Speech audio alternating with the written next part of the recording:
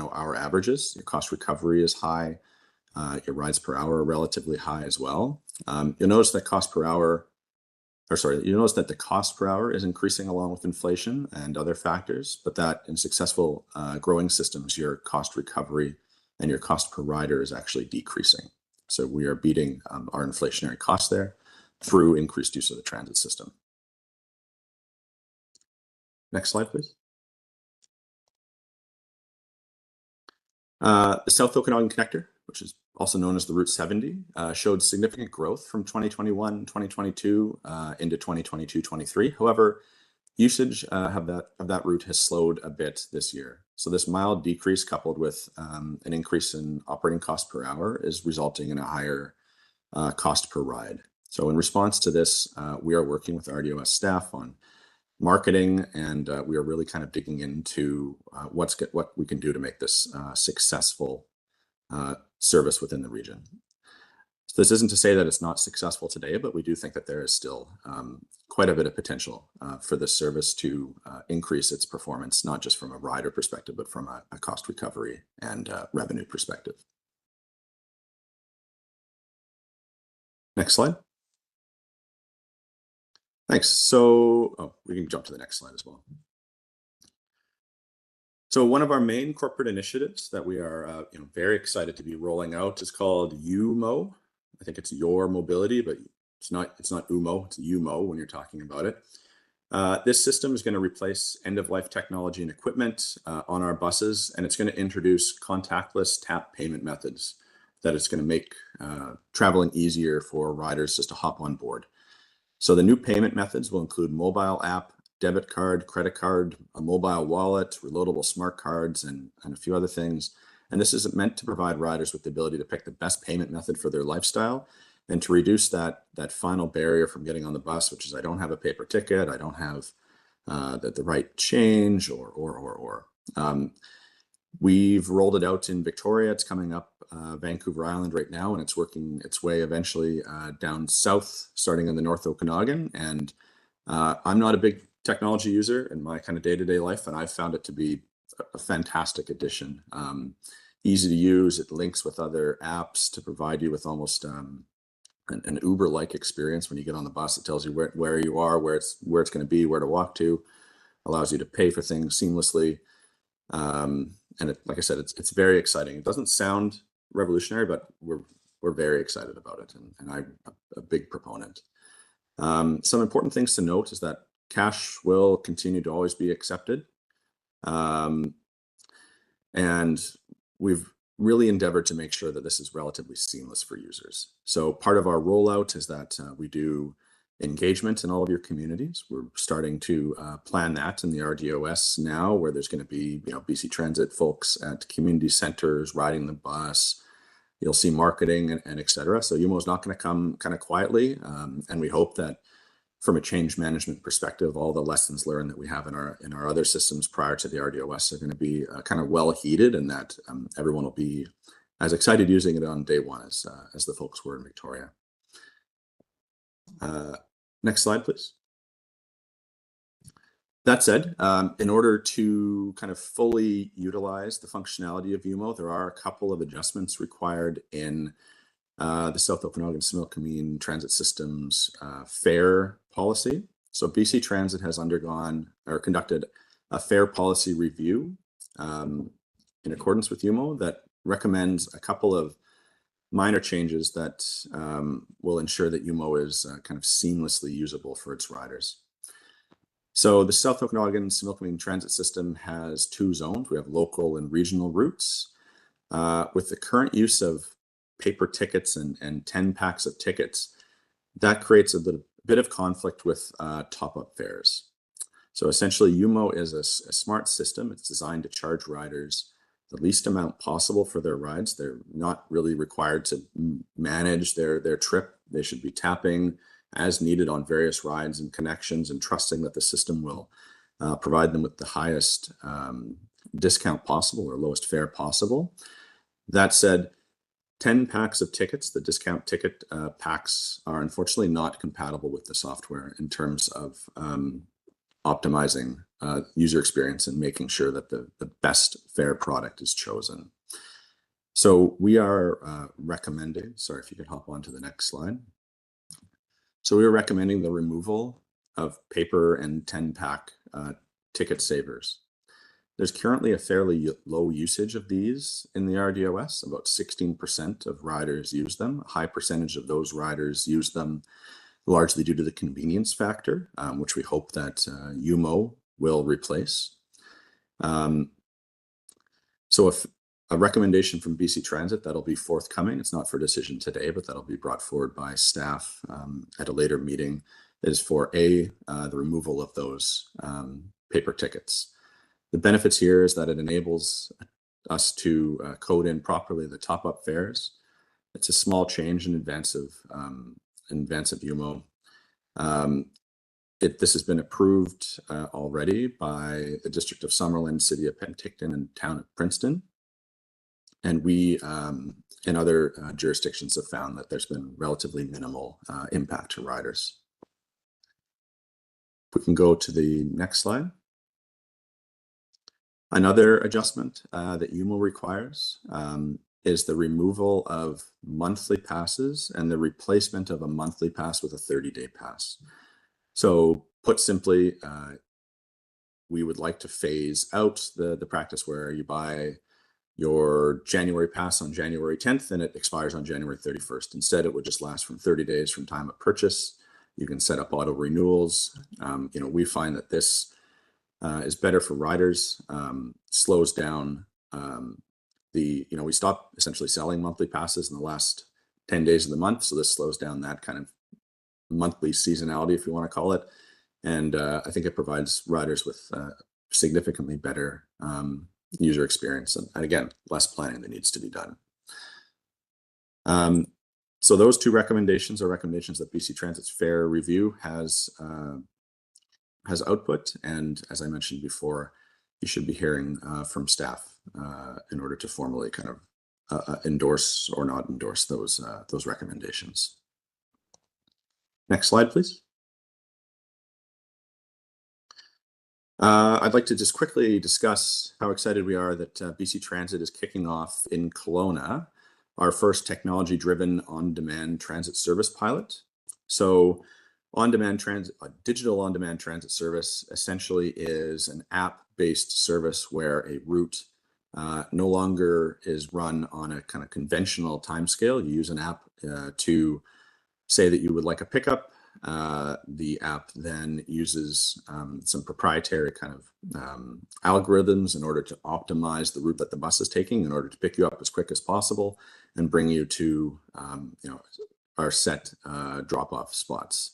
So right now we are kicking this off in the Crawford neighborhood in Kelowna. It's kind of an interesting neighborhood. It's shaped like a leaf in terms of its transit services. So there's a loop with kind of spines in between it.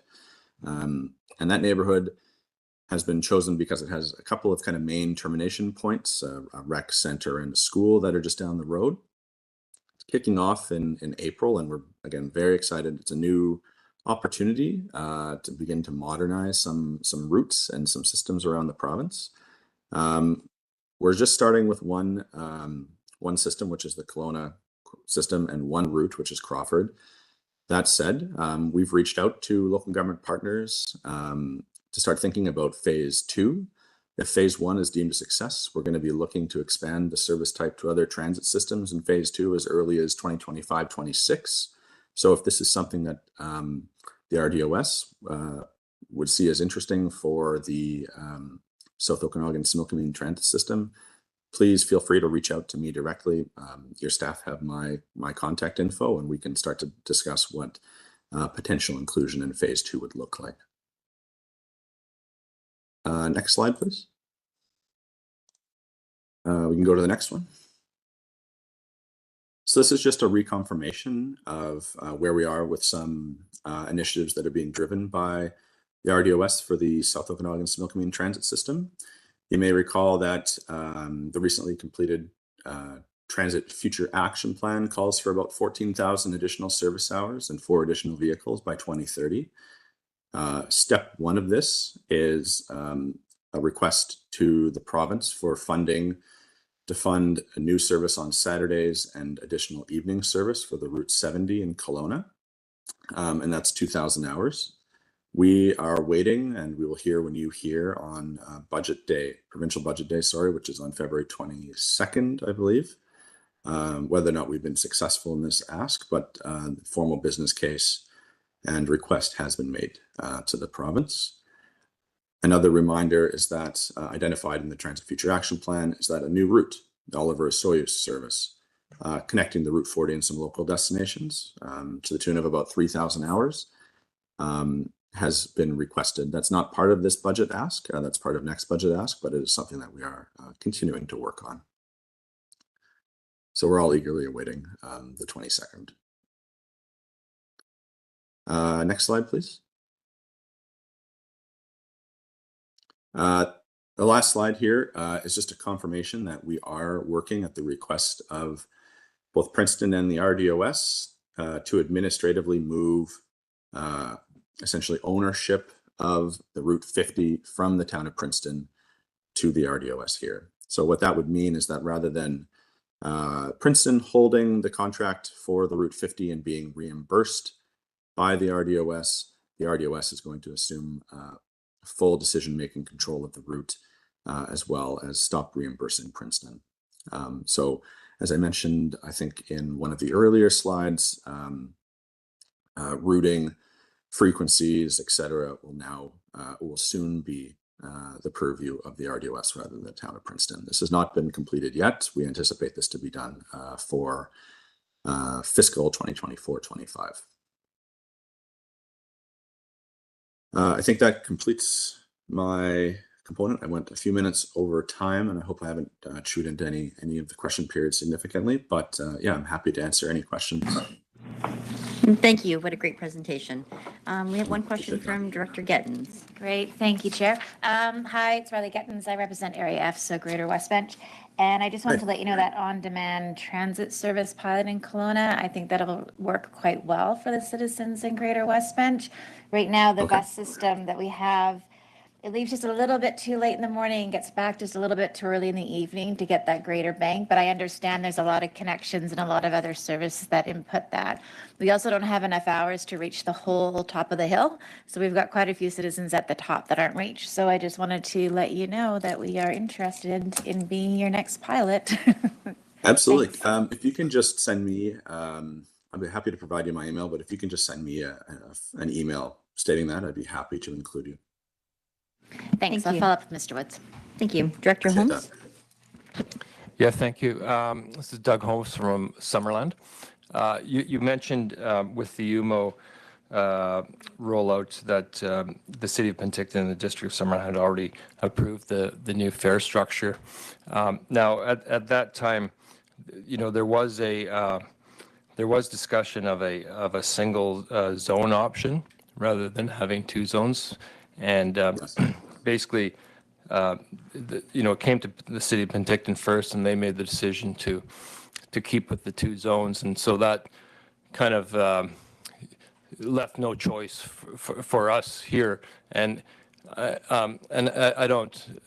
It's not a knock against the City of Penticton at all. I understand they're making a decision what's best for the city, but it would have been nice to have that discussion at the RDOS table first, at the regional table, so we could have some sort of regional input onto that, which may have then influenced the municipalities' decisions, or maybe it might not have, but we'll never know. So I just think when these kind of transit discussions, if it could come to the RDOS table first, so we could have that regional discussion before it goes to the municipalities, I think that would be appreciated. Thanks. Noted. Thank you very much. Thank you. Director Knodel? Thank you. And through the chair, good presentation, sir. I just got a couple of questions. First off, your new routes 25, 26 for Oliver, does that include the Gallagher Lake bus stop that we've been requesting? I don't know offhand. I'd be happy to take your information and let you know, though. Please do. I've got about 600 residents in that area that call me quite regularly for updates. And be nice to know. The other issue is on the payment method, and possibly I'm just not well enough versed, but will debit tap work anywhere in your system? I believe so. Yeah. Okay, thank you very much, sir. Okay, thank you. Thank you. And Director Bloomfield. Yeah, thanks. Director Knodel actually took some of my question away there, but it's good to see BC Transit in the 21st century, and I think that this is a great move, and I'm really excited about the on-demand service that has been piloted in Kelowna. I know that other cities in North America have carried that out, and I'm hoping to see that come to the South Okanagan for sure.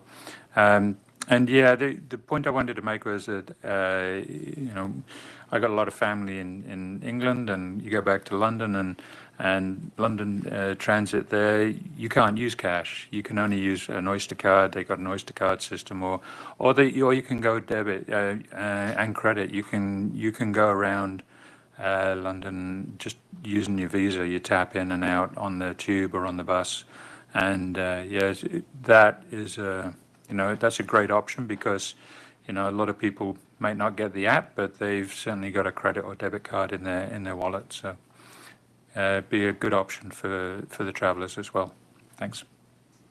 Absolutely. And so just for clarity, we're going to be rolling out an app with a loadable card first, and then the contactless, no account, no nothing, just tap your credit card will be coming at a slightly later date. And comment to the cash as well. Our policy at BC Transit is no rider, left behind. So for as long as it's reasonable, we are going to have cash as an option for the foreseeable future. Thank you. Director Konens? Yes, thank you. Through the chair.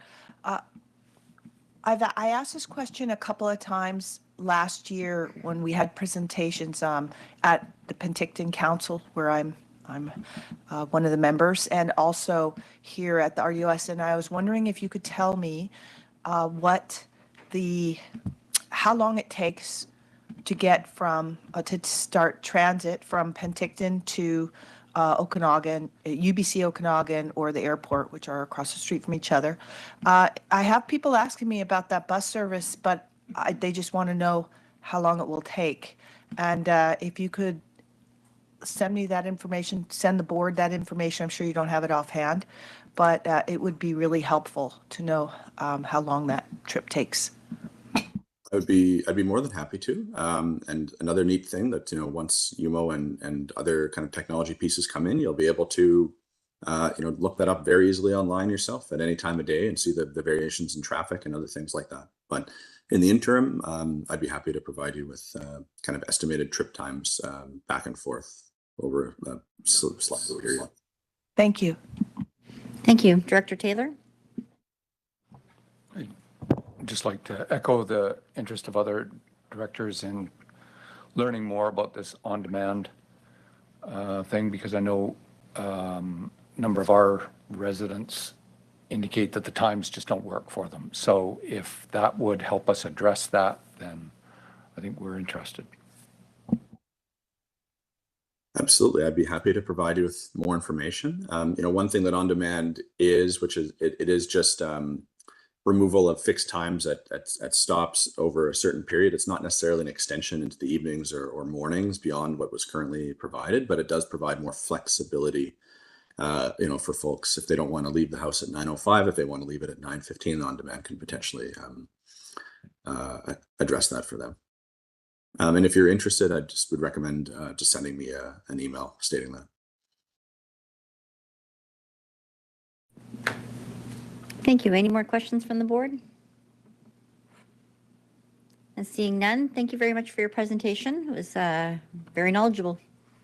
Well, thank you. I really appreciated the opportunity to present. I really was hoping to be there in person today, but Victoria got, its annual inch of snow, so the airports were all shut. But I hope to be in the region relatively soon. Thank you. Thank you. Seeing no further business, I'd look for a motion to adjourn the meeting. First, second, all in favor? Thank you. Over to the chair. Hey, thank you, Director Monteith. I believe we've got the Regional Hospital District 1 scheduled for 9:45, and being as it's advertised, we do have to wait for that time, I believe, but I will turn it over to Director Johansson for that one to start. Couple minutes. Okay, 2 minutes, and then we'll get rolling here. You might have time to fill a coffee.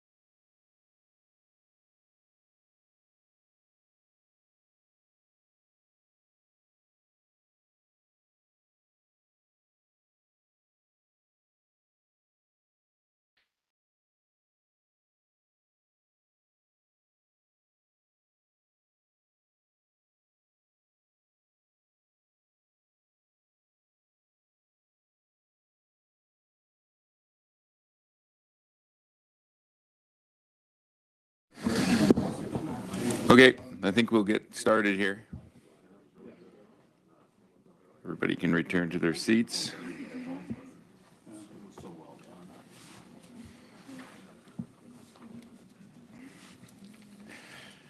I'll call this meeting of the Okanagan-Similkameen Regional Hospital District to order and look for a motion to adopt the agenda as circulated. Moved. Second. Call the question. All in favor? Opposed? Motion is carried. Got some minutes to adopt. Can I get a motion to adopt the minutes for the November 16th, 2023 of the Okanagan-Similkameen Regional Hospital District Board? Moved. Second. Any further discussion on those minutes? Call the question. All in favor?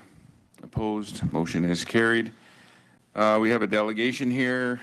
We have Dan Goffner, Corporate Director, Business Operations South, and Madeline Siligwong, Executive Director for Clinical Operations, and Lauren Seeley will provide the board with an update.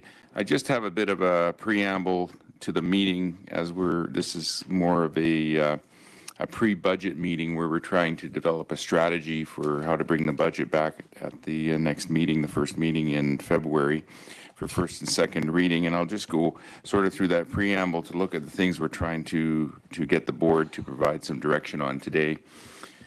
As you can see, the 2024-25 capital funding request has been received from IH. The request is for $6.146 million, which is significantly above the 5-year average of $3.5 million. In order to draft a budget for the board's consideration, feedback is needed on the following. The first one is one of the asks is for a late item, which is a second generator for Princeton. This was added to the budget and it has an additional cost, comes with an additional cost of $877,000. The question is whether or not to fund this project now, in the future, or do we fund this project at all, looking at a different standard that IH is bringing forward for acute care facilities. So that's the first item we'll be looking for some feedback on. The second one is IH has provided the projected cash flows needed for the next 3 years to fully fund the 24-25 capital request. A funding strategy based on projected cash flows will eliminate the need for borrowing. It will allow time to build reserves to account for future cash flow commitments, and in addition, help position the Regional Hospital District for the upcoming 5-year capital plan to be received by November 1st of this year. The challenge with this approach is we are committing a portion of future budgets today without knowing what the future capital funding requests will be. Worst case scenario, borrowing or tax increases would be required to fully fund future requests. And I highlight that as fully fund because the board always has the option of whether or not they're going to provide full funding for any capital request from Interior Health. While the risk is minimal, the question for the board is, are we comfortable with this approach and building a base budget on projected future cash flows? And the third item is the hospital district has not had a tax increase for the last 4 years, a strategy that is having a negative impact on reserves. Question for the board, is there support for a tax increase? And if so, what should that tax increase be? For example, I'll just give you a projected what a projected increase would be. If you went for a 5% tax increase, it would cost the average household $7 annually, and it would raise about $300,000 in increased revenue for the Regional Hospital District.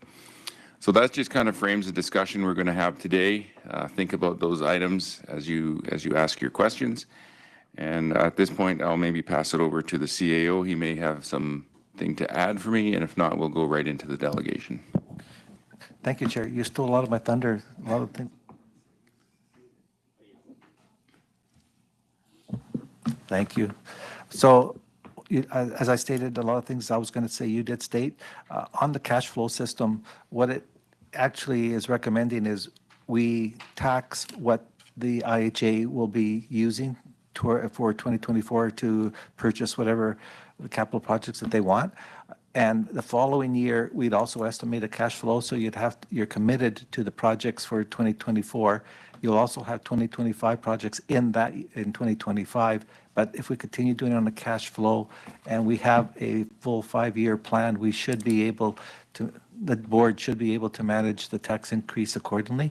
So right with the cash flow system, there is a projected budget, assuming that the board's going to make special decisions that you will see at the next meeting. So staff is just waiting to determine if you're going to authorize the capital projects that has been requested. And IHA, as the chair said, is here to have a presentation for you.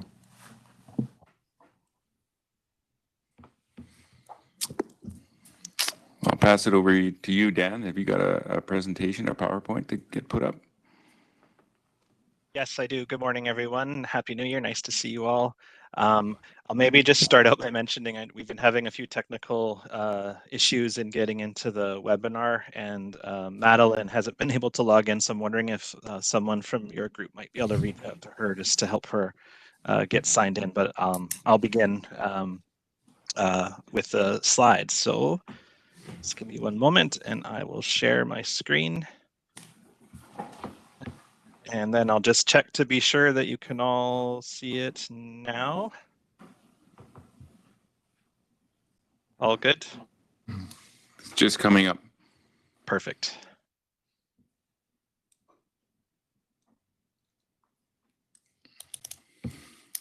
All right.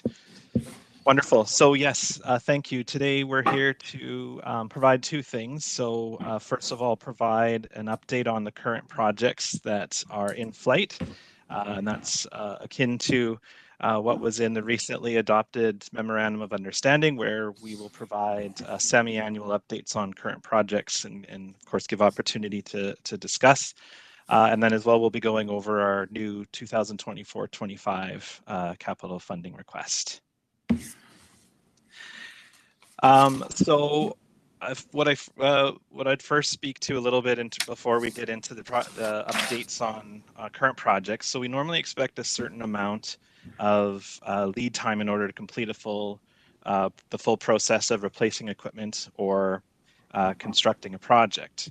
Some equipment requires a certain level of customization, and it can take time to agree on the specifications and then have that equipment manufactured. Construction projects also must follow a number of sequential steps in order to ensure compliance with standards and that the program requirements are incorporated.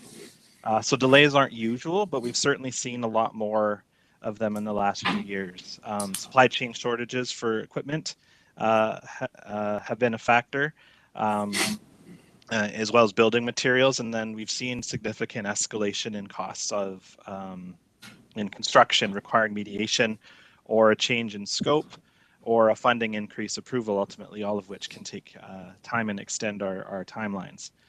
Until recently, we have had some challenges with internal project management capacity, so seeing a number of vacancies with our project manager group, which can slow down some projects temporarily as we recruit and get them reorientated, the new person to the project. Thankfully, we're seeing that the team is in better shape now. Construction market itself has also, of course, had capacity limitations over the last few years. And then lastly, we've continued to see priority initiatives and urgent replacements come up that we hadn't foreseen in our capital plan. The table you see here provides a summary of the larger active projects where IH had requested funding in the 22-23 fiscal year and prior. Here you can see in the table the year that we had requested the funding originally, the current total project budget, the RHD contribution amount, a status indicator of green, yellow, or red as to whether the project is tracking on time and on budget, the current estimated completion date, and then comments that speak to the current status of the project and explanations for any delays or budget pressures. So this is the format that we're using right now, sort of trialing as part of our semi-annual reporting to the RHDs on these active projects. For the three items that you can see that show red for the budget pressures, I won't speak to them here, but I will address them later on when we're talking about our new funding request for 24-25. As for the rest, the first one I'll speak to is the PRH additional CT scanner. So we had originally requested funds for this one in 2020-21, and the current estimated completion date for that project is this coming February, so quite soon.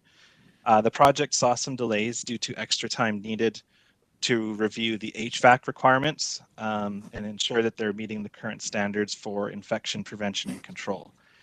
This project launched in the midst of the pandemic, so there was lots of extra caution around the design of the HVAC at that time.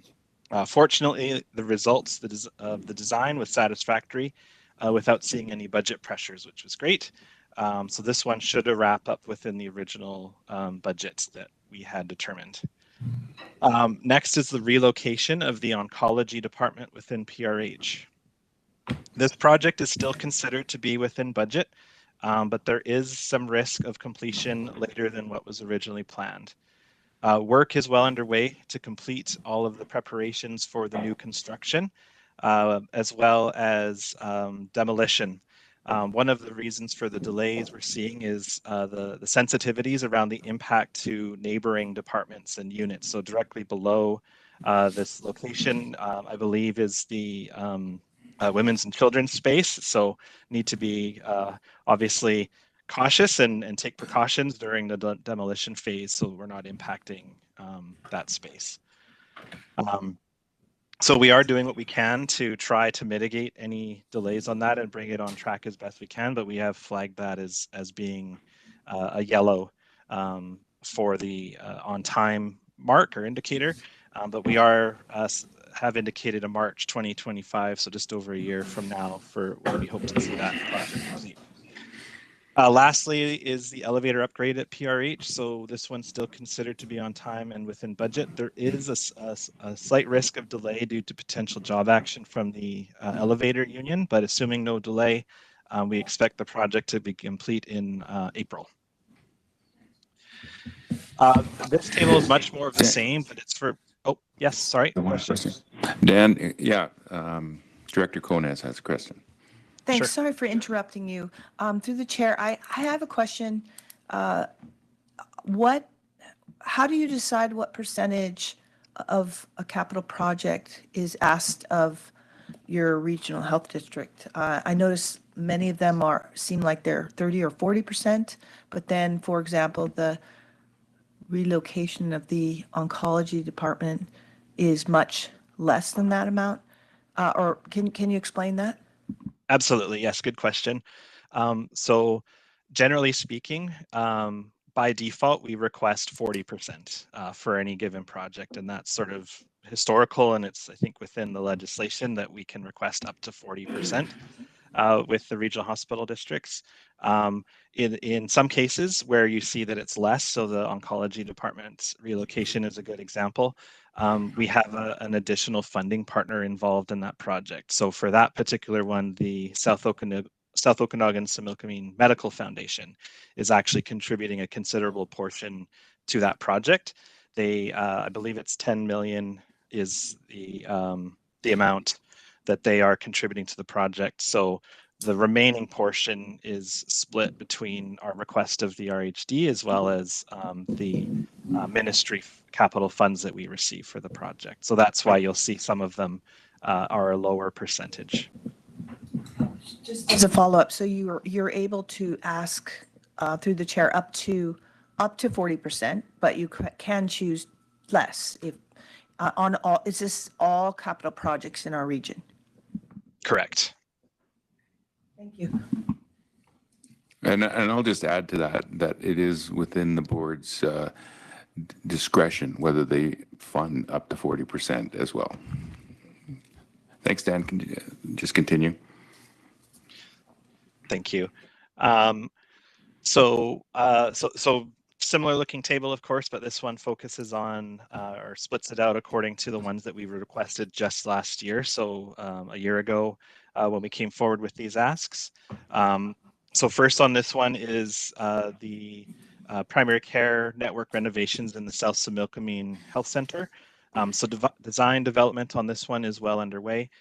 We're bringing in an architectural consultant to help finalize the design and support the construction coordination. Clinical programs in process of confirming the planned use for each of the new rooms. You'll see there's a yellow on the on-time column there with a potential delay in completion due to the sequencing that's required in constructing each of the spaces that will be used for the primary care network in order to minimize impact on the current services within the building. So a bit of an unknown yet, but at this point, we're estimating September for when that one will be completed. The primary care network reno project in Princeton is further behind Karamias in terms of the progress. We needed to go through additional consultation to ensure that the new space is optimally integrated into the existing space in the hospital as well as the Cascade Clinic. I think as most know around the table, space is quite limited within the site.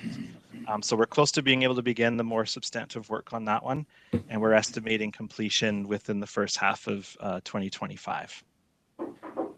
At the Sunnybank Long-Term Care site, we've just begun that project to upgrade the emergency generator there. The kickoff meeting happened in December, The consultant team is scheduled for their first site visit in January. At this point, we're estimating completion in May of 2025. For the Osoyoos Health Center domestic water line replacement project, we haven't yet begun our work on that one. So our team haven't yet given us estimates on timelines and whether in a budget pressure risk. I would think not at this stage. So hopefully that one's good. And we'll make sure we provide further updates on this one at our next semi-annual update report out. Similar for the replacement of the rooftop units in Summerland Health Center. It's at the early initiation stage. Our project team has estimated December 2024, so December this year for completion on that one. The last section I'll update in terms of our active projects relates to the digital health IH-wide projects. So these are those annual requests that we make of all the RHDs. That includes a bundle of individual digital health projects that benefit sites across the region. Each individual project has a different timeline for when it will be complete. Some can run in parallel, but some do need to run sequentially. So it can take multiple years to see all the projects, individual projects within that bundle complete. We'll invoice the RHDs as each of these projects close, but the result can mean that bylaw for the bundle of projects sits open for extended periods. So from this list, it's clear that we have quite a few years of backlog still on the books, but thankfully we're close to wrapping up some of them. So the oldest ones from 2018-19 to 2021, we expect to see those ones complete within this year. And for those that remain, you can kind of get an idea of how many of those individual projects are done out of the total bundle. So for 21-22, we have 15 out of 27. And then as we get more recent, you can see there's fewer projects that have been completed. Looking ahead, we have some positives to take away as we work to catch up on our projects in progress. We've seen improvements in supply chain related delays, including shorter lead times on some of our equipment purchases. We're gaining stability on our internal capital project management team, hopefully giving back capacity to catch up on work and then letting us do better at planning for the future. Cost escalation, as you'll see, is still a challenge for many of our projects, with no expected retraction in costs for the foreseeable future. And with the capital funding we receive not necessarily keeping pace with the cost growth, our dollars don't stretch as far, resulting in us not being able to tackle as many projects as we may have previously. We'll continue to provide these updates on a semi-annual basis and really would love to receive any feedback on changes to the format and the type of information we're providing so we can continue to improve on the information that we're sharing. Okay. Unless there's any questions on that, and please feel free to ask them at the end. Okay, there's one. Director McCordoff has a question. Thank you very much. I'm glad that you are not moving forward on the Osoyoos Health Unit replacement of the line.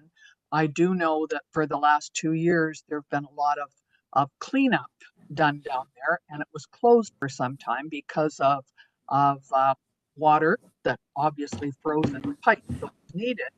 But I'm looking forward to having a meeting with Madeline Silig Wong and the new community health facilitator very soon in order to have a look at those types of issues, because it's been an ongoing issue, and the major flood has happened twice. So I don't think we need to do anything else there until something sorted. So thank you. That's good. And I'm not sure if Madeline's on yet, but if not, I can make sure I pass that through. And it sounds like you're scheduling something as well, so that's great. Okay.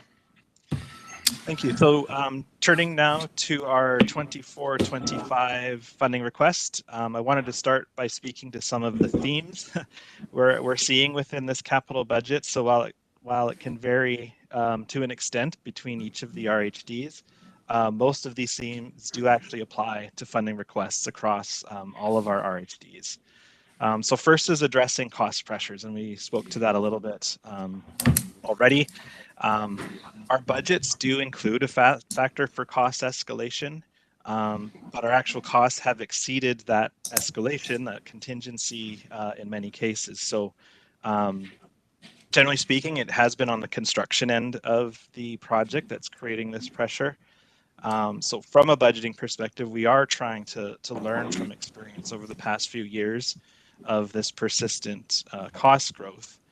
However, we want to avoid creating too large of a cost escalation contingency that might go unused given the general capital funding limitations that we're facing. We're challenged to address our highest priorities as it is, so it is a difficult balance to achieve. Continue to focus on quality and safety standards in our budget with the enhancement or replacement of key infrastructures and equipment. So this ensures continuity of service and limits downtime with having well-maintained equipment and facilities. With climate change impacts being front and center in our region of the province, we're investing more to improve our resilience to these impacts by replacing end-of-life emergency generators and increasing capacity of our heating, air conditioning, and ventilation systems. The 24-25 budget is also aligned with our strategic service priorities, so continuing to invest in primary care and urgent primary care centers, mental health and substance use programs, prioritizing safety initiatives, and replacing and expanding in the surgical and diagnostic services areas with much needed equipment. Lastly, we're continuing to invest in technology, both through expansion of our patient-facing systems, such as digital booking, as well as bolstering our systems and infrastructures to improve information security and progress on digitizing our systems, so electronic health records, and keeping up with the demands that our organization has on our networks. More and more can't buy equipment now that isn't connected to the network. So in summary, here our total funding request of the South Okanagan Regional Hospital District is 20.8 million, and the funding portion of that 20.8 is 8.3 or 40%. Now that number is higher than what Chair Martin had said earlier, or sorry. Within that 20.8 million budget, there are a number of projects that were already approved and are now experiencing cost pressure. So the RHD has already approved funding towards some of these projects in the order of 2.2 million. So the net funding request for this year is the 6.1 mentioned earlier. This table just summarizes that budget by categories that we use internally to sort of help break up the budget. You can see in the second to right column where the RHD had previously approved funding that are now, for those projects that are now seeing cost pressures. So the amount shows a negative or a reduction to the current RHD share associated with those projects. And then the far right column gives the net funding request to the RHD, or the 6.1 million that we're seeking. I'll start off by reviewing those active projects that we had skipped earlier that have budget pressures and require a funding increase in order to continue. The first one with the largest budget pressure is the Princeton General Hospital generator upgrade project. In describing the current state of the project, it'll be helpful to first go through the timeline. This one has a bit of a longer timeline to it. So in 2020-21, that's when we had first requested funding of the RHD for what we called phase one of the project. And the total budget for phase one was 1.15 million. This first phase was to develop the overall design of the electrical system and replace the 1999 model generator with a standalone walk-in enclosure outside of the building, adjacent to the exterior fuel tanks. Work began on this first phase in the spring of 2020. In the following year, 21-22, we requested additional funding to begin work on phase two of the project, which increased the budget to 2.3 million total. This second phase would upgrade additional items within the electrical system. So including the panels, automatic transfer switch, and emergency distribution switchboard. Then in the fall of 2021, the atmospheric river hits southern BC and has a significant impact on the community of Princeton, including Princeton General Hospital. This gave rise to discussions about the vulnerabilities and future risks the site could face given the remoteness of the community and the impact that weather events have in that area.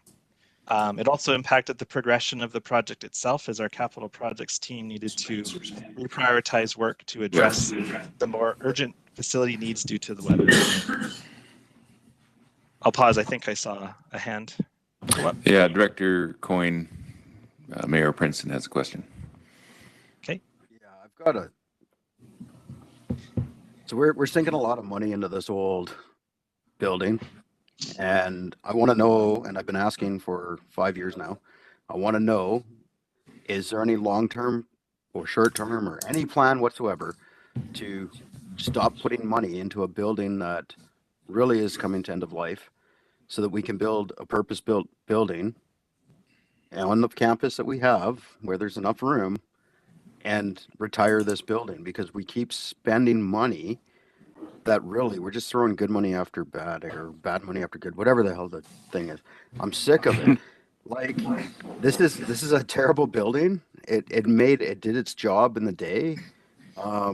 You know, this is another example of it, right? I mean, we've been just spending all this money on upgrades. We still haven't, I mean, we still have asbestos in the building. We still have all these other issues. We still haven't upgraded the emergency room like we were supposed to. We're still strapped for space. Like, when are we going to sit down and have that discussion about the actual facility itself and the needs for the community? Because the community's growing. This building's not going to keep up with the needs of this community. So when are we going to have that discussion? Because if we're going to keep spending money here, I'd rather go into something that is going to be long-term than just keep spending millions and millions of dollars on short-term fixes. Thanks. Yeah, it's a very good and fair question. I think, as you know, we've talked about this in the past. It's a major project to update that site. Certainly, there's areas within that are probably higher priority than others, depending on what approach would be needed there, whether it's update, expansion, or full replacement. It has been, and it is on our list of priorities. I think for us, it's something that we do want to talk about and continue to talk about, so that we can advocate with the ministry as it being a high priority for our region. So it's not lost on us for sure, and I think maybe that's something we can plan to chat in further detail about in a separate discussion from our sort of capital ask that we have in front of us today. But I do think that in the meantime, we know that the generator at the current facility does need that replacement. It will be some time before anything larger will be able to happen there. So this will at least help us carry forward for now and ensure that the site is supported from a critical infrastructure perspective. And yeah, I don't know, Lauren, I'm kind of looking at you. You know, typically if we're doing redevelopment, we try to use as much as we have now. So if we're replacing the generator now, look to hopefully continue to incorporate it if it's still useful and not requiring replacement into any new builds that we might do. But yeah, that's all I can really say. Certainly appreciate not wanting to throw good money after bad.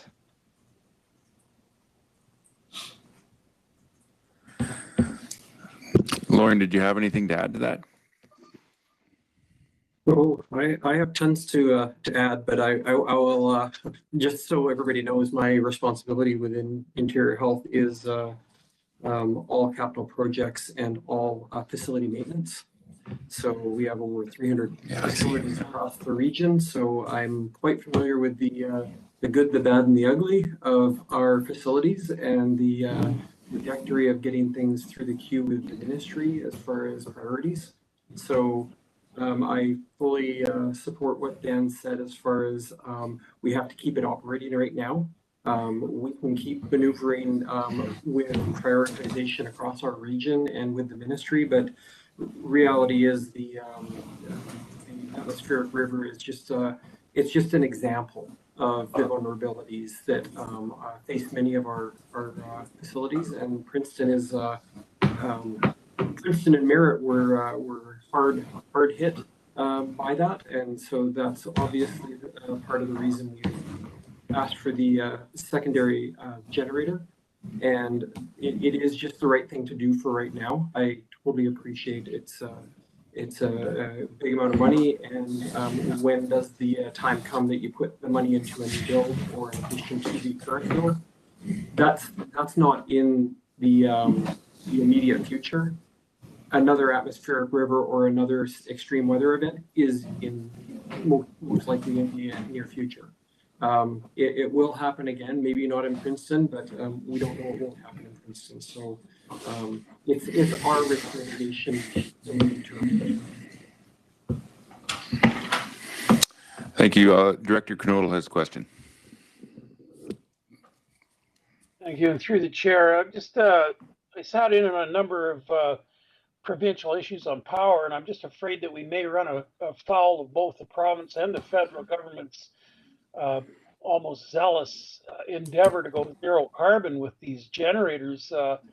And some of the other issues that I was listening to, they were determined to go to battery as opposed to any kind of generation system. So I'm just hoping this doesn't become an albatross or a white elephant, if you will. Thank you. Director Gettens.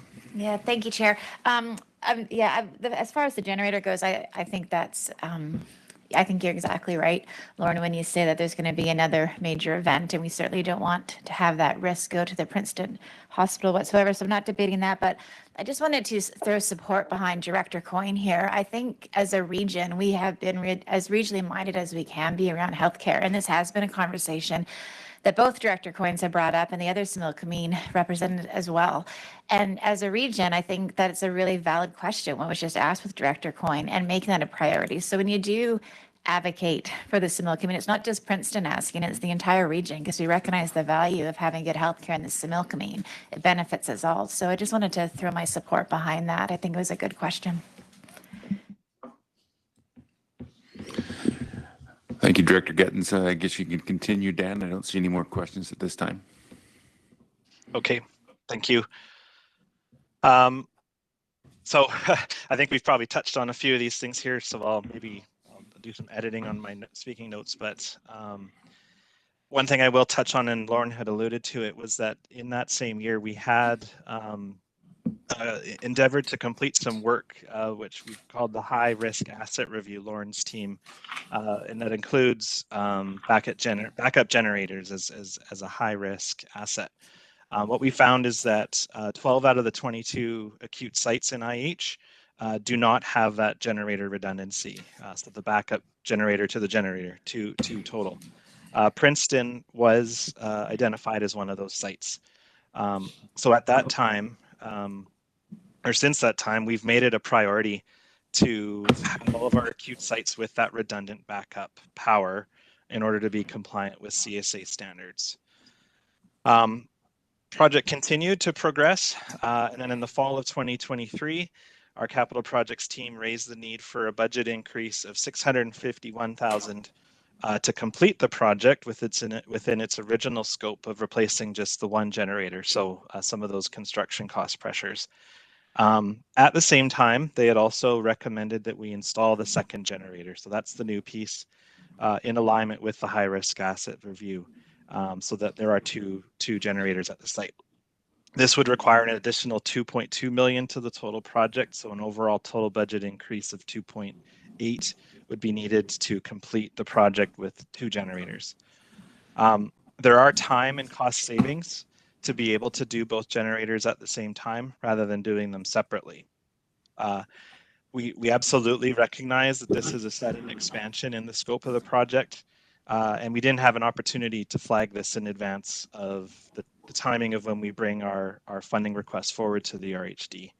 However, the second generator at Princeton General Hospital is a priority, both in taking advantage of the lower cost to do it now, but also the risk we see with the site carrying on with only the one generator, and the climate impacts that we will expect to see in the future. Also shown in our current project update, there are 2 projects at the Summerland Health Center that have experienced cost pressures. First is another emergency generator upgrade in Summerland. So the construction inflationary impacts had hit that one. So the renos needed there have come in higher than the original budget. Much smaller, and just an increase of $300,000 needed for that project, of which we would be requesting 120 from the RHD. The second is the boiler replacement project at that site. So this one has seen another cost pressure from the construction component, but also from the addition of propane tanks, additional propane tanks to provide backup fuel source for redundancy on that site.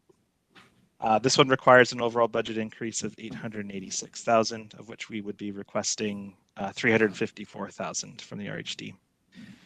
It's also seen a bit of a delay in terms of the timing of the replacement. So it was felt that it would be too high risk to try and replace the boilers during the critical heating winter period. So the install's scheduled for the spring. So we have it now, but wanted to wait until we got through winter, so there's no risk of downtime in heating the facility. I have a question from Director Holmes. Thank you. So I appreciate the need for emergency generators, but maybe you could explain, like, why do we need an emergency generators in absolutely every single facility? When I think of the Summerland Health Center, you know, what goes on there, cataract surgery, dental surgery, if it's shut down, like, there's no emergency services that are performed out of that place. So if you lose power, you know, I wouldn't think, maybe I'm wrong, I don't think there's any life-threatening situation happening there. So I'm just wondering why are we spending all this money on emergency generators when maybe they should just go to the places where they're actually needed? You could run off the batteries. Yeah. I think Do you Lauren. want me to weigh in? Yeah. Yes, please. So CSA for healthcare facilities triages the type of backup that's required depending on the type of services that are provided. So as the earlier discussion about Princeton, for an acute center, it requires redundancy of a dual generator system or a multi-generator system. Some of our sites actually have 3 or 4 generators, depending on the size of the sites.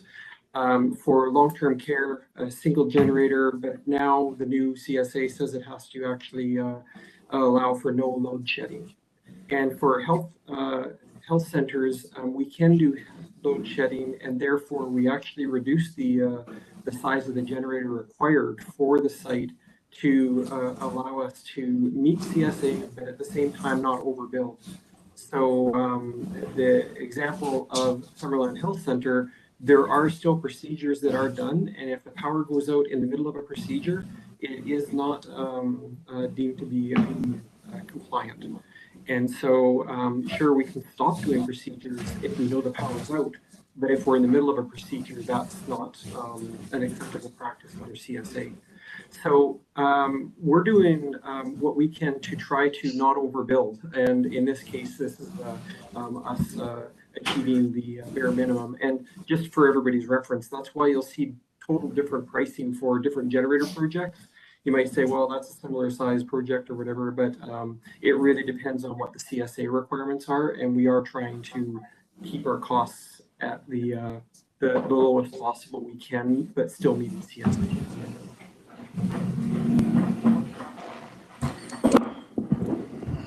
I got one more question from Director Federico. Thank you, through the chair.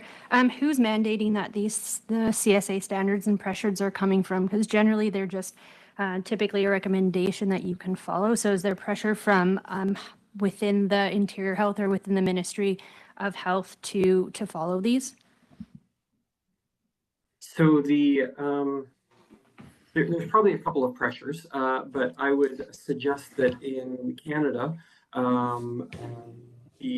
the norm is for health authorities such as Interior Health to meet Accreditation Canada requirements, and then we also have diagnostic accreditation program as well for medical imaging, lab, and those types of areas, pharmacy. So there are different bodies out there that confirm that we are meeting basic healthcare requirements in Canada, and us not getting Accreditation Canada certification, which we just finished going through a couple of months ago, that is probably the biggest driver. Us as a health authority, as opposed to a private practice office, we really don't have that luxury of maybe saying, well, we don't really need the accreditation. We'll just keep doing our business and make sure we do it safely. We actually strive to actually meet Accreditation Canada accreditation. And I should also mention that for CSA, if we actually do have to go out of the standard that is set for something, we actually need administrative sign-off on that. And that would mean that somebody within Interior Health, or ultimately probably the ministry, would have to agree that we are going outside of those boundaries. And if we were to do that on a regular basis, that would, we probably wouldn't get sign-off ultimately.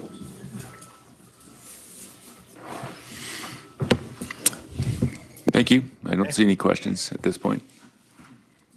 Okay. So now to the new stuff, the good stuff. So turning to our new project funding requests, we have 3 major construction projects on the request this year. So true to the themes described at the start of the presentation, and we've been discussing, there's another generator project on the list. So this one's for the South Similkameen Health Center in Karamia. So this will replace the existing transfer switch and generator with a larger capacity and externally located generator. It has the capacity to provide emergency power to the entirety of the building. Total project budget of this one, 1.74 million, of which IH is requesting 700,000 from the RHD. So soon, most of the sites will have new generators, and that will be much lower risk within the region. The second project is to replace all the medical gas outlets and distribution piping in the central pavilion and south pavilion areas of the Penticton Regional Hospital, which are the oldest sections at the site. The medical gas system provides oxygen, vacuum, and other medical air within the hospital. The current system does not meet the Canadian Standards Association requirements, and we're finding the replacement parts are becoming quite difficult to source as the system's now obsolete. The project will replace the piping and gas outlets to approximately 70 inpatient beds on the site. The total project budget is 4.21 million, of which IH is requesting 1.68 from the RHD. The third project is a planning project that will look at the replacement and expansion of Westview Place long-term care site in Penticton. So the planning would consider building a new standalone long-term care facility on a site in Penticton that would include both permanent and short stay beds. Westview Place currently has 102 beds and is on the PRH campus attached to the hospital. The number of additional beds to be added would be determined as part of this preliminary planning work that we are looking to do. Long-term care waitlists in Penticton continue to increase. So individuals are often required to temporarily relocate outside of the community until they can be repatriated back when a bed becomes available. This project would support closer to home care and greatly improve upon the current Westview site that's considerably old. I think it's one of our oldest sites and has many multi-bedrooms which don't meet current standards for infection prevention and control, and of course simply aren't the nicest places to be living for our residents. The total planning project budget is $500,000, of which we're requesting $200,000 from the RHD. Dan, I have a question from Director Konez.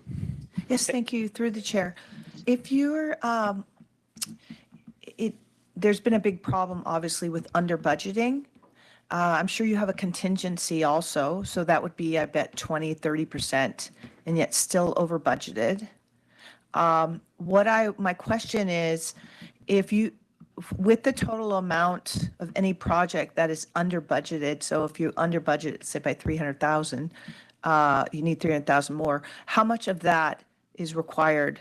What percentage of that under budgeting is required from this health district? If we required, say, a $1 million increase to the budget overall, so it's a $3 million project, it needs to be $4 million, so $1 million more, we would ask the same 40% of that increase. So 1 million increase, we would ask 40% or 400,000 of that million. Thank you. And I'll maybe just add, we of course would use the contingency before we would, of the existing budget, before we would come and seek additional dollars. So we do everything we can to try and mitigate the need to increase the budget overall. Thank you. I have a question from Director Coyne. Yes, thank you very much, through the chair. The medical gas outlet replacement to 70 beds, you said, in Penticton. Yes. Are we gonna, how many beds are we gonna lose during that process?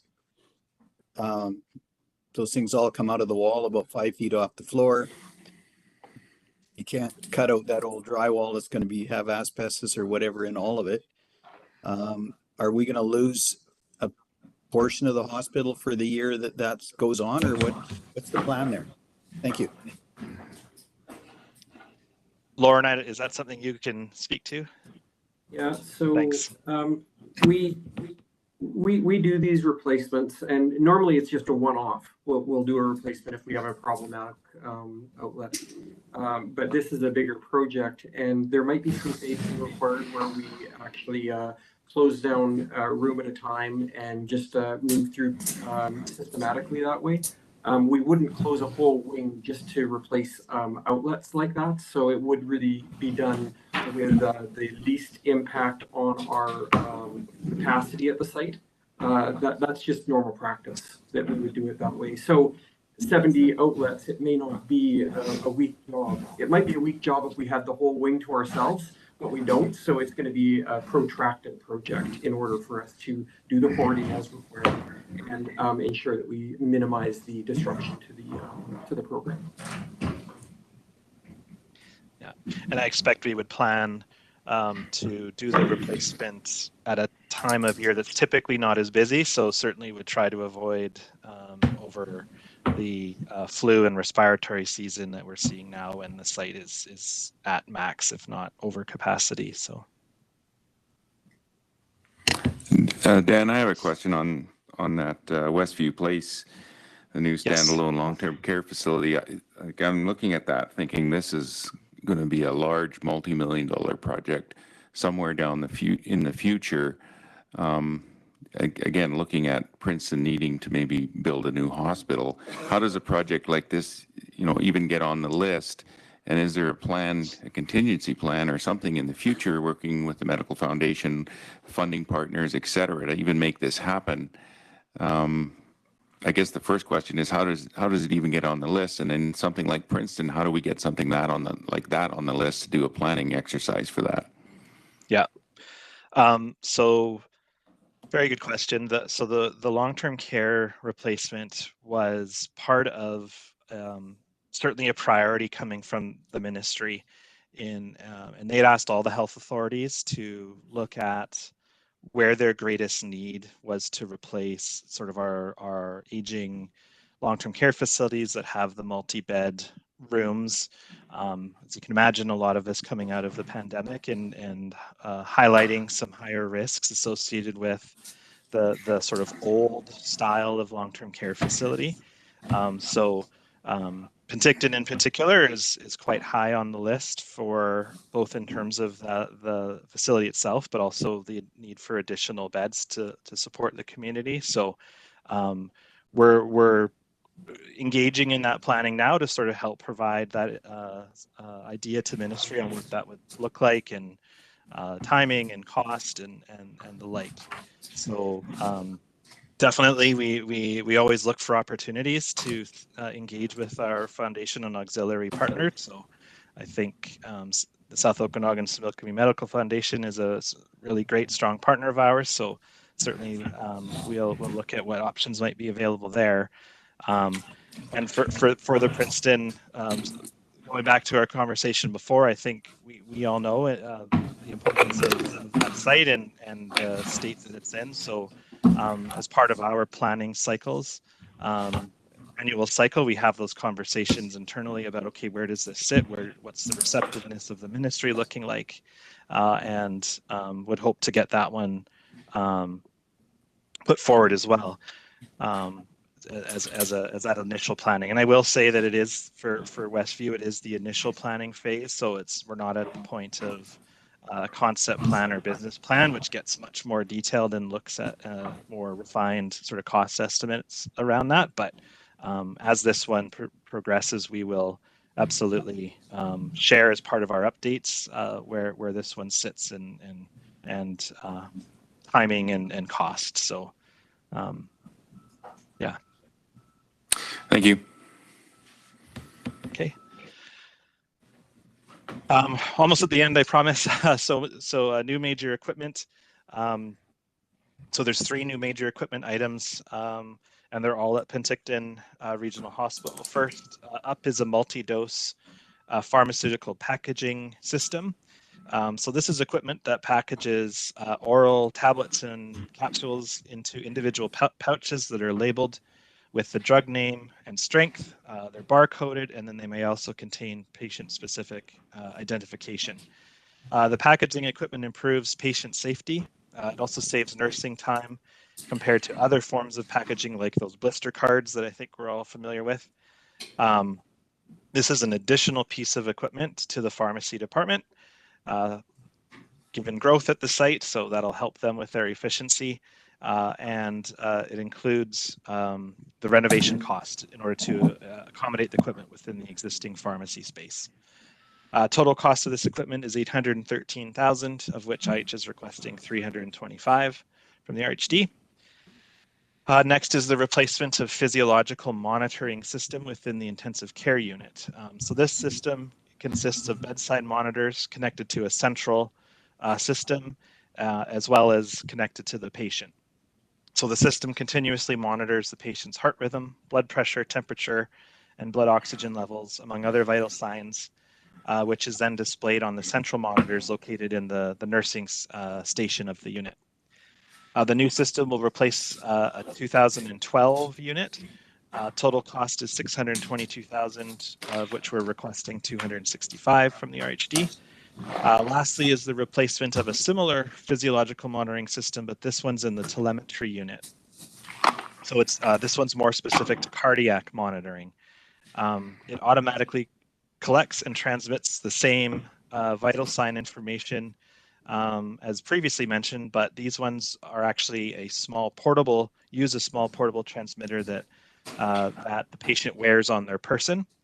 So they can be mobile and walk around the unit as opposed to being tethered to the bedside monitor. Much like the ICU system, the nursing station has that centralized monitoring, so they can see all the patients at once, and the system will alert clinicians if the parameters fall out of any acceptable ranges.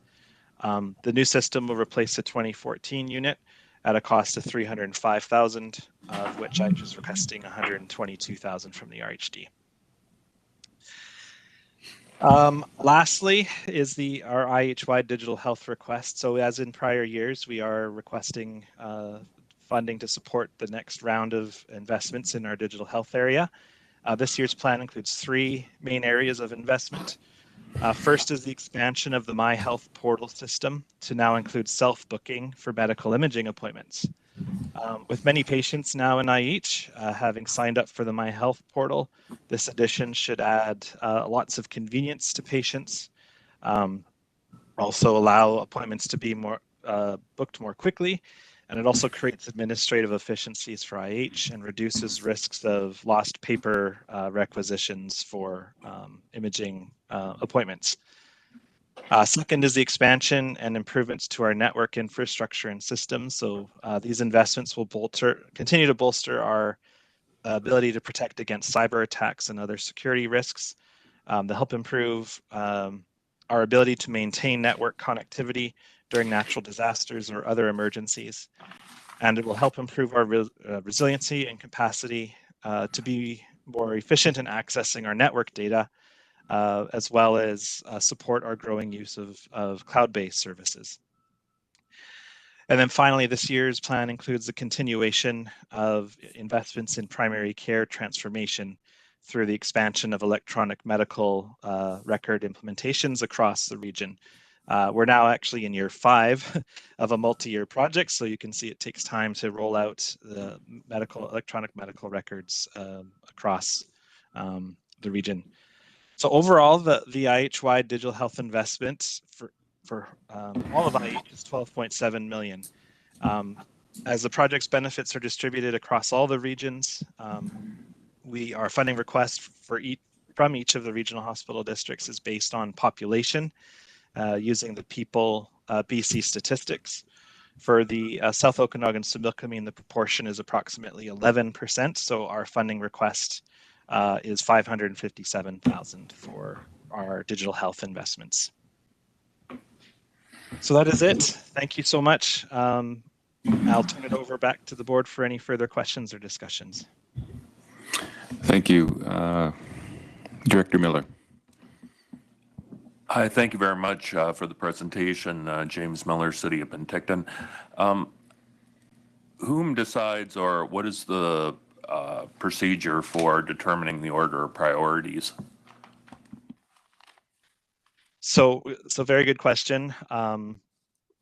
There's a lot of work that happens throughout the year in planning our capital budget each year. So it starts with a series of committees, and generally they're sort of split up by either geography or by program area. So if it's equipment, we look at all of the surgical equipment needs across the region and have the discussion amongst all the key players, physicians, our biomed teams, our clinical leaders to determine which items have the highest priority. Similarly, for some of the construction projects, we're speaking with our clinical leaders, Lauren and his team from the plant maintenance and capital planning areas to really hone in on which items across the region have the greatest urgency, are aligning with the strategic priorities for the organization, and then, of course, ultimately having an idea of what budget that we have available to us from the ministry, matching all those things together to come to our final prioritization. Certainly, our engagement with you all in our regional hospital districts and the conversations we're having like today feed into those prioritization discussions. Madeline and I will take that back, and it'll help. We'll have each have our own voice at the table to share what's needed for the South Okanagan-Similkameen. So all of those factors come into play for prioritization. Thank you. Director Roberts, then Director Bloomfield. Thank you, through the chair, and appreciate the what you've said so far, but I'd like to do a follow-up from the previous question. In regards to service levels, is that something that ties to priority levels? Like we look at expansion needs at South Milton Center, we're talking about what we're moving for in regards to PCF. fulfillment in the offices. But at the same time, I'm fielding a lot of concern from the health team and the public around the not having a lab. The private lab situation that we're having in town is not working. Multiple week wait times, no ability for urgent. Now, so that's a service issue, not a capital issue. But when you're looking at these different priorities, is that something that's also thrown into your discussion? Because sometimes locally our concern is more about a service level, and we would like to see that made as a priority, let's say over office space, etc. Using that glibly, but you know what I mean. For sure. I can respond, and Madeline, if there's anything you would like to add, please do. I would say the service level planning definitely factors into the capital planning if there's a capital component to that. So if a service level need is identified and there's support to look at doing that expansion, that then feeds into our capital plan if that expansion requires new space, renovated space in order to accommodate it. So they definitely do work hand in hand, and certainly we're always looking at the data, at our volumes, our other indicators to help give us those early signals of where we may need to make some changes, and then go through the capital process steps to support that.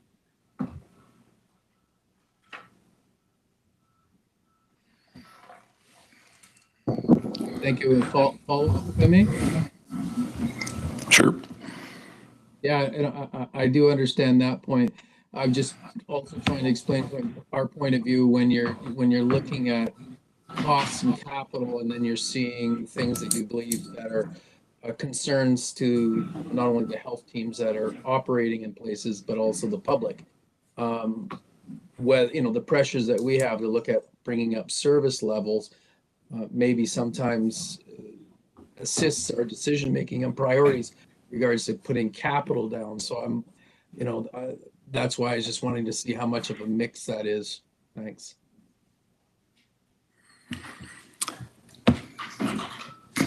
Director Bloomfield. Thank you. And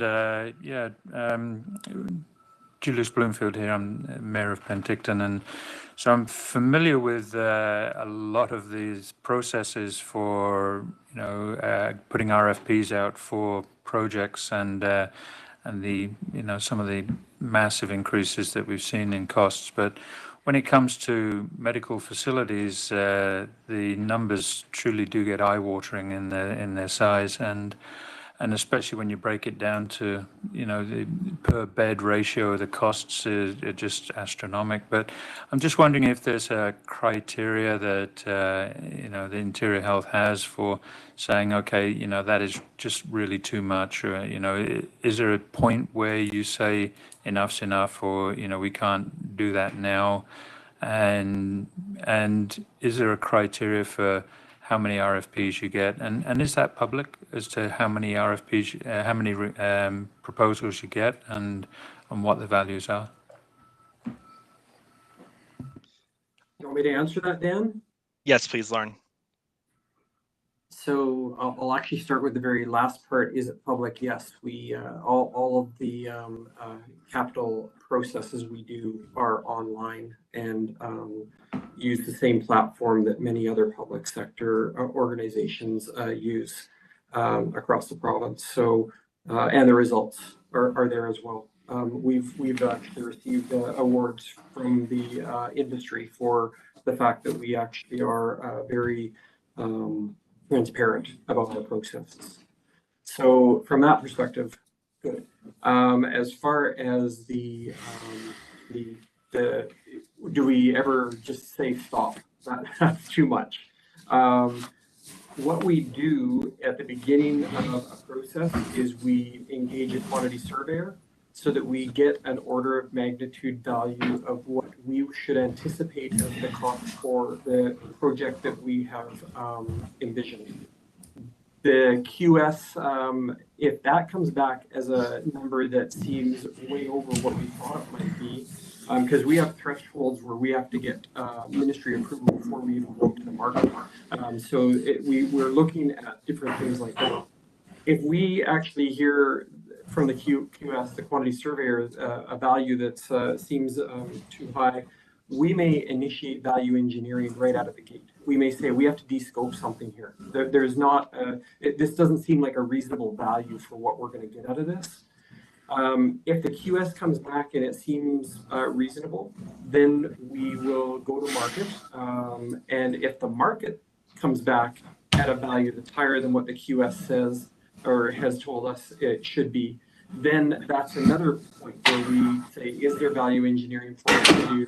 Is it reasonable? Is there some way that we can break this into multiple projects and do the most priority part of this project right away? So there's definitely a lot of checks and balances along the way before we're coming to the table asking for any funding at all.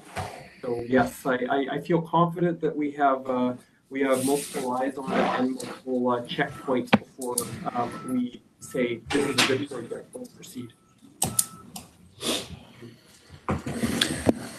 Director Holmes?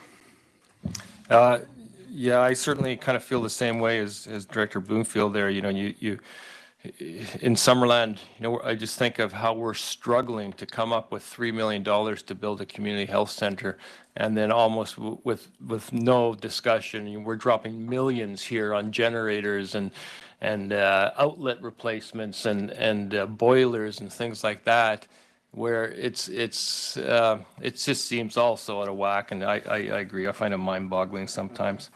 I just wanted to ask about the last line there, the equipment under 100,000 global grant. Are those items are those itemized anywhere? Do we know what equipment that is? That $466,000 is going to? Yes, we will have that. We're actually in the process of confirming which items that we'll purchase within that envelope. So historically, and all, I think most, if not all, the RHDs provide that sort of global grant allocation for under 100,000 smaller equipment items. So approval of the funding envelope, not necessarily individual items. So, but that is available, and I do believe that once that list is finalized, our capital finance team shares that with the finance group, that the staff for the regional hospital district, to see what it is that we are purchasing with that global grant funding.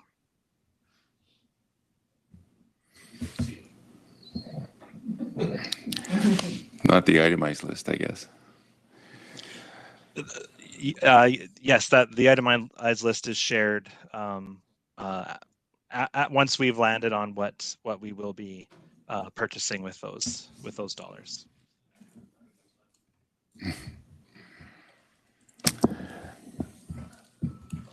CAO? Just one question. The tower here in Penticton was scheduled to be finished last year. And just wondering when the board will see what the actual costs were, because it may affect, hopefully in a positive way, the budget, but it could affect it negatively. Yes, and my apologies, Jim. I know we had talked about trying to have that ready for today, and unfortunately we couldn't get the updated forecast for that. But yes, absolutely, a formal report will be shared with the sort of latest and hopefully final projections on where the tower project is ending up from a cost perspective, and what dollars are as a surplus. I'm anticipating a surplus from that project, and so what dollars we will not be billing the RHD for their contributions towards it. Director Bloomfield? Yeah, I got one last question actually for the chair, and has this request and the presentation that we've had in front of us, does this fall under the agreement that we have, the memorandum of understanding? Is it compliant with that memorandum of understanding in their requests? No, I would say this presentation is just the way things have gone in the past. We're not going to get a capital plan until November 1st this year. The agreement's just going around and just being signed by everybody. So we haven't gone through the process where we've had meetings with IH and the board early, in January, mid-year type of thing, and getting a full capital plan that we'll agree to and all those types of things. So we're just starting that process. So this is kind of a hangover process from the way things have gone in the past, where an item, a funding request comes to us and we're wrestling with it. And one more thing I would say, and in our discussions, Dan, and I'm sure you're hearing it from the board, we're getting to a point where we're getting backed into a corner here. We don't have the funding to continue paying for these requests without borrowing significantly, which we don't want to do right now with the higher interest rates. We don't want to do significant tax increases. We're trying to find a way through this because we all, care about our residents and our healthcare facilities, and we want the best for everybody. And one of the strategies we're looking at is the projected cash flow, which is basically buy now, pay later, which is one way that we can do this and make this all work. And there's hope that the memorandum of understanding and working together is going to come up with a capital plan that we can all agree to. But is there anything that you can give the board in terms of any assurance that next year we're not going to see another $6 million increase? Because if we do the projected cash flow method, we can make that work with about a $3 to $3.5 million funding request. And if we can get some assurance that, if the board can hear that there's some assurance that we can get there, then I think it's going to go a long way to helping us get through this budget cycle.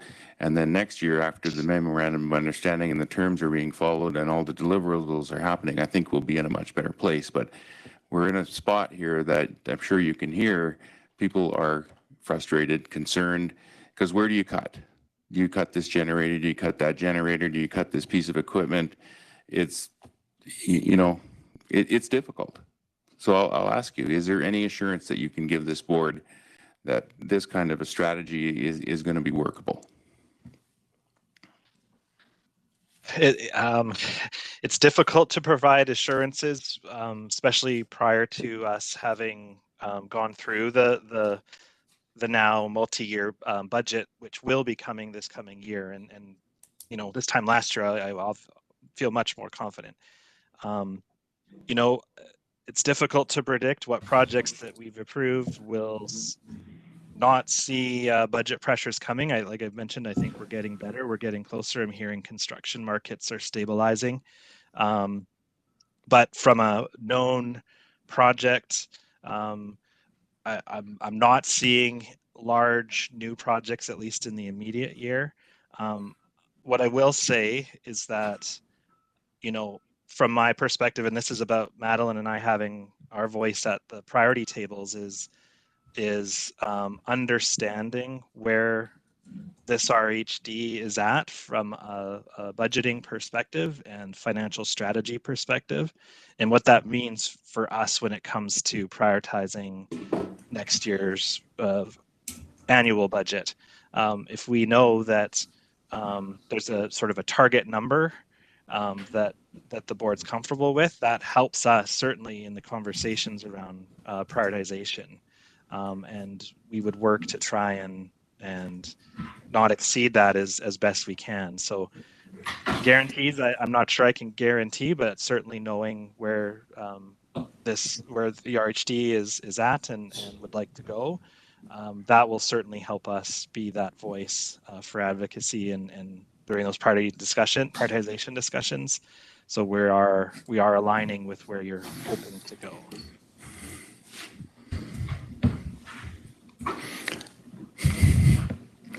Okay.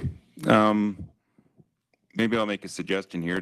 I'll ask the first question. Is there anything on the capital funding request from IH, the generator I mentioned at the beginning, that anybody wants to remove and not fund? Director Bloomfield. I would say that that's maybe not our decision to make. I'd be cautious about making decisions on individual pieces of equipment and so on. I don't think that, I think that's more of a management decision rather than a governance decision. Just my thought. Director Coyne? Yes.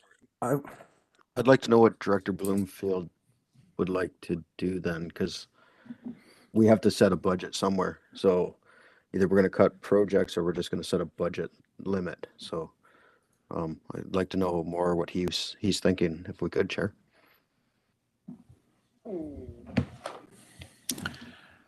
I think I mean, it's up to the board to have a discussion about this whole presentation, and but and we're kind of over time now on our meeting schedule here, so I'm thinking that we're probably going to have this discussion at some other meeting, but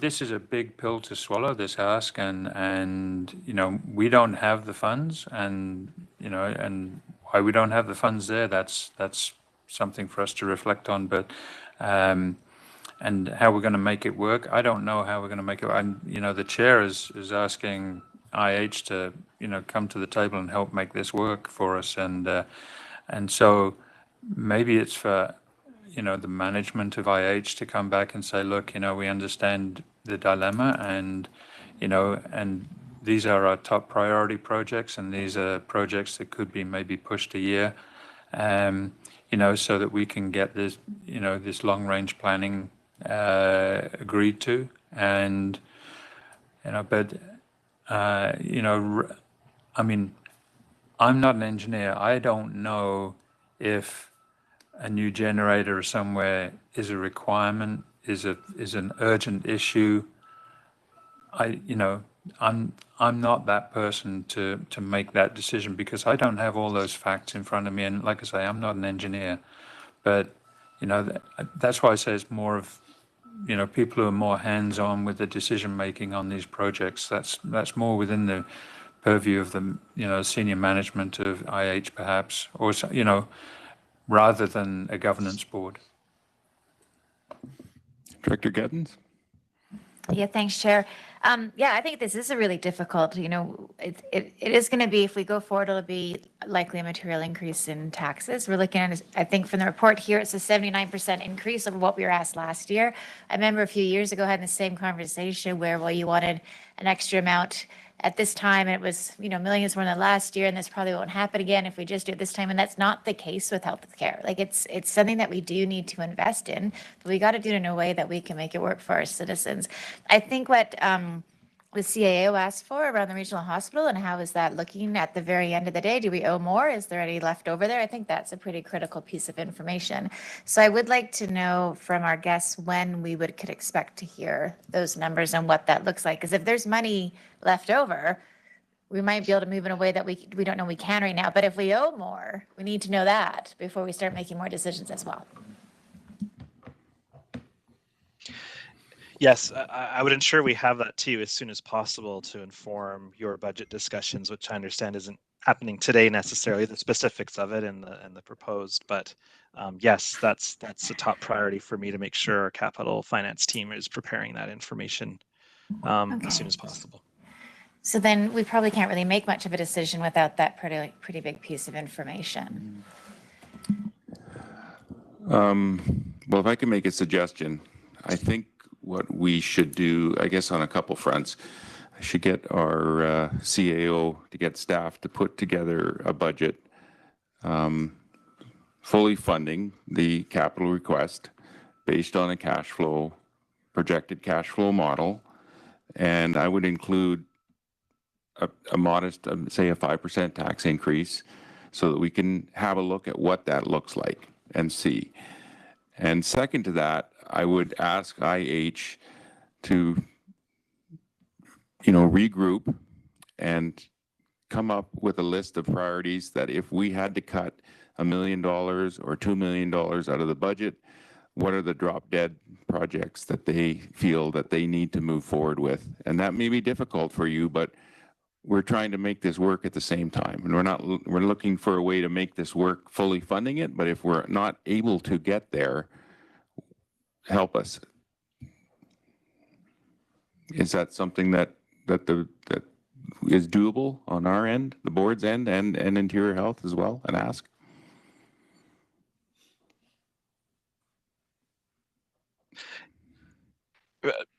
Yes, I'll speak up first, but definitely we will take back whatever the board seeks of us, and ensure that we are that's what we want to as well. We want to work together, and make sure that everyone's comfortable, and we'll do our best with what we have to deal with. Certainly, I mean, I think, you know, the capital needs across our health authority far exceed the funding that we've got. So the list of priorities that you're getting is already whittled down significantly. So I know we talked about, as part of the MOU, that we would flag sort of what the impacts would be if we don't do something. So that may be part of the next step in the discussion, is if we do come back and say, okay, this is one thing that maybe we can defer, whatever, this is the result or the impact or the risk associated with that. But absolutely, please do let us know what we can come back with, and certainly, as I already have on my list and my follow-up note to our capital team about the Penticton Tower project and where that financially stands. Thank you, Dan. I think this kind of speaks to the spirit of what the MOU is all about, and that's working together. We know we don't have an endless pot of money, but how do we make sure that we can deliver the healthcare services that the community needs and still find a way to manage it within reasonable amounts of tax increases and borrowing and budgets and et cetera, et cetera. So I would thank you. Is there any more questions on that, Director Konaz? Yes, this might be an obvious answer, but I was wondering, without our staff having to do, through the chair, without our staff having to do any intensive research, are there any health districts, authorities in BC that are paying less than 40% on a majority of their capital projects?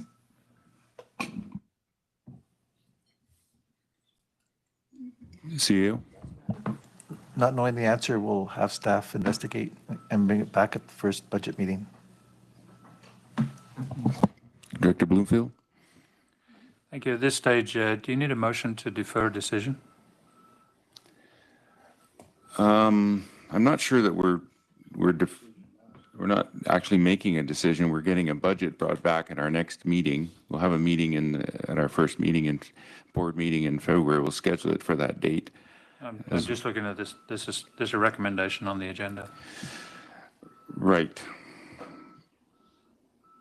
And I was going to ask that question. Do we need a motion to do what I was asking staff to do, or had recommended asking staff to do, was to bring back a budget based on cash flow projections?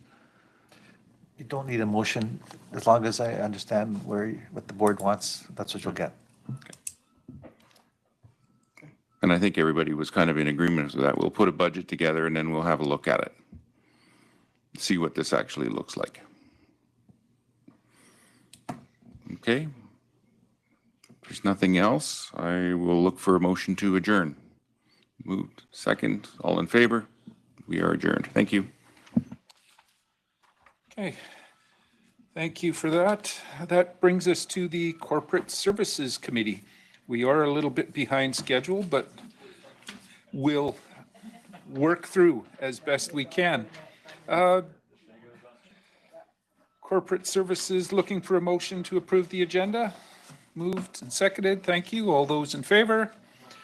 Great. Any opposed? Motion carries. We do need to go in camera, so that we'll be closing this meeting in accordance with Section 91C and 91K and 92B of the Community Charter. The board closed the meeting to the public on the basis of labor relations and other employee relations, negotiations, and related discussions respecting the proposed provision of the regional district service that are at their preliminary stages, and that in the view of the council could reasonably be expected to harm the interests of the regional district if they were held in public, and the consideration of information received and held in confidence relating to the negotiations between the regional district and a provincial government or the federal government or both, or between the provincial government or the federal government or both and a third party. So that's what we're going in camera for, the rationale. Can I ask Adam to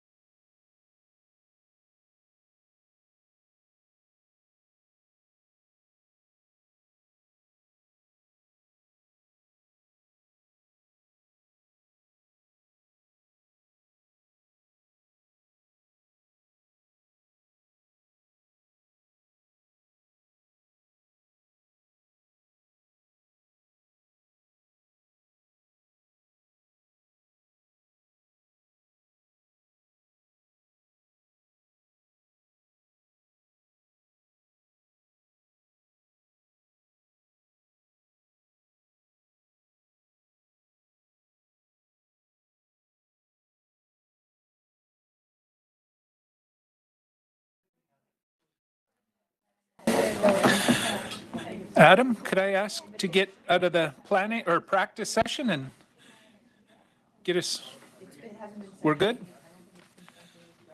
Okay.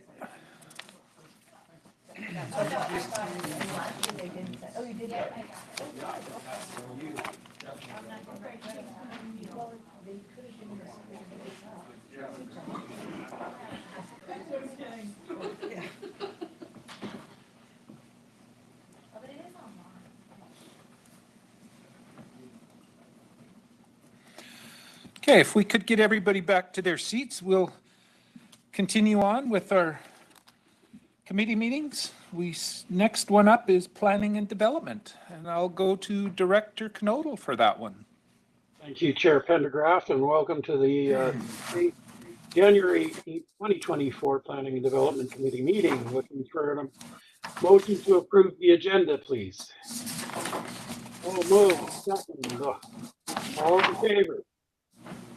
Any opposed? Seeing none, declare the meeting open. First item, item B, prohibited public hearing and representation. CAO Sestino, would you be good enough to enlighten us?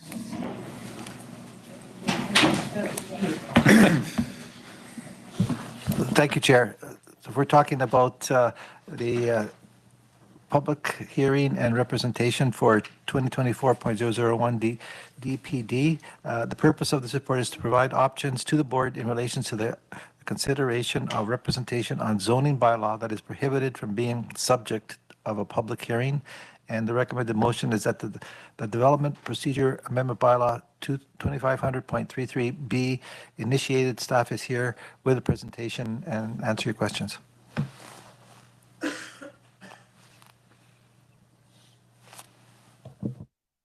Thank you. Mr. Garish, please. Great, thank you. So I'll just start with my slides. So again, just some background context for the board's benefit. The proposed amendments to the Development Procedures Bylaw are flowing out of some of the legislative changes that occurred last November in relation to land use planning and public engagement and public hearings, and Bill 44 in particular. And this is a slide I've used before in previous presentations in relation to other changes that have occurred. As you can see on the bottom dot point now, today's discussion is public hearing requirements and some of the changes around those. So apparently, according to the province, there is a concern that public engagement on certain bylaw amendments is undesirable. And so they've made changes to the Act where I know that provincial folks don't like us using this term, but they've basically prohibited public hearings from occurring in relation to certain amendments. Basically two categories where we may not be able to hold a public hearing. First is if there's an OCP that applies to an area. The amendment bylaw that comes before you is consistent with that OCP. It's related to residential development, and if it's a mixed use, that the residential is at least 50%. So in those circumstances, we can't hold a public hearing, but we have to notify it. The other circumstances where the province has said that we have to now amend our bylaws to allow certain density levels in what they call restricted zones to occur. And because the province has set standards for those, they're basically saying there's no need for a public hearing because you have to do this under the legislation. So those are the two scenarios. That said, I don't see too many instances where we'll have prohibited public hearings, particularly after we amend our bylaws to comply with Bill 44 requirements. But because it is a possibility, we are seeking direction from the board on preferred ways to deal with engagement that may come in. So with this particular slide, it's just kind of a refresher, I think more for myself maybe, but you know, just the various readings, the purpose, and then where we've been receiving engagement historically, at least in relation to land use bylaws. And so you can see right in the middle here is the public hearing process. But as the board will recall, that we did do a review of our public hearing in 2015. And I think that was generally in recognition that, you know, the public hearing was not necessarily the ideal venue in which to be receiving public information, at least for the first time, particularly if people are raising concerns that fundamentally impact or could change the nature of the amendment bylaw. So with that 2015 review, there was a decision made to try to de-emphasize the public hearings, if you will. Not obviously not to stop people from putting their comments forward, but because the public hearing was such a less than ideal venue in which to try to respond to concerns, that, you know, to shift the emphasis more to prior to first reading, where we can debate, discuss, answer questions, try to respond to concerns. So we changed our processes to have a lot of that public consultation happen prior to board consideration. So this kind of gives it a quick overview here. You can see on the right-hand side, we have the notification that we do now, the public information meetings, advisory planning commission, agency referrals. We try to get all that information to the board prior to first reading, and then the board can consider that those comments at first reading. We have the statutory requirement to do the public hearing, and then the board can consider those additional comments that come in at the public hearing at third reading prior to giving formal consideration to adoption. So with the provincial change for those certain rezonings that relate to residential consistent with your OCP, the public hearing stage disappears here. So how best do we want to deal with that? With the changes, it's possible that the board can give first, second, and third reading. And so how do we deal with comments that come in after that? Sorry if I'm jumping around here a bit. The province has given some helpful suggestions on that, particularly when it's a prohibited public hearing. So they have raised a concern that the board should not be trying to do a public hearing by other means. And other means could be APCs or public information meetings. So in response to that, sorry, I'm just going to skip ahead here. I think my slides, I left them out of order.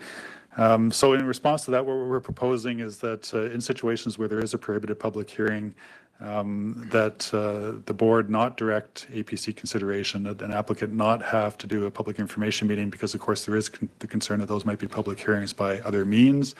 That we do consider to do notification of neighbors so that they're aware an application has come in, but that if there's a desire by those residents or neighbors to submit comments, that the board only accept those up into first reading, and that anything that comes in afterward just simply be filed and not be considered, because we are concerned that it just potentially prolongs the reading stage and you know, presents challenges in relation to that. So that's it in a nutshell. I hope I conveyed the changes adequately, and I'm certainly happy to try to answer any questions that the board may have. Thank you, Mr. Garish. Are there any questions for Mr. Garish? Can't see the board yet.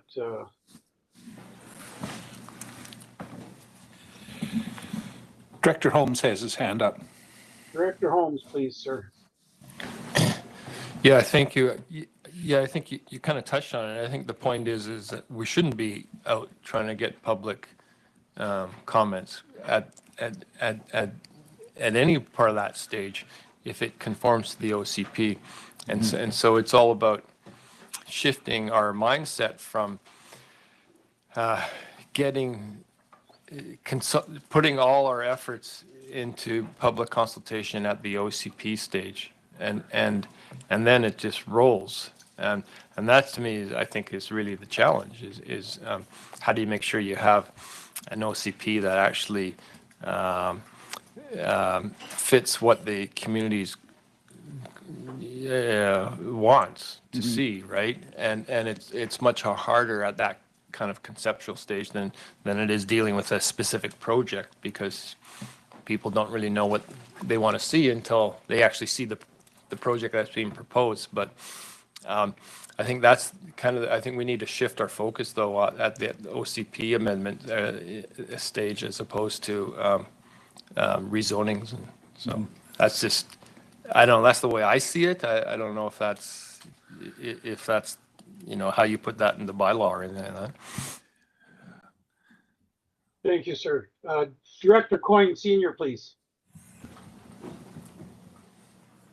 I absolutely, totally 100% agree with Director Holmes. The only problem with that scenario is that my OCP in Area H is about 12 or 13 years old now, and the world is a different place than it was back then. So would have to, I don't know, we would definitely have to start paying attention to getting our OCPs done in a timely manner, because the world is changing so quickly that I think that's where these discussions need to happen, though. Thank you, sir. Any other comments or questions for Director McCordoff, please? Thank you very much.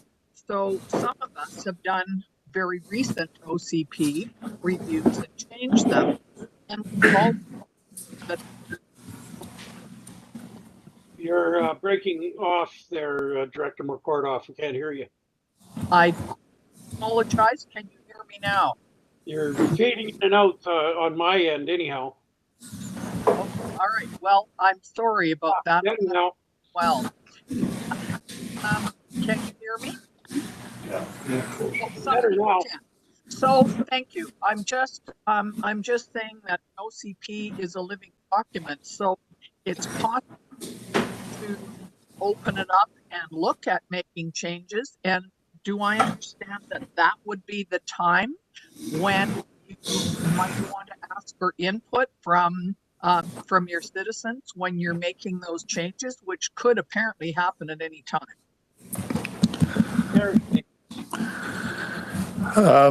Well, so for the board's benefit, and this is more a consideration for the municipalities, with the legislative changes have also required that municipalities look at their OCPs every 5 years and incorporate the findings from the housing needs reports, which also have to be updated every 5 years. Now, they haven't said that regional districts have to do that. And as the board can appreciate, that would be a challenge for us given the 9 OCPs that we have and the review schedule that we're on. But I mean, certainly if that's the new best practice that the province has highlighted, I mean, we could certainly spend more time and resources, but you would have to identify that as a strategic project going forward in terms of constantly looking at and reviewing your OCPs. Thank you, sir. Any other questions or comments for Mr. Garish? I'm not seeing any. Director Bloomfield's waving at you. Oh, sorry, sir. Director Bloomfield, please. Okay. Thank you. And just to back up what Mr. Garish is saying, that and Director Holmes as well, at the municipal level, we've been really mandated to review our OCP, and doing away with the public hearings and on development proposals. We had a little taste of that at our council meeting this week, and yeah, I can see, I mean, the process does work, but there are some serious concerns obviously from the public, and it's during the OCP review period that's when you really need to engage the public, because that's when you're going to have the the feedback on development proposals. But basically, I think there's a lot of work involved in doing that and making this transition. The way I see it is that, at a municipal level, we're going to be dealing with the next 5 years planning applications in the next 6 months, from a public perspective. And so it does have its challenges, but I think if it's done right, it can be a smooth process once the OCP review is done. Thank you, sir. Anyone else?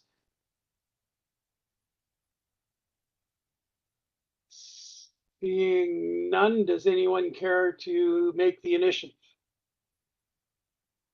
Director Coyne moving. Is there a seconder? Seconded, Director Holmes. All in favor? Any opposed? Seeing none, initiative pass. Second item, short-term rental accommodation, principal residence requirement. CEO Dicino, please, sir. Thank you. So the purpose of this report is to provide options in relation to the pending deadline for an electoral area to request to opt in to the provincial resident requirement under the Short-Term Residential Accommodation Act. And the recommended motion is that the Regional District of Okanagan-Similkameen not submit a request to the Minister of Housing to opt in to the principal residential requirement under the Short-Term Rental Accommodation Act 2024.25. Staff is here to answer questions with the presentation. Thank you, sir. I'm going to assume that is you again, Mr. Garish. Yes. So cognizant of time, I'll try to get through this as quickly as I can. So a different set of legislation that was adopted last fall, the Short-Term Rental Accommodation Act. Just some of the highlights here for the board's benefit. So it does restrict the use to principal residence and one suite for vacation rentals on a parcel. The province, however, is only applying this to to municipalities with populations greater than 10,000 persons, but they have provided exemptions as well as an opt-in and an opt-out allowance for local governments. The province is also creating a new provincial registry, business licensing for regional districts, which I think we've touched on briefly, new fines, and also removal of non-conforming use rights for existing short-term rental operators so that local governments can get their bylaws in order. So land that's exempt, just a little bit more explanation from that previous slide. So all of the electoral areas are exempt, municipalities smaller than 10,000. So within the context of the RDOS, that would be Karameas, Princeton, Oliver, and Osoyoos. 14 resort municipalities, ski resorts, so Apex is exempt, as is Manning Park. And then a consideration for the electoral areas, land assessed as farm. So it's not necessarily ALR parcels, but the farm assessment that's exempt as well. And then again, some more context, that there are certain types of accommodation that's exempt, strata titled hotels, motels, fractional properties, timeshares, home exchanges, student residences, etc. Of note, because this is somewhat different than our approach to short-term rentals, so the province is saying that a rental accommodation service can occur in one or both of the following. So a principal residence on a property, as well as a secondary suite or a accessory dwelling. I think our approach historically has been one per parcel, and that the province will be enforcing this after May 1st, 2024. Another key difference between us and the province, and this gets to definitions in the new legislation. So the province is saying that a short-term rental accommodation is anything less than 90 days, which is more onerous, if I can put it that way, than our approach. The regional district has taken the position that anything less than 30 days is considered a short-term rental use. And so that difference between the 30 and 90 days, we generally look at monthly rentals as a residential use of a property, but the province is saying that's not the case for 90 days or less. Another key difference, principal residence. I think informally our interpretation has been that a principal residence is one that somebody resides in for 50% plus a day throughout the course of a year. The province's definition is one that's used longer than any other residence that a person may own, so not necessarily that 50% of the year. Key considerations in the policy manual that the province has put out in relation to the Act, and in the Act it says that you as a board has to consider the policy manual when you're looking at the compliance with vacation rentals. So a key consideration is that, you know, as a regional district or local government, we shouldn't be looking at granting approvals that may be inconsistent with the provincial legislation. And I raise this particularly in the context of the opt-in question. Another key consideration, which I've already touched on, but I think is relevant to us as well, is the exemption for Apex and the exemption for farmland. I think in the report I had that somewhere between 12, 15, or 17% of the TUPs for vacation rentals that we've issued over the last couple of years have involved farmland. Another key consideration when looking at potentially opting in to the provincial principal residence requirement. So we would have to provide a written request along with the board resolution, as well as background information. Now, what background information means, I'll touch on in a minute. We have until March 31st, so there's still 4 more board meetings after today in which to make a decision on this. And if the board or any of the electoral areas do choose to opt in, that would become effective November 1st. And it's not an ongoing approval. It's one that has to be made every single year going forward. So even if it doesn't happen this year, there are other opportunities in the future for the board to consider opting in. And, you know, so getting back to the background information has to be provided. What I think that means is that because the manual speaks to this, that, you know, a local government is encouraged to consider their current housing needs report, the number of short-term rental listings in their community, as well as the rental vacancy rate within their community when they're making the request to opt in. So the issues that we've identified in relation to this at the staff level, which informs our recommendation to you, is that first off, as the board is aware, we have not yet been able to commence or complete the vacation rental review that was identified in last year's strategic plan. So it's not known at this point as a result, what might come out of that review and whether it would be consistent or if it would diverge from the provincial direction that was adopted last fall. We also don't know the current vacancy rates within the electoral areas. It's not covered in the housing needs assessment that was completed in 2021. And we also don't know, because we haven't been able to complete the background report work yet for the vacation rental review, how many operations are occurring in the electoral areas. So we don't really have that kind of key information to provide to the province. As I highlighted in the earlier slides, there's a couple of key points where we already diverge from the province. The definition of short-term rental being 90 versus 30 days, the intensity of the short-term rental uses occurring on a property, the provincial allowance seemingly for 2 per parcel versus the regional district's historic approach of generally looking at just 1 per parcel. And then also, just a general significant policy change, because of enforcement challenges, we haven't historically looked or attempted to implement a principal residence requirement. Our approach at the RD level has been to ensure that a vacation rental doesn't happen for more than 6 months out of the year. And that was in the hopes that the other 6 months that the dwelling is being used as a residence by somebody, not necessarily a principal resident, but that it's being used for residential purposes. And I apologize here, I wasn't able to find out why there's such a discrepancy on some of these statistics, but I just wanted to highlight too that for some of our electoral areas, there are significant percentages of property owners who do not reside within the electoral area, which means it's quite unlikely that the property of the house is their principal residence, that they reside elsewhere, whether in the province or in a neighboring province. So in summary, we feel at a staff level at this point, opting into the provincial requirement would represent a significant policy change. We're not necessarily opposed to it, but I think before we make a decision on that, we feel there's benefit to completing some other items first, namely the vacation rental review, updating the housing needs report, and ensuring that it does speak to vacancy rates for rentals within the electoral areas. So we have that information available to us. Understanding what potential bylaw amendments would be required in order to go a different route, and if that route is the one that the province has mapped out. And then also investigating other items related to vacation rental regulations, such as the business licensing and the MTI fines, and getting that work done first before making a decision as to whether we want an electoral area wants to opt in or not. So that's the recommendation, is that we don't do it at this time. But certainly the alternative is available to the board. And as far as I understand, it doesn't have to be on a regional district basis. It can be by electoral area. So I'll leave that with you, and I'm happy to try to answer any questions that the directors might have. Thank you. Any questions for Mr. Garish, please? And once again, I can't see the board yet. Director Miller's got a hand up. Director Miller, please.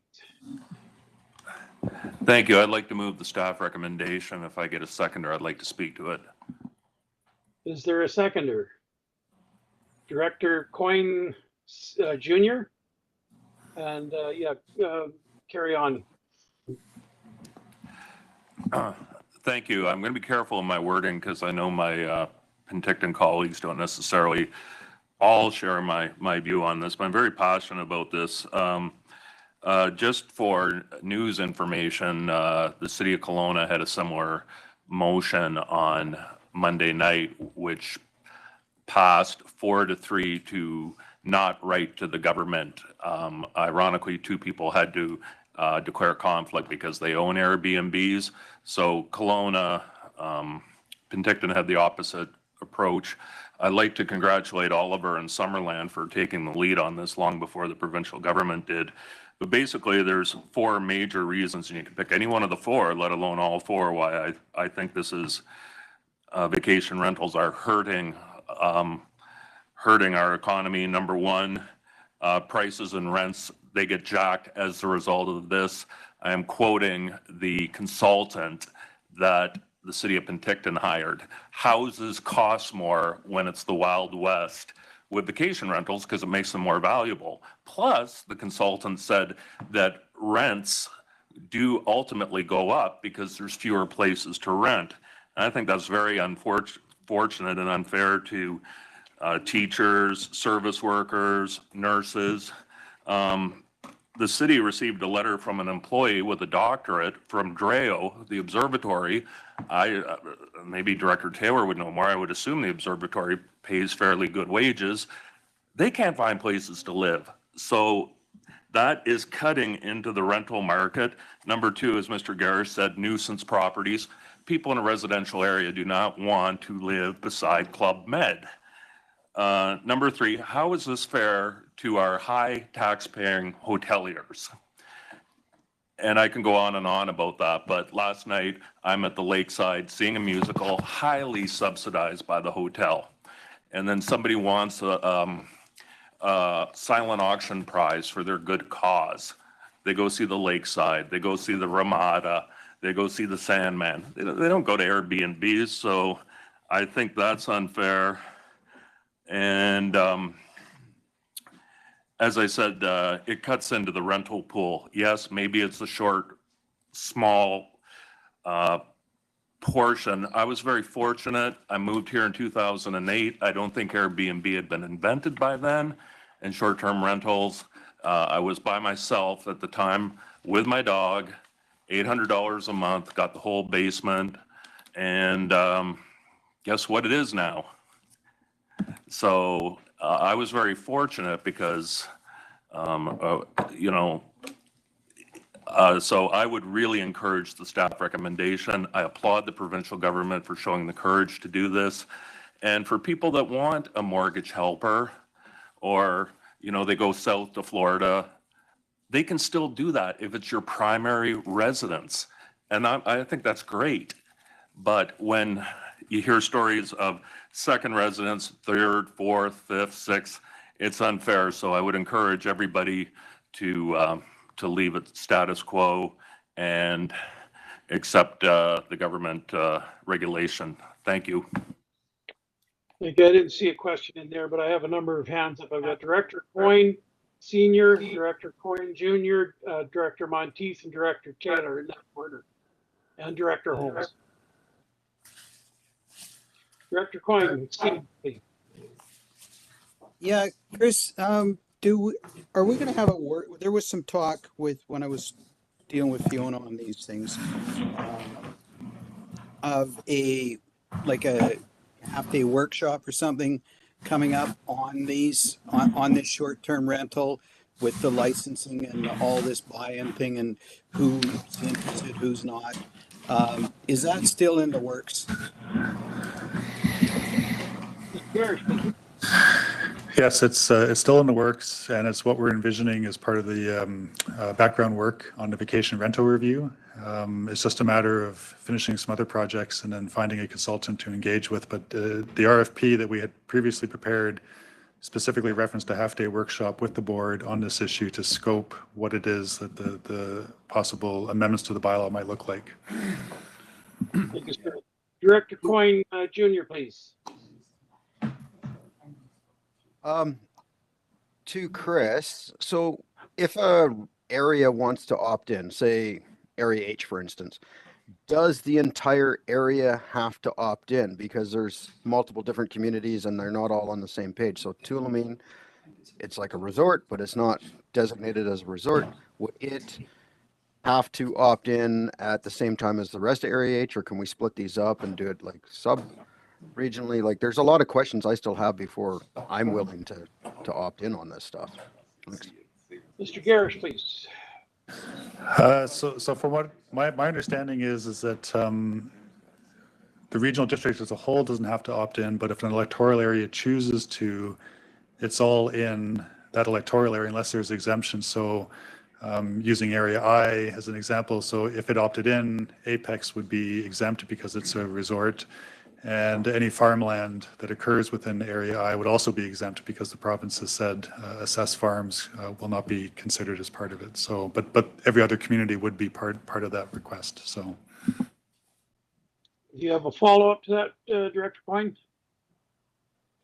Can we ask for, can we ask the province if there's a way to deal with that? Because, I mean, in some of these areas, it's not so bad because, you know, like Area D is not as big as Area H. And, you know, like, this isn't a one size fits all for everybody here. Like, I'm not sold on this idea yet.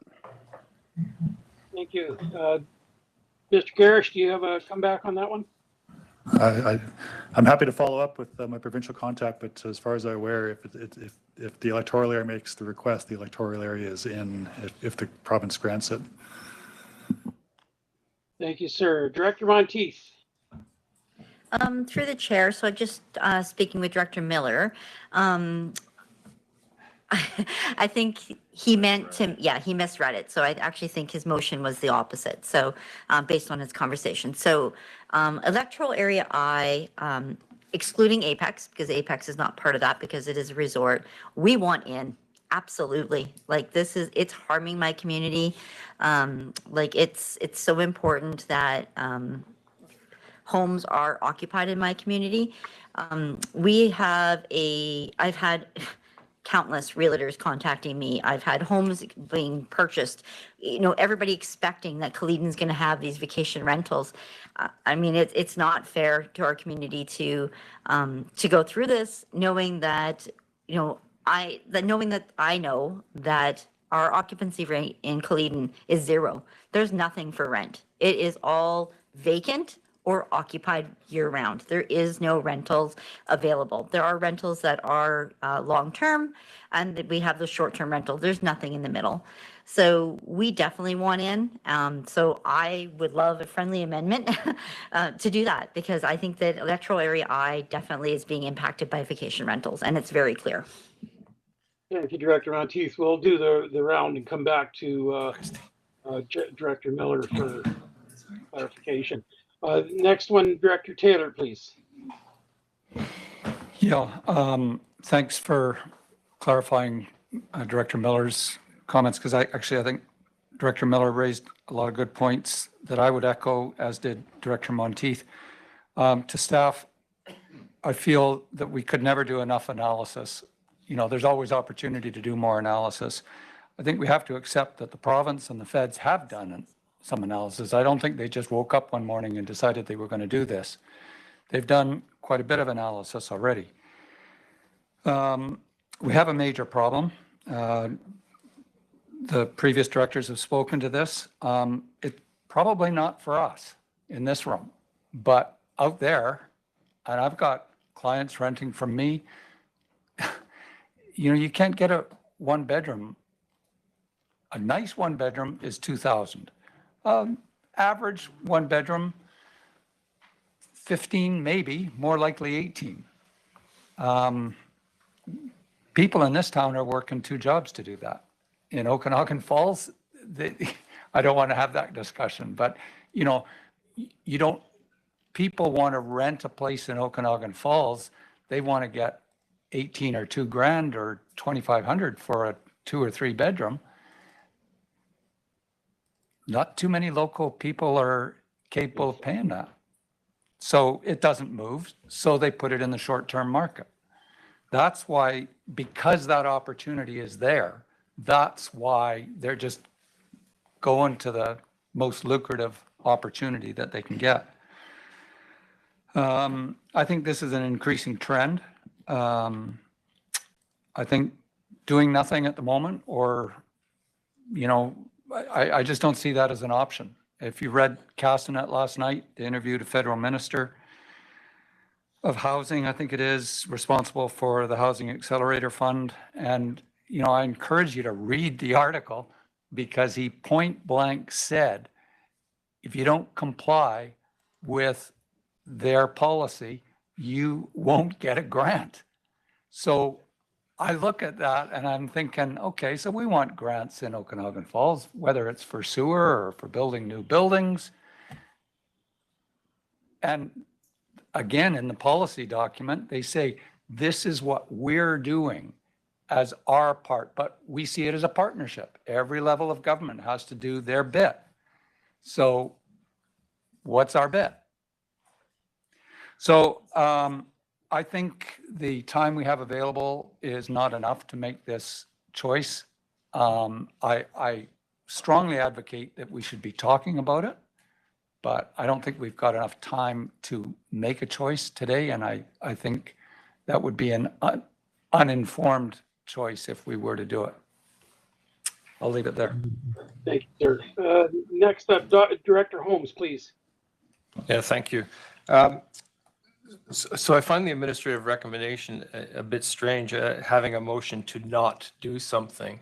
Usually you would just receive that for information. If that was, rather than not do something, it gives the impression of a finality where that's not what's being suggested. It's suggested to wait until, all the reviews are done and whatnot. So I'm kind of uncomfortable with passing a motion not to do something without putting into some sort of context that you're going to review it again or look at it next year or something like that. So I just find it kind of strange in that respect. And on that, so if we're waiting for the housing needs report and the vacation rental review, just a couple questions. One, so what is the timeline for those two things? Do we have an idea? And another question I had is the big benefit of opting in is to be able to address it, to actually do enforcement by taking advantage of the provincial registry that's being set up. And would you know, Mr. Garish, if you opt in, you would get access to the registry, but if you don't opt in, you don't? Do you know how that works? Or could you not opt in and still have access to the registry? Thanks. Thank you, So sir. two questions there, the timeline. I'll start with the second question because it's the easier for me to answer. I don't have information, but I'm happy to look into it. And with the other question in terms of start time, we're really trying to finish the other projects that we were working on for the board for the last couple of years. So namely the area EOCP, ESDP review, RGS update, and subdivision servicing bylaw. But we're anticipating at least two of those hopefully coming to conclusion next month, in which case we'd then be able to start other board priorities, which we have vacation rentals as the next one to start. Thank you, sir. Director Gettens, please. Thank you, Chair. So for my area F, I would echo area I as well about the importance of maintaining a residential and then also the rural residential part of Greater Westbench. I haven't heard from a lot of people out in Falder and Meadow Valley, but I don't think they feel the same pressure that where you live closer to municipalities that you do. And the concern, of course, in Westbench is that, we invest a lot to try and keep it a family and a residential neighborhood that's also a great place to age in place with bus routes and pedestrian corridors and parks and all the rest of it. So what I wanted to ask staff was, there's been a lot of information that came at citizens pretty quickly, and I respect that it's also coming to staff really quickly as well. But what kind of communication plan can we have with the citizens between now and that March 31st deadline so that we can have some of this dialogue? So, I'd like to be able to go to the APC and explain some of the options that are before us, like whether we opt in and opt out and when that works. And have that discussion a little bit further with citizens. So I'm curious to hear about what capacity there is just to reach out, share the information. I think it's different for rural areas because you do have to opt in. It's not as direct as some of the municipalities, but I would like to have some more discussion with citizens and not let go of this March 31st deadline quite yet. I'm with you. I don't think we have enough time to make that decision today, but I need to have more conversation with citizens. Mr. Garish, please.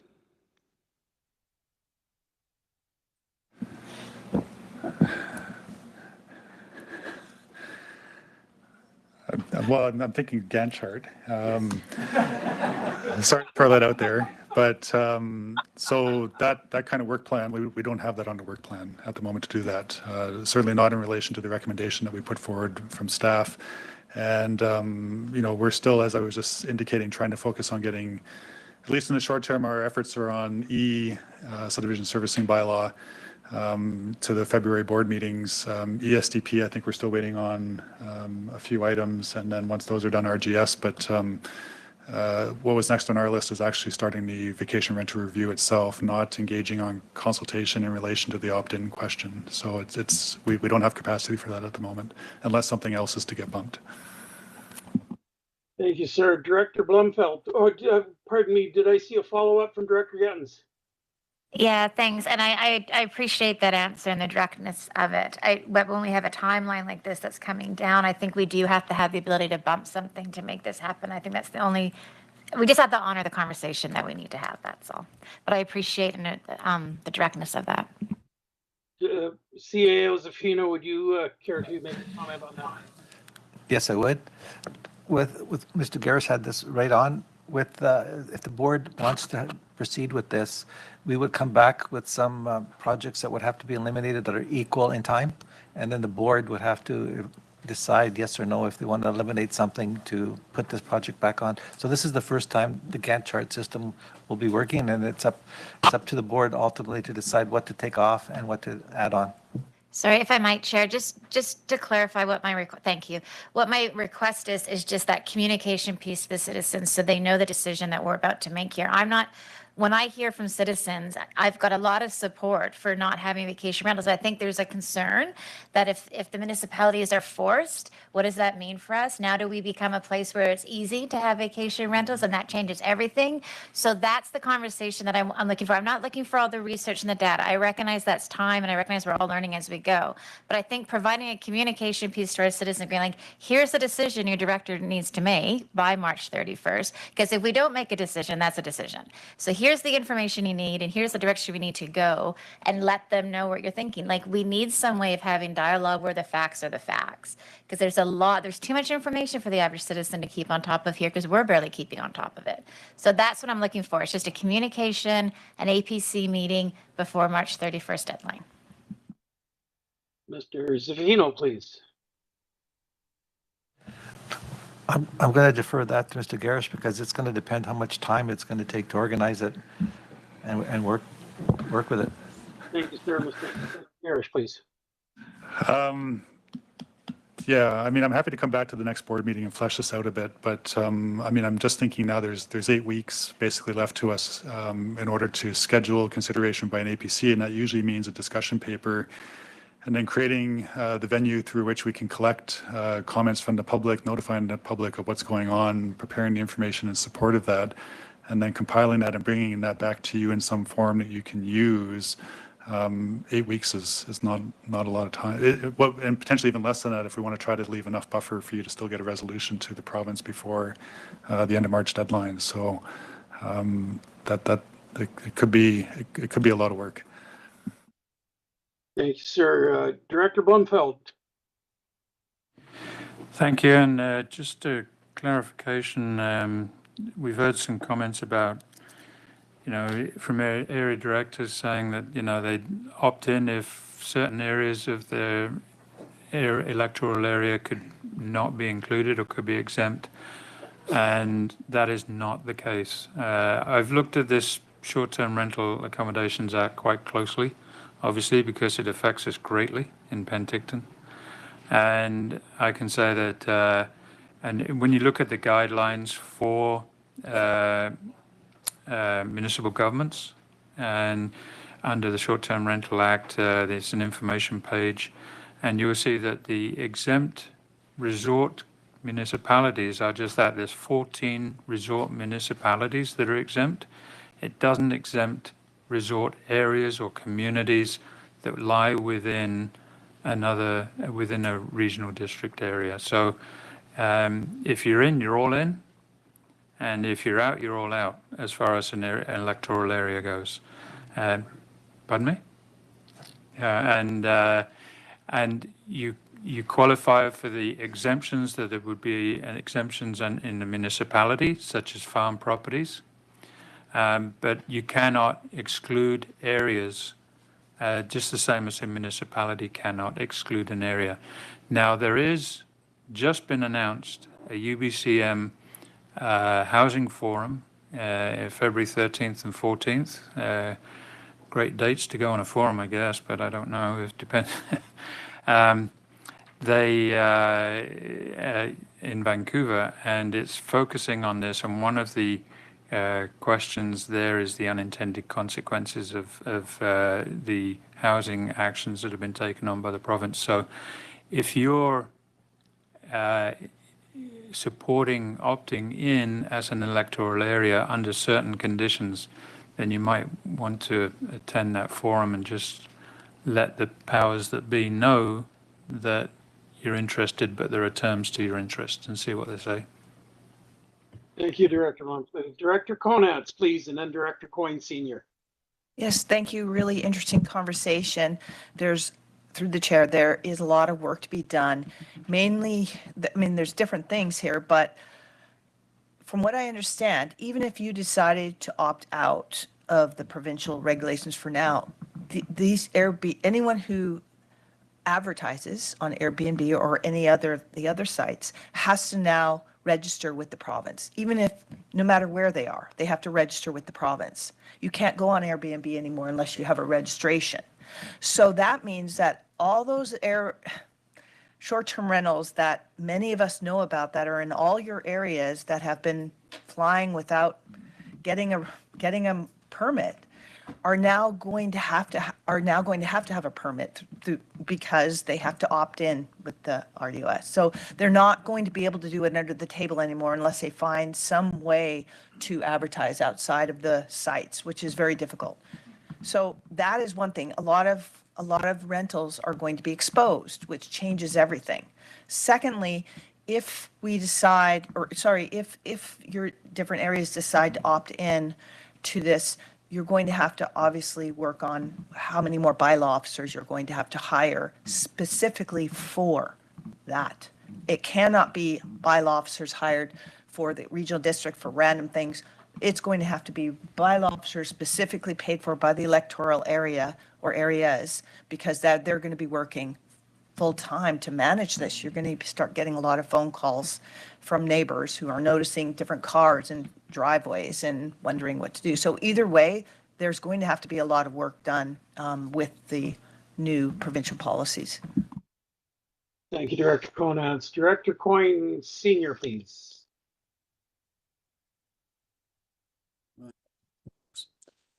Yeah, so this has been really interesting listening to this. I mean, there's a whole whack of different opinions around the table. And I think everybody on the board knows that I'm not a big supporter of this stuff. And in a few minutes, when we go into our board meeting, guess what?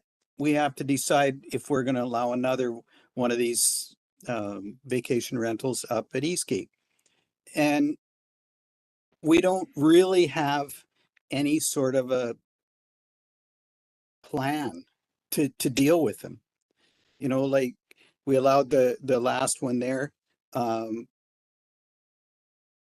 And it's just, we got two more that I know of that are in the queue. That changes the whole face of the community. And without oversight, we just don't know where it's going to end.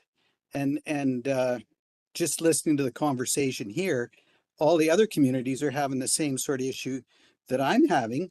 And I got all week I've been having people phone me about different ones that are causing issues, but we don't have any teeth to be able to do anything with it at this point in time.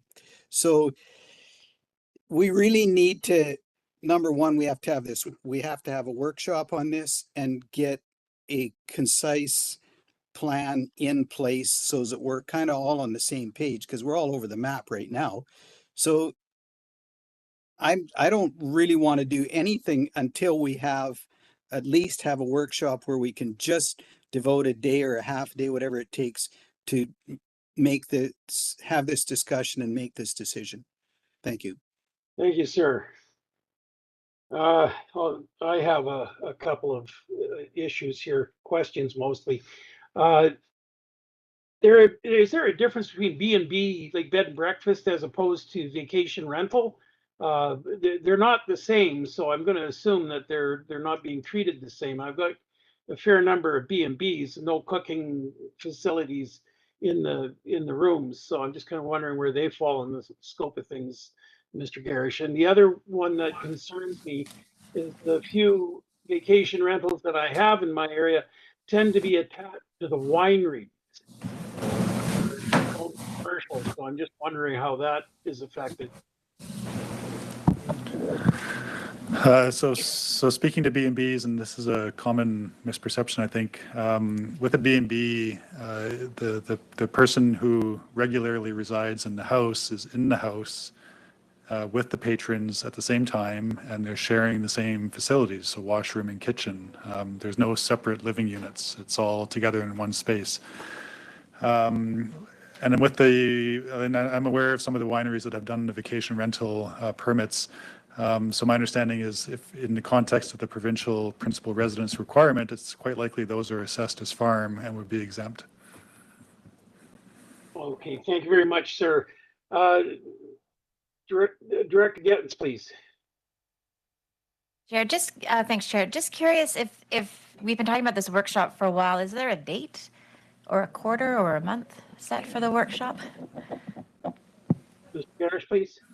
No, it's dependent on the other projects being completed first before we start new ones. There's a bit of an issue here. Director Coyne, did I see your hand up? No. Director Monteith, please. Through the chair, we have heard staff say, we've all said, the TUP process is not working. I have pointed out many times to this board, the language in the OCP supports TUPs, which means that we don't consider resident feedback and the impact of those communities. If we don't move forward with these rules, all of the vacation rentals that are currently in Penticton, any municipalities, are going to flood to the rural communities. I'm seeing it, I'm feeling it, my residents are feeling it. So I can appreciate that we don't have staff capacity, that we have projects in queue that we're not completing. But if we don't put this as a priority and move forward with opting in, then we're not serious about fixing the problem. Like that's it. Like this is a problem. So we need to move forward. That's it. Thank you, Director Monteith. Any other questions or comments? Director Holmes and then Director Fugo, please. Yeah, when Summerland was a little bit ahead of all this with the principal residency requirement and all that sort of stuff. And basically what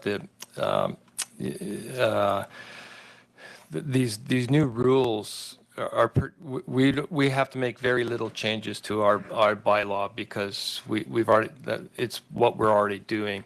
And when I think back of when we brought all this in, we didn't have workshops, we didn't have studies.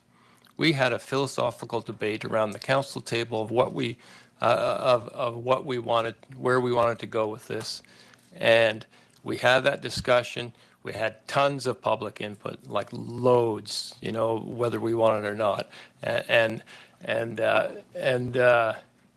we took all that on board. We made a decision and went with it. And I have to say it's worked out really well for Summerland. So I think, how long do you want to drag it out for? Yeah, you can you can just opt in or out right now if you want. Thank you, sir. Director Fugo, please. Thank you through the chair. To staff, does each area have to make a decision right now? And then you were in conversations with Tracy, so is there any kind of timeline on when she can come facilitate our discussion? Mr. Garrish, please. So I think in terms of each electoral area making a decision, I would just look at the end of March deadline as being the key one for you. Obviously, if we're anticipating electoral areas to opt in and it happens at different board meetings up until that point, we probably wouldn't send the request to the ministry until we had a final decision from each of the electoral areas. And as for Tracy, my understanding is that we're looking at potentially having her come in for a half-day session in February, but my understanding was that was in relation to a previous request from the board on housing concerns, not vacation rental concerns, although I get that the two interact. Thank you, sir. Director Coyne Jr., please. Yeah, just considering that we have a motion on the table, I'm wondering where we go from here. Do we table this for later, or do we vote this down and do something else? So I'm just not sure what we want to do here, because I'm hearing about 4 different ideas here. So I'm looking to you, Chair. I would be suggesting that we vote it down and then defer along, but there's still some more discussion going here. Director Taylor? Yeah, I would like to find a way of having a less pressurized conversation, more of a planned conversation. I don't see that it would necessarily take a lot more analysis by staff, myself. I do like the idea of opportunity to get something or have for us as directors to have a conversation with our APCs. I like that. You know, I'll just repeat, when I look at some of the numbers in the stats, 40% out of area residency, and Director James noting Kelowna, but in fact, Kelowna adopted stuff that was actually stronger than this legislation. So I personally kind of look at this as middle of the road legislation on a to-date unregulated industry. So anything is going to be tough for them, but because they're unregulated at the moment. So that's where I'm at. I would like more time. I am prepared to make a decision today, but I think it would be valuable to have a dedicated couple hours for us as directors. I think it would be helpful for us to have conversations with our APCs. Thank you, sir. I tend to agree with you on that. Director Gettens, please. So Chair, I'd like to defer this to the second meeting of February and then direct staff to have, we can have like more than one APC at this meeting. It doesn't have to be area specific, but if we can find some time for some virtual meetings, just to have some conversation with our APC and then get a communique for the rural directors with the information that's rurally focused so we can share it with our citizens. So let's get the information out to the citizens, connect with our APC, and bring this back to the second meeting in February. Thank you, Director Gettens. I think the route we have to take is to vote down Director Miller's motion and then make a motion to defer with recommendations from the APC. Would that be correct, Ms. Mullen? No, a motion to postpone will just stop the motion as it lies right now on the table. So motion to postpone just needs to be approved by the board and move on from there. You don't have to vote the other one down. Okay, I just want to check with Director Miller, though. I believe that he misread the... I did. I apologize. I was so excited about having the microphone. So it was an unfortunate choice of words, but I'm fine with postponement. Would you just like me to withdraw the motion, Chair Knodel? I can't. don't Okay. believe we can do that. Okay, fair enough. Again, I apologize for that. So we have a motion to postpone.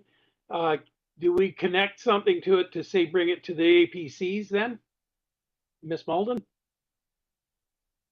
So what I have is that this be postponed to the second meeting in February to enable staff be directed to take it to the APCs and communicate out to the public. Thank you. Okay, we have a mover for that.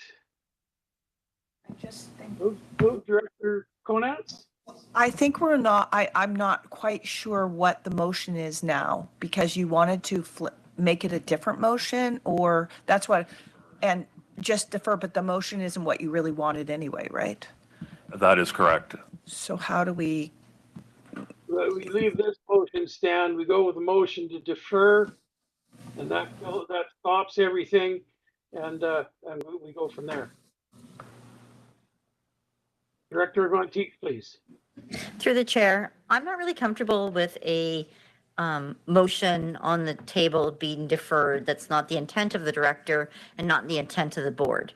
So perhaps we need to remove that motion, whether we defeat it so that we can make the motion to defer, or whatever happens next, so that we're doing it properly, so that when it does come back, we're actually having the right direction. Because right now when it comes back, it's coming back the opposite direction that we're actually thinking of going.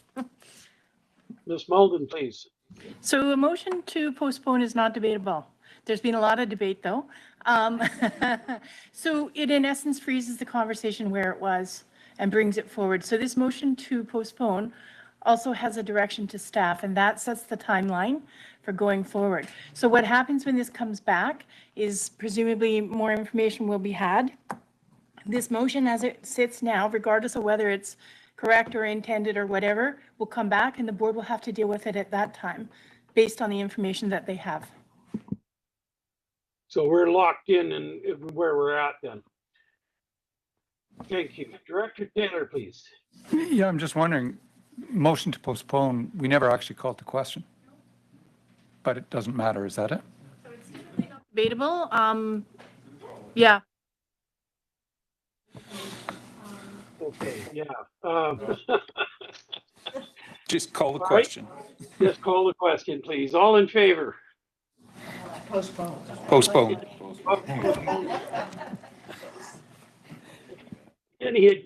Any opposed? 1, 2 opposed. Motion carries. Do you need the names of the opposed? No. I've got it, thanks. We are past our time now going into the regular meeting.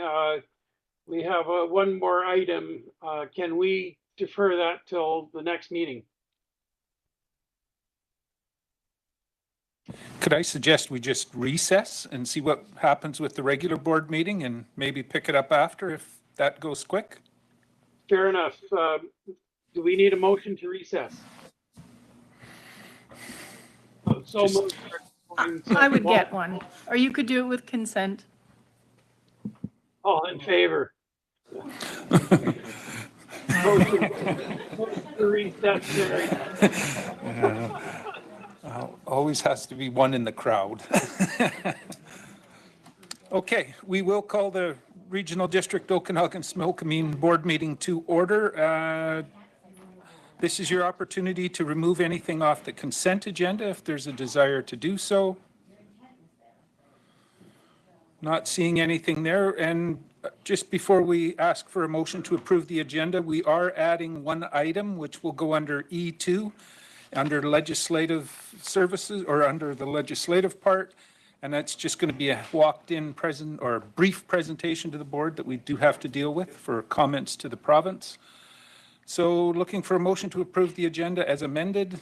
Moved, seconded. All those in favor? Thank you. Any opposed? Motion carries. That brings us to the consent agenda. Corporate services consent agenda. Motion for that one to adopt. Moved, seconded. Thank you. All in favor? Great. Any opposed? Motion carries. Over to development services. Item B1, CAO. Thank you, Chair. The purpose of this report is in regards to an application that has been lodged with the Agricultural Land Commission under Section 21.2 of the Agricultural Land Commission Act in order to permit a subdivision in accordance with the Agricultural Land Reserve. And the recommended motion is that the RDOS board authorize the application to undertake a boundary adjustment subdivision between the parcel located at District Lot 941 and District Lot 2416 to proceed to the Agricultural Land Commission, and staff's here to answer questions. Okay, thank you. I'll first go to Director Coyne. Direction on this one? Move the administrative recommendation, please. Okay, you're moving it. Is there a seconder for that? Thank you. Discussion?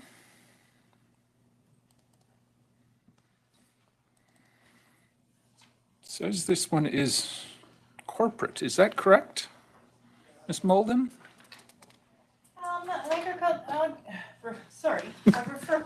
A referral to the Agriculture Land Commission. I think we have had that be, generally that was a rural corporate. It was corporate. Yes, Okay. thank you. I just wanted to double check that just before I call for the vote. So we'll call the question. All those in favor? Thank you. Any opposed? Motion carries. B2, CAO. Thank you. This application is seeking a variance to the accessory building regulations on the subject property in order to construct an accessory building, and the recommended motion is that development variance permit 2023.040 to allow for the construction of an accessory building on an existing detached deck at 2131 Beaverdale Road be denied. Okay, I'll go to Director Taylor. Direction on this one? Move the administrative motion. Okay, you're moving it. Is there a seconder for that? It's seconded. When we have a motion to deny, normally we ask if the applicant is in the room or online and would like to speak to it. If you could just come up to the front table there, and in the center of the little console, there's a button. When the green light comes on, that one right there. Okay. Okay, please go ahead. Give us a Okay, thank you brief. for having me here. Yeah, my name's Brody. I'm the builder, and it's Robin back here, the homeowner. I'll keep it short and sweet.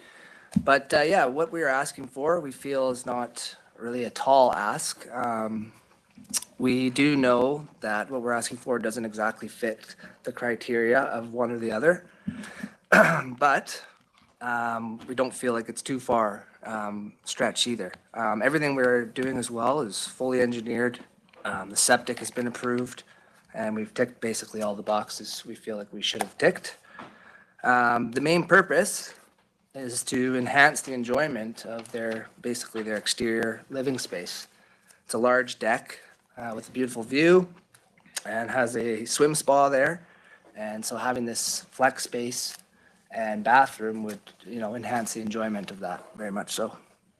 Yeah, definitely not looking to be used for any rental purposes or anything like that. There may be a time or two where family and friends could crash there for the night, something like that, but no use for it to be a dwelling, basically. And that's why we don't want to put a kitchen in there, anything like that. So, yeah, thank you for hearing us out. That's all. Okay, I'll just check with the board if they have any questions for you, and then we'll figure out where we want to go. Director Monteith. Through the chair, were alternate ideas examined versus the height of the wall? For the total height of the Yeah. building? Yeah, so it is sitting on a deck, which is where a lot of the height is, but the building itself, the highest point is 9 feet. But it is all based off the height of a deck that was previously built 3 years ago. That has been approved at the time and everything, so. Okay. Any other questions for the applicant? Not seeing any hands, so thank you for the presentation.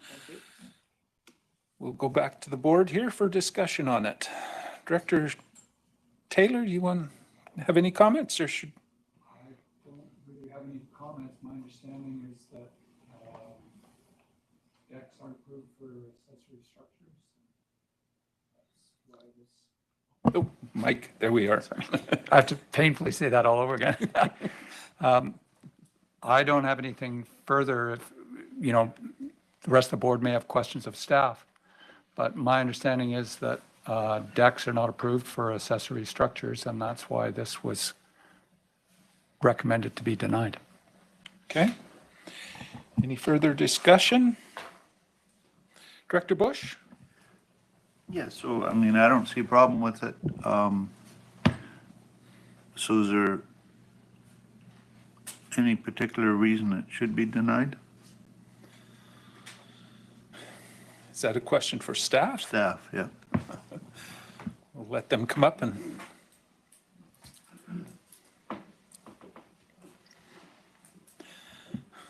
Go ahead. Ben? Yeah, so the intent of this zoning bylaw regulation is intended to forestall the conversion of accessory buildings into buildings that would be used for some kind of residential purpose, despite not being built for that purpose. Does that satisfy your answer? Or? Okay, any further discussion? Seeing no hands, this one is a rural vote, so I'll call the question, and this is a motion to deny, just so everybody's sure of what they're voting on. All those in favor? All right, those opposed? Directors Bush, Coyne, Knodel, and Pendergraft. Am I missing anybody else? No, so I believe the motion carries, or? Four. Four, I count, unless. Taylor, no, he wasn't opposed, Director Taylor. Okay, those that were opposed, put up your hands again. Director Bush, Coyne, Knodel, and Pendergraft. That was it. So it was 5-4, I believe. Motion carries. So B3, temporary use permit in Area D, CAO. Thank you. This application is seeking to reissue an existing temporary use permit for a tourist accommodation use comprising 3 tourist cabins on the subject property through the issuance of a temporary use permit for an application 3-year term. And the administrative recommendation is that the temporary use permit 2023.033 to reissue the existing permit for a tourist accommodation use comprising 3 tourist cabins be denied. Director Taylor, over to you again. Yeah, I intend to move the alternative. This is essentially a bed and breakfast. It was originally approved as a bed and breakfast, and they're asking for TUP again. The key difference is that it's not 3 bedrooms under the same roof. It's 3 bedrooms in very small one room shacks with it. Sorry, that's huts. Sorry, bad comparison there. No dispersion intended. All within about 100 feet of the house. And the clients come into the house to use the washroom, shower, and can order a breakfast if they want. So. Okay, I'm assuming you were seconding on that. Okay, so the motion is on the floor, and that's the alternate to approve. Any further discussion? Director Knodel, I see a hand. Just wondering why the renewal was denied when generally there's a reason that staff denies a renewal. I believe it was in the report, but I'll just go to Ben for a quick. Yep. So the official community plan has policies for temporary use permits. Generally, the only type of temporary use permit that the OCP speaks to allowing ongoing reissuance for is a vacation rental. In this case, the use is not a vacation rental use. Vacation rental uses are required to occur only in the principal dwelling or in an accessory dwelling on the property. This example doesn't quite fit that scheme. So in essence, it wasn't an automatic renewal by any means. So that's correct. Okay, that's why it's back. Director Gettens. Thanks. Just a question for staff. So if this is, a good operation and it's a well-run business, is my understanding, would it make good sense then for the property owners to look for a site-specific rezone so they don't have to go through this process and have this ongoing every few years? Staff, can you answer that? That's essentially the position that the OCP is taking in relation to temporary use permits. And as Ben was indicating, the only use, farm labor and vacation rentals are the only ones the board is committed to consider renewing on an ongoing basis. But after your first renewal for a permit, either cease the use if it's no longer appropriate or seek a zoning to accommodate it.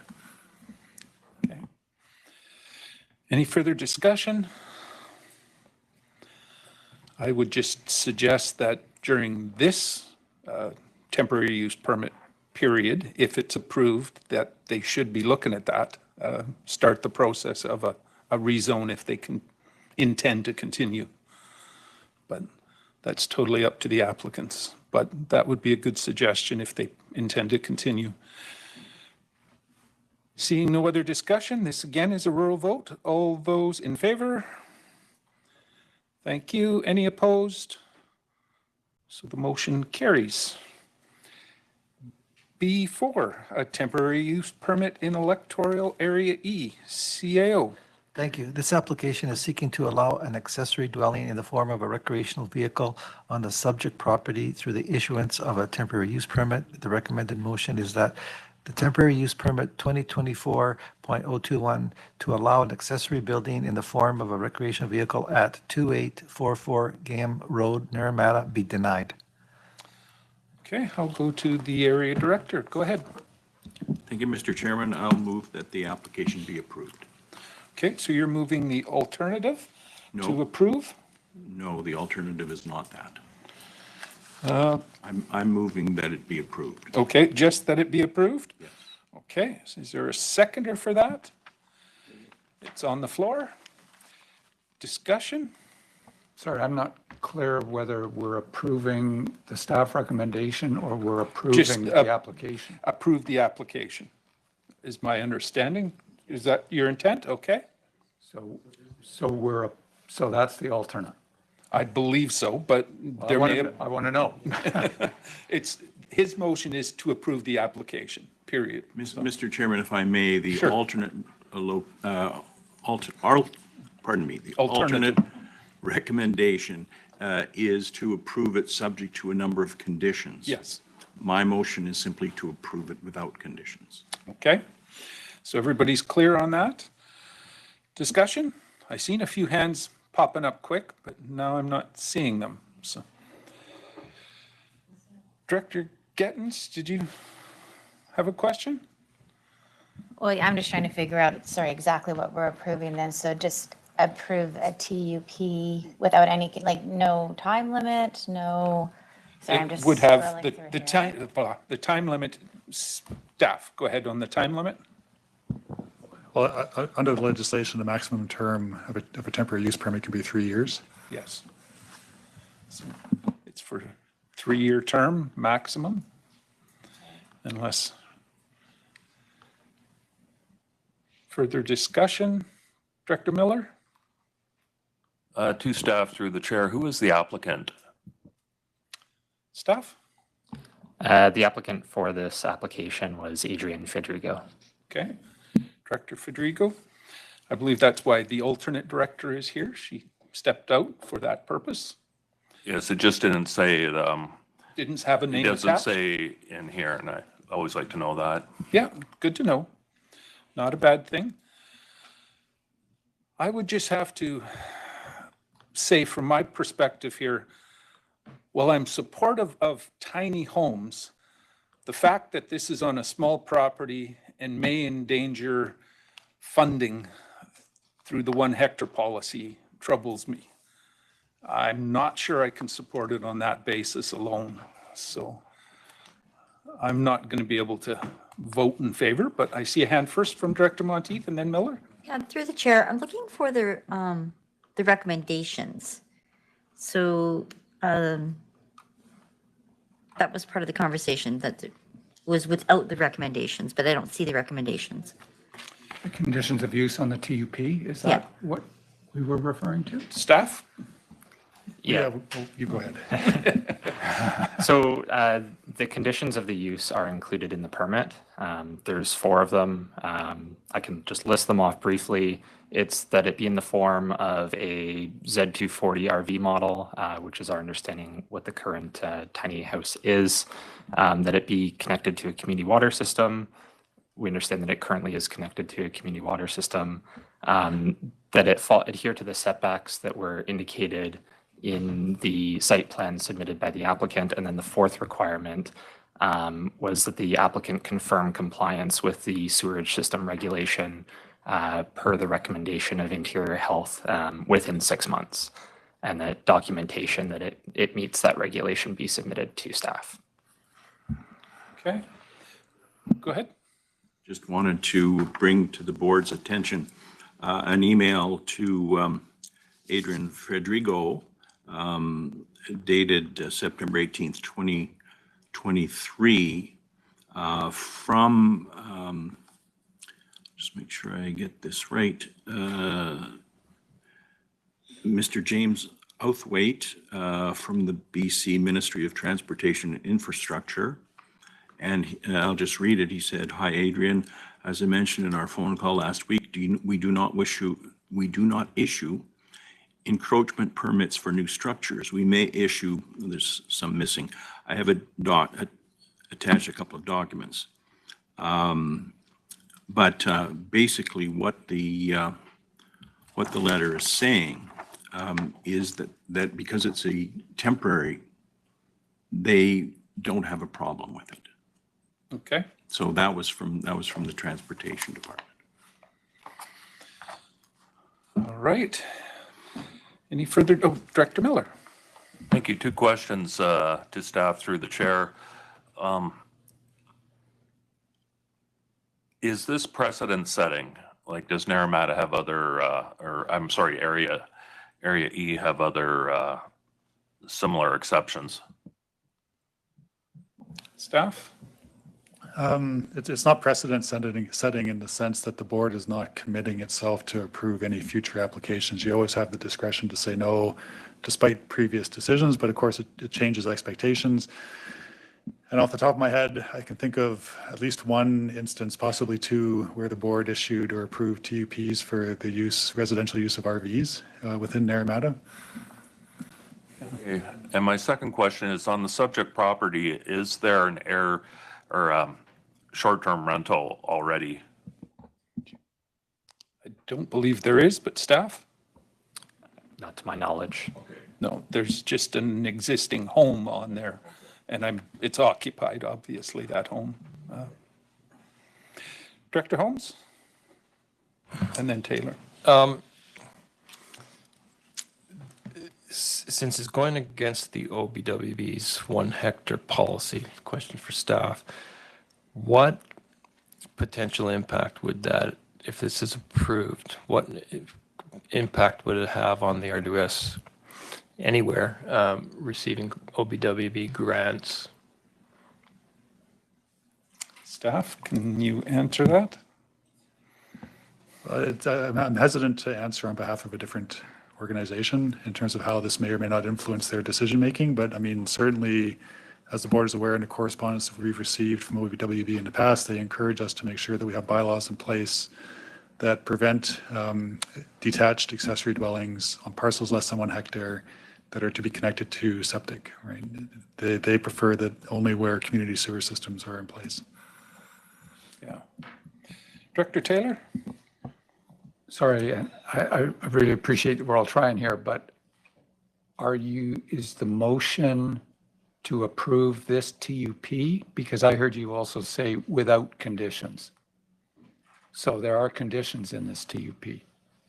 Sorry, I'm not that experienced on your procedures. Yeah, no, but, not at all. Basically, the recommendation of the administration is to deny the application. Then there's an alternate recommendation, which is to approve it, subject to certain conditions being met within 6 months, mostly around the sewer issue. And what I moved is that we just approve the application as it's been presented without conditions. So That's slightly different than the potential permit that was presented. Director Conans?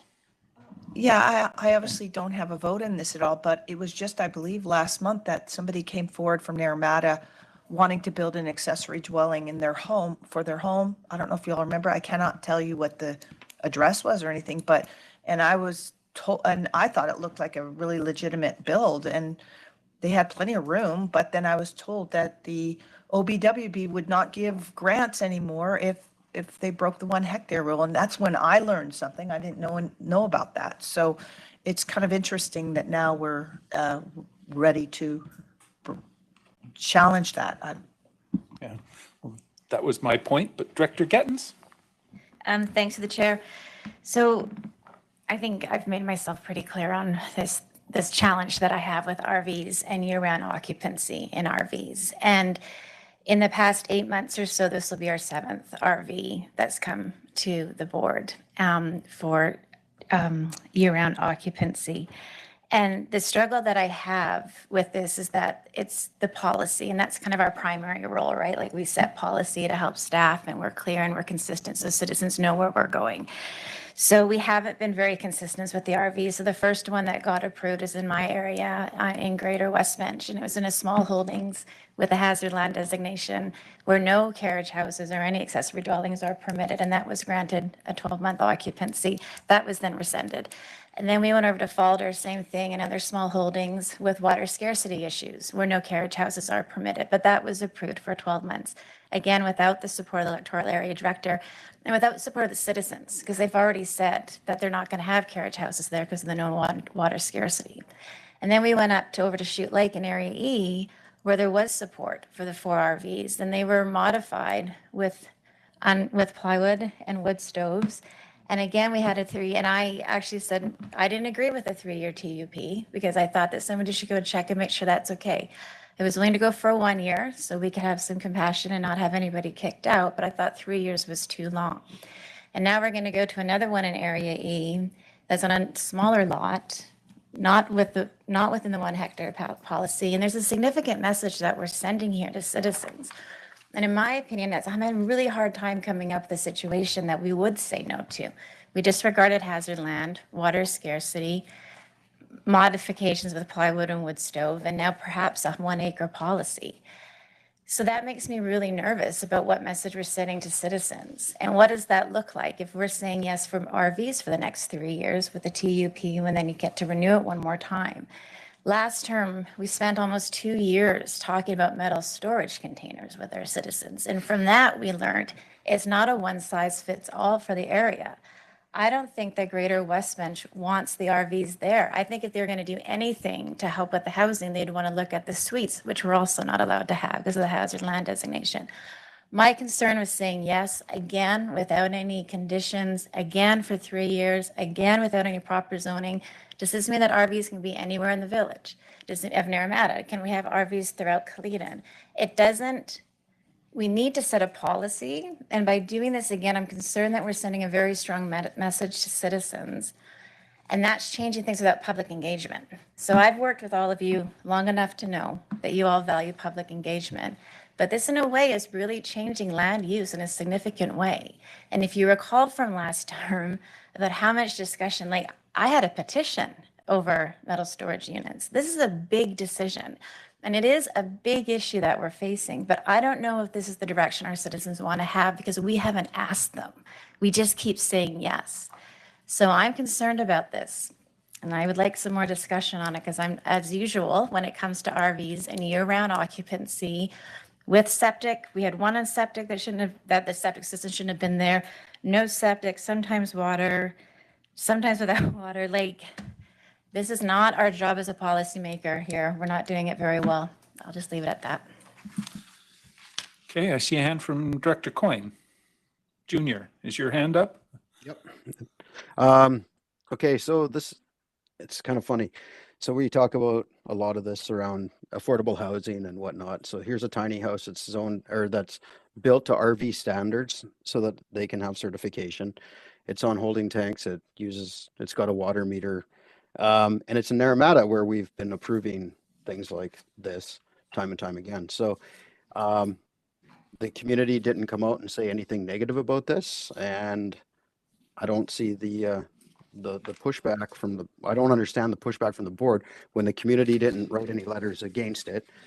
They are doing the best they can to find housing, and you know, it's not going to impact the septic system and all the rest of that stuff. So I'm just struggling with why the board is going against what Naramata has been doing on a consistent basis.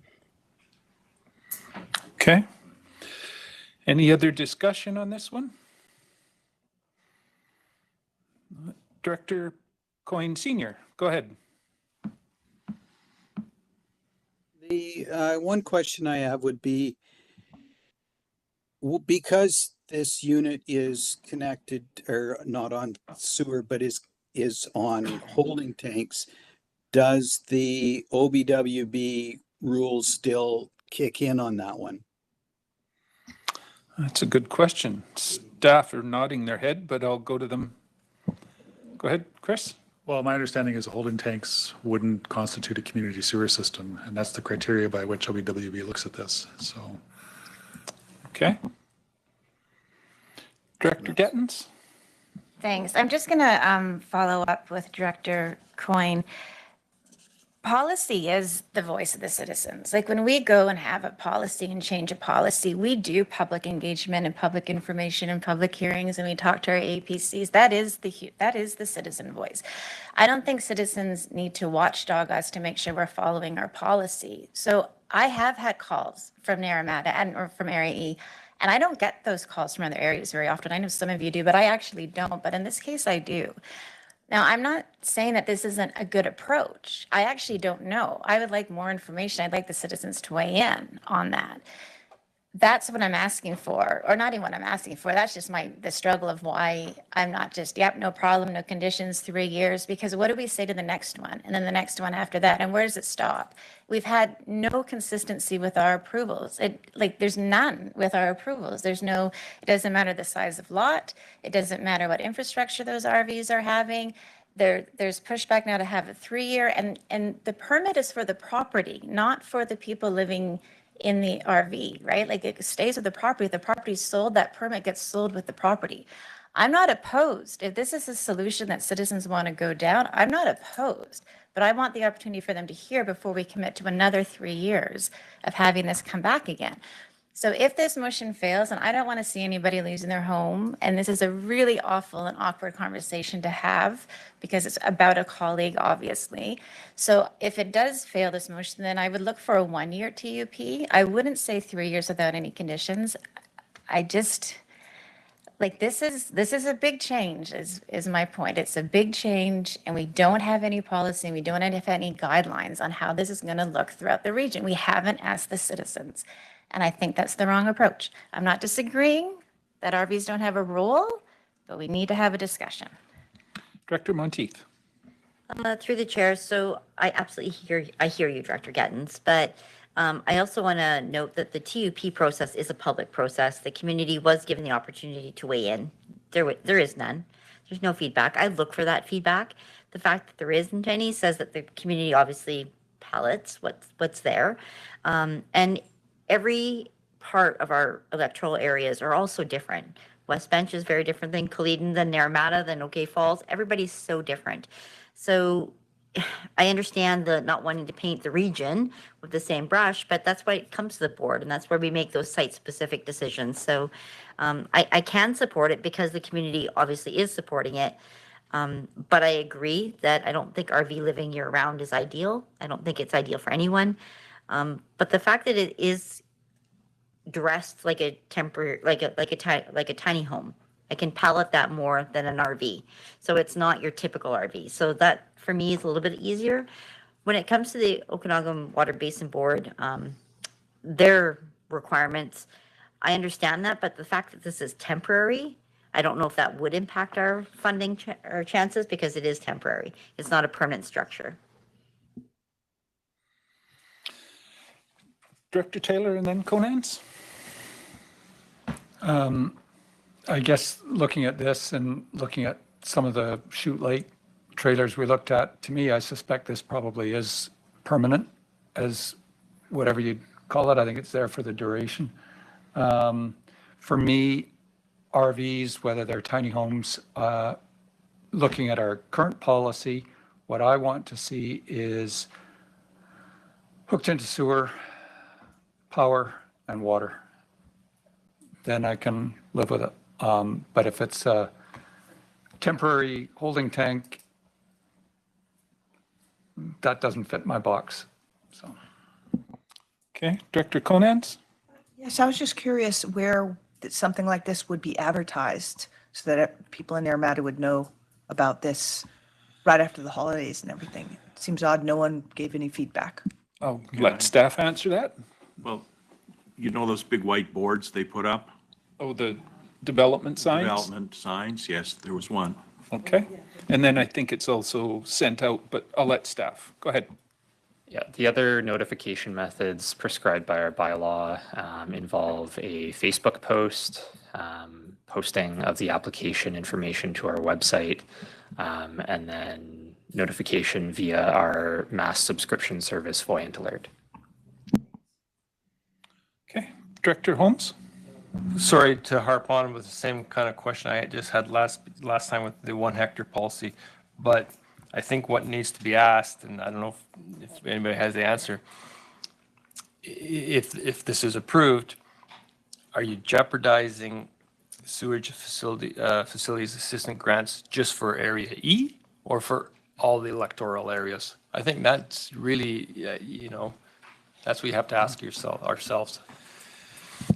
My understanding in the past is it's for the regional district, because it says all electoral areas should have in the Okanagan portion anyway, should have their bylaws amended to meet that 1 hectare policy. So 1 out is, I guess the only thing that comes to mind is it's possible, being as it's temporary, that might make it, but I'm not sure I'm prepared to take that risk. But Director Gettins, and then I see another hand. So this will be the last comment I had. I just want to make it really clear that I'm not opposed to RVs and coming up with a solution. And if this does fail, then I would be very open to having discussion with a smaller amount of time and then asking staff if we can move forward on this.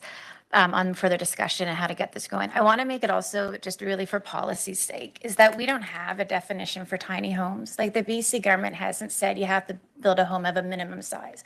You have to build a building code, but there's no definition for tiny homes. So accessory dwelling, RV, and tiny home, they're not interchangeable. They all have their own definitions. That's why policy matters. We have a definition of an RV, and the ones that I talked about, they're all RVs. Like you can cover them and everything like that, but they're still RVs. They're not a tiny home because they're cladded. They're still an RV because that's what their designation is.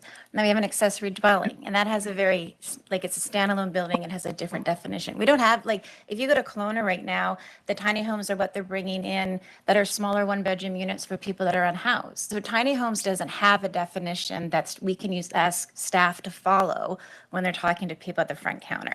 That's why we need a policy. So again, I'm not opposed to the RV. I'm not opposed to the role that RVs could play. I'm opposed to not checking in with the citizens. And I'm opposed to not having this clear definitions and the 1 hectare too. But it's tough. It's a tough one. Director McCordoff. Thank you very much. I just want to be clear that the OBWB is not coming up with these rules and regulations on their own. It is definitely, there was a lot of conversation about this. They even presented to us. It is a provincial regulation that they're following. And I just want to make sure, because it sounds like people are blaming the OBWB, and they're not. It should be, it's a provincial regulation that OBWB is following. Thanks. Director Miller. Sorry to drag this on, but to staff, through the chair, was this motor home occupied previously to the application? Because where I'm going is, I'm wondering if this was complaint driven when they said, well, there were no complaints lodged. Was somebody already living in there? Staff? Yes, there was. This application was initiated through bylaw enforcement. And is bylaw enforcement complaint driven? Yes. So there would have been a complaint then by somebody, correct? Yeah. So to say that nobody's opposed to it is inaccurate. There's at least one person that we know, or else they wouldn't have bothered to go to the effort to lodge a complaint. Seeing any other hands, I'm going to call the question. Again, this one is a rural vote. So all those in favor? Opposed? Directors Taylor, Gettins, Pendergraft. Motion carries. Down to B5, a temporary use permit in electoral area H. CAO. Thank you. This application is seeking to allow a vacation rental use on the subject property through the issuance of a temporary use permit for 1 season with the operational period of November 1st to February 1st and from June 1st to August 31st And the administrative recommendation is that the temporary use permit numbered H 2023.30 to allow vacation rental use at 155 Airstrip Road, Eastgate be approved. And staff's here to answer questions. Okay, I'll go to Director Coyne. Direction on this one? I would recommend the alternate recommendation to, or alternate motion to deny, please. Okay, so you're moving denial. Is there a seconder for that? This is a motion to deny. Okay, it's got a seconder. It's on the floor. Generally with that, we ask if the applicant is in the room or online and wants to address the board briefly. Is there someone online? If you could move them on so we can hear them, that would be perfect. Can you hear us? Hello? Hello. Hi. Can you hear us? Go ahead.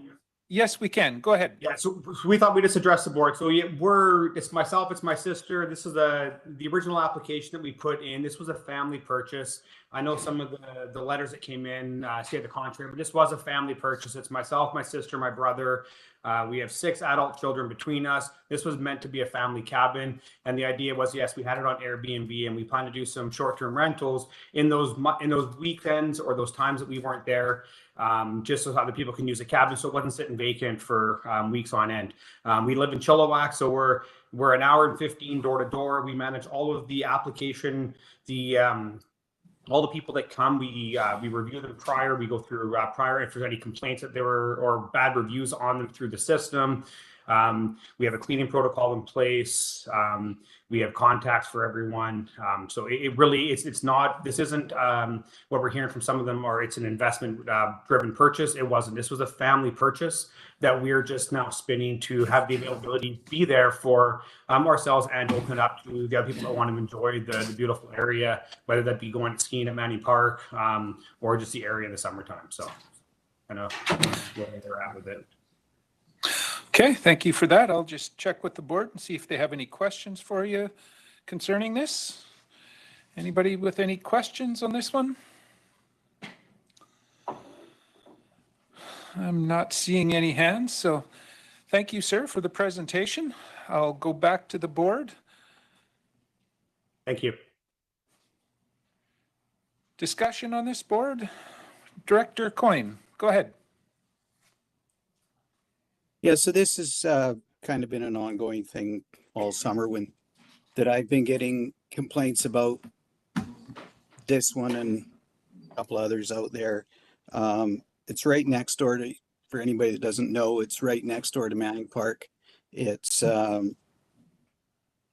very small community there that has no, they have a pseudo kind of, they have a fire department there, but it's not a real fire department. They just do deal with, they're set up to do grassland fires or wildland fires more so. They're not trained for building fires or anything like that. So there's not a real emergency services there is one of the concerns that keeps coming up. The fact that it's a very small community, and when you get new people coming in and wandering around through other people's yards and things like that, it's caused quite a bit of tension, I guess, for lack of a better word, within the community over the past summer. So I don't know if everybody was able to open the letters that came in their package. I couldn't on my computer. I was able to get to them on my phone. And so there was 4 against, 2 that listed a whole whack of complaints about things, but they never said whether they were for or against, and there was 2 in support of it. So there wasn't a big turnout for it. Now, I would love to just defer this, but I've been told that I can't do that until, because of whatever legislation that comes into place.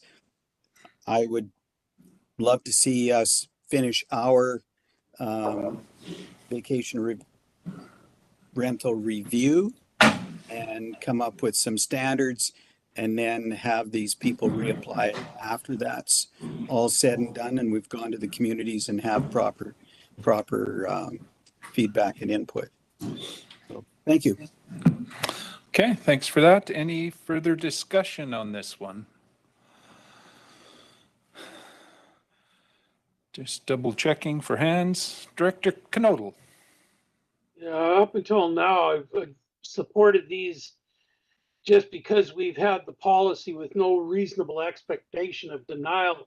But since the provincial government has waded into this, there is no longer that expectation that you're automatically granted the permit. And that's what's bothered me with these up until now. And I'm starting to see that these are very disruptive to the communities on a whole. But that expectation of acceptance, it has been in our policies in the past, but the provincial government has created a case where it isn't. So I'm inclined not to support this. Thank you. Okay. Any further discussion? Seeing no hands, again, this is a rural vote, and this is a motion to deny. All those in favor? Thank you. Any opposed? Director Bush opposes. Motion carries. B6, Official Community Plan and Zoning Amendment in Area I, CAO. Thank you. This application is seeking to amend the zoning of the subject property in order to allow for development of a duplex. And the recommended motion is that the Electoral Area I Official Community Plan Amendment Bylaw 2683.08 2023 and the Okanagan Valley Zoning Amendment Bylaw 2800.31 2023 be read a first, second, and third. A second and proceed to public hearing, and that the Board of Directors consider the process as outlined in this report from the Chief Administrative Officer dated January 18th, 2024 to be appropriate consultation for the purpose of Section 487 of the Local Government Act, and that in accordance with Section 477 of the Local Government Act, the Board of Directors has considered the amendment bylaw 2683.08 2023 in conjunction with the financial and applicable waste management plans, and that the holding of the public hearing be scheduled for the Regional District Board meeting of February 8th, 2024. And finally, and that staff give notice of the public hearing in accordance with the requirement of the Local Government Act. The staff is here to answer questions. Okay. Director Monteith. And through the chair, I'd like to make the administrative recommendation, please. Okay, moved and seconded. Discussion on this one? Seeing no hands. Again, a rural vote. I'll call the question. All in favor? Thank you. Any opposed? Motion carries. B7, an official community plan and zoning amendment in Area D, CAO. This application is seeking to amend the zoning of the subject property in order to facilitate a one-lot subdivision, and the administrative recommendation is that the Electoral Area D Official Community Plan Amendment Bylaw 2603.24 2023 and the Okanagan Valley Zone Amendment Bylaw 2800.30 2023 be read a third time. Staff is here to answer questions. Okay. Director Taylor. I'll move the administrative recommendation. Moved, seconded, thank you. Any discussion on this? Again, rural vote. All those in favor? Thank you. Any opposed? Motion carries. B8, Official Community Plan and Zoning Bylaw Amendment in Area H, CAO. This application is seeking to amend the zoning of the subject property in order to allow a one-lot and two remainder subdivision.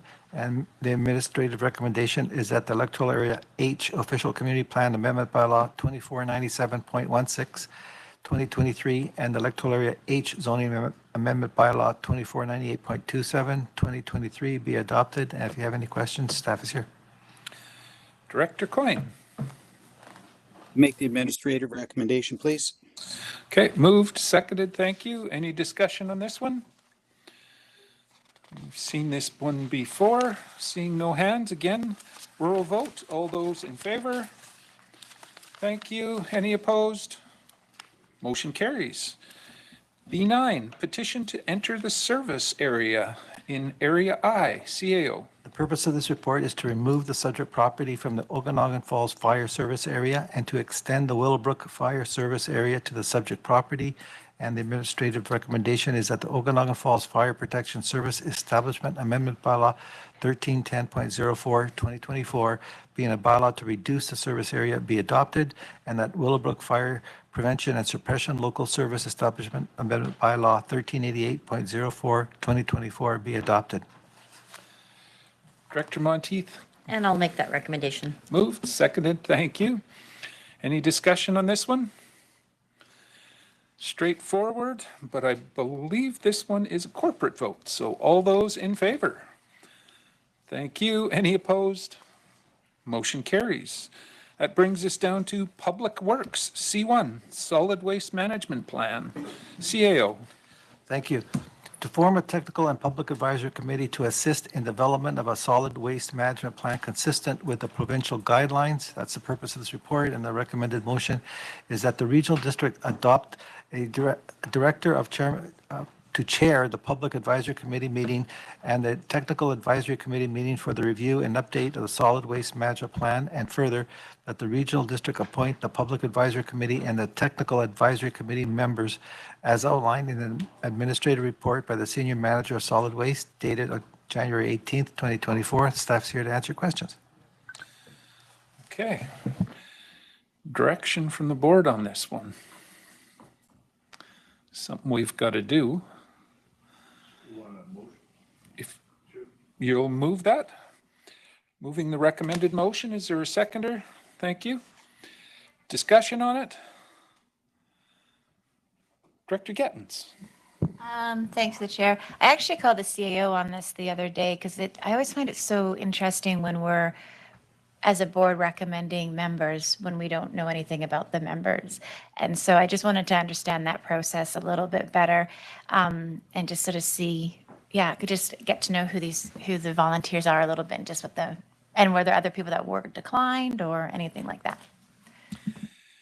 Can you fill us in?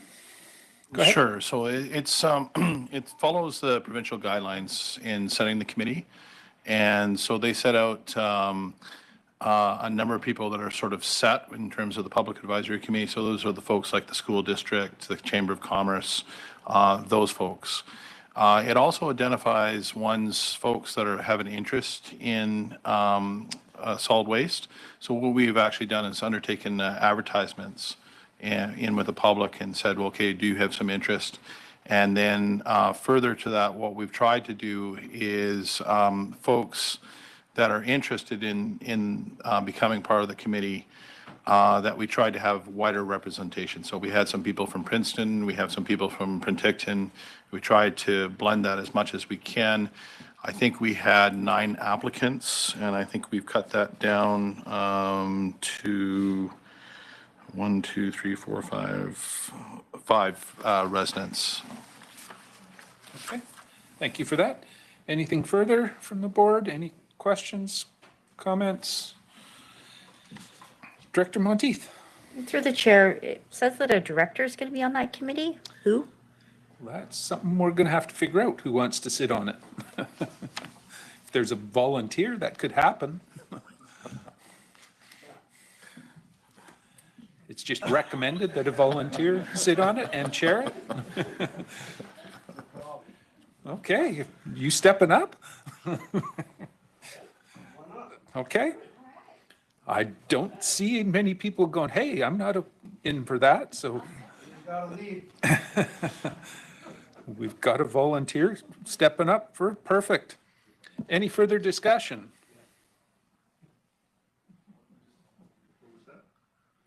Just any further discussion on this?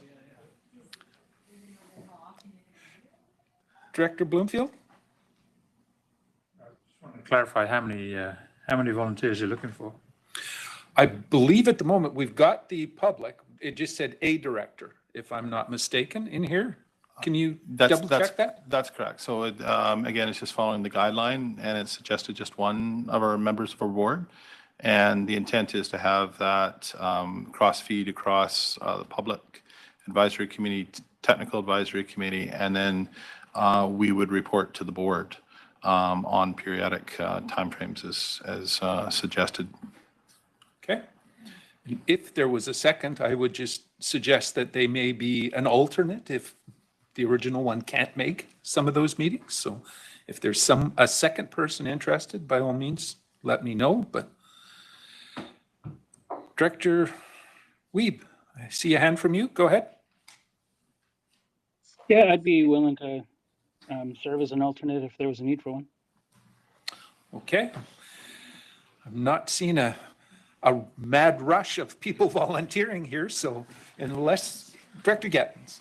I'm not going to volunteer, but I just wanted to say thank you to those that do, because I just want to make sure we recognize that this is a big project. It's one of the biggest projects we're going to have, and it's going to be quite a bit of work to be on this committee as well. And I just appreciate when people, no, sorry, I just wanted to appreciate and say thank you, and that this was actually like a really big honor, because it's a big thing. Okay, I'm going to stop now, but I just want to say thank you for volunteering. No, but it is worth mentioning that it's appreciated when we do have people step up. No, it's much appreciated. Seeing no further hands or discussion, I'll call the question again. Corporate, all those in favor?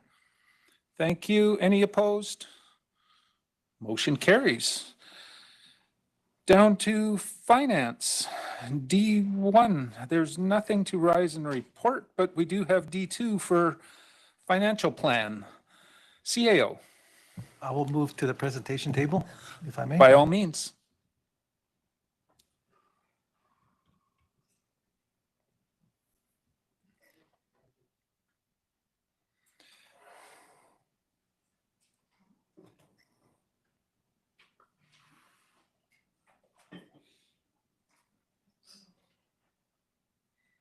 Whenever you're ready. Just waiting for the PowerPoint to come No up. problem.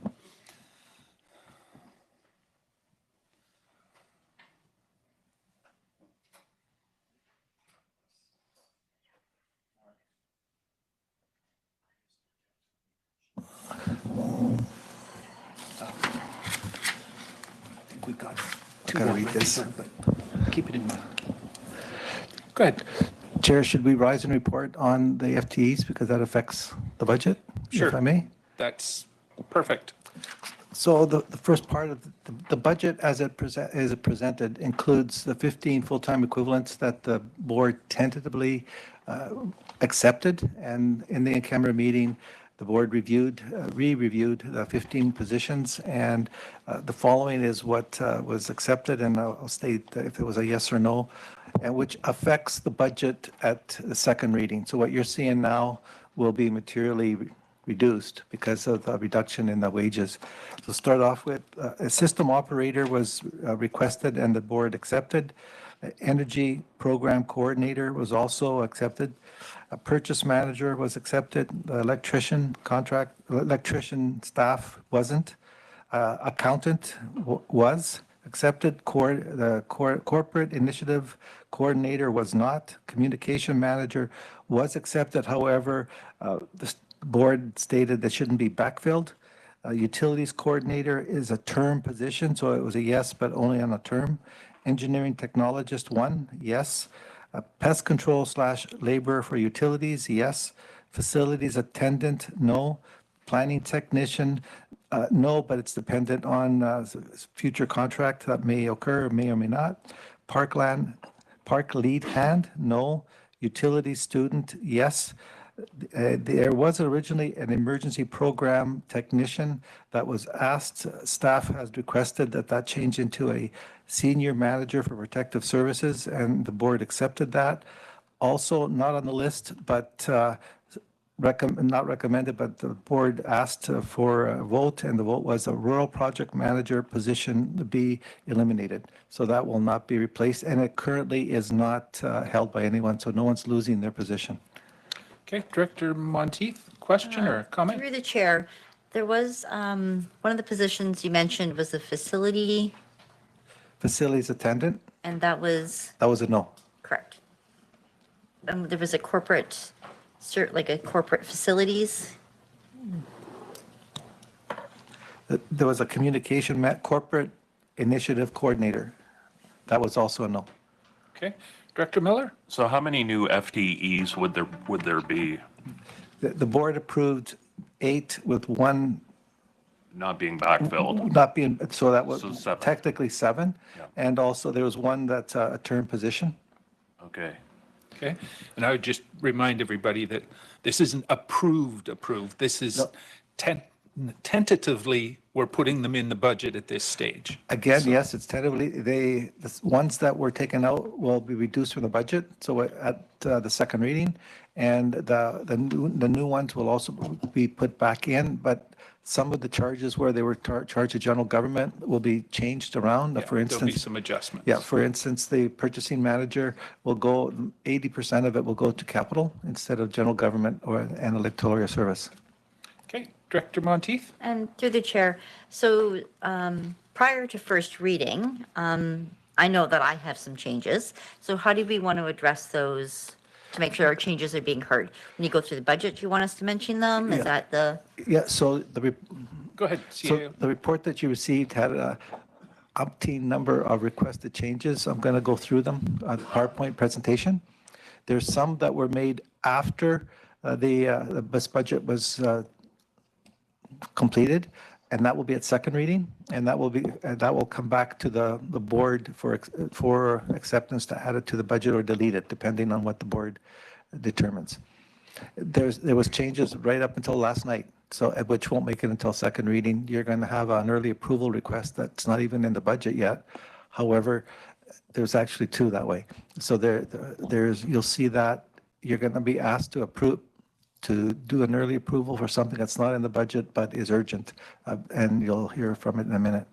Okay, Director Monteith? Through the chair, I just want to know process. So does the manager of that department have to make the proposal for it to be removed, or can we, what does that look like? CAO?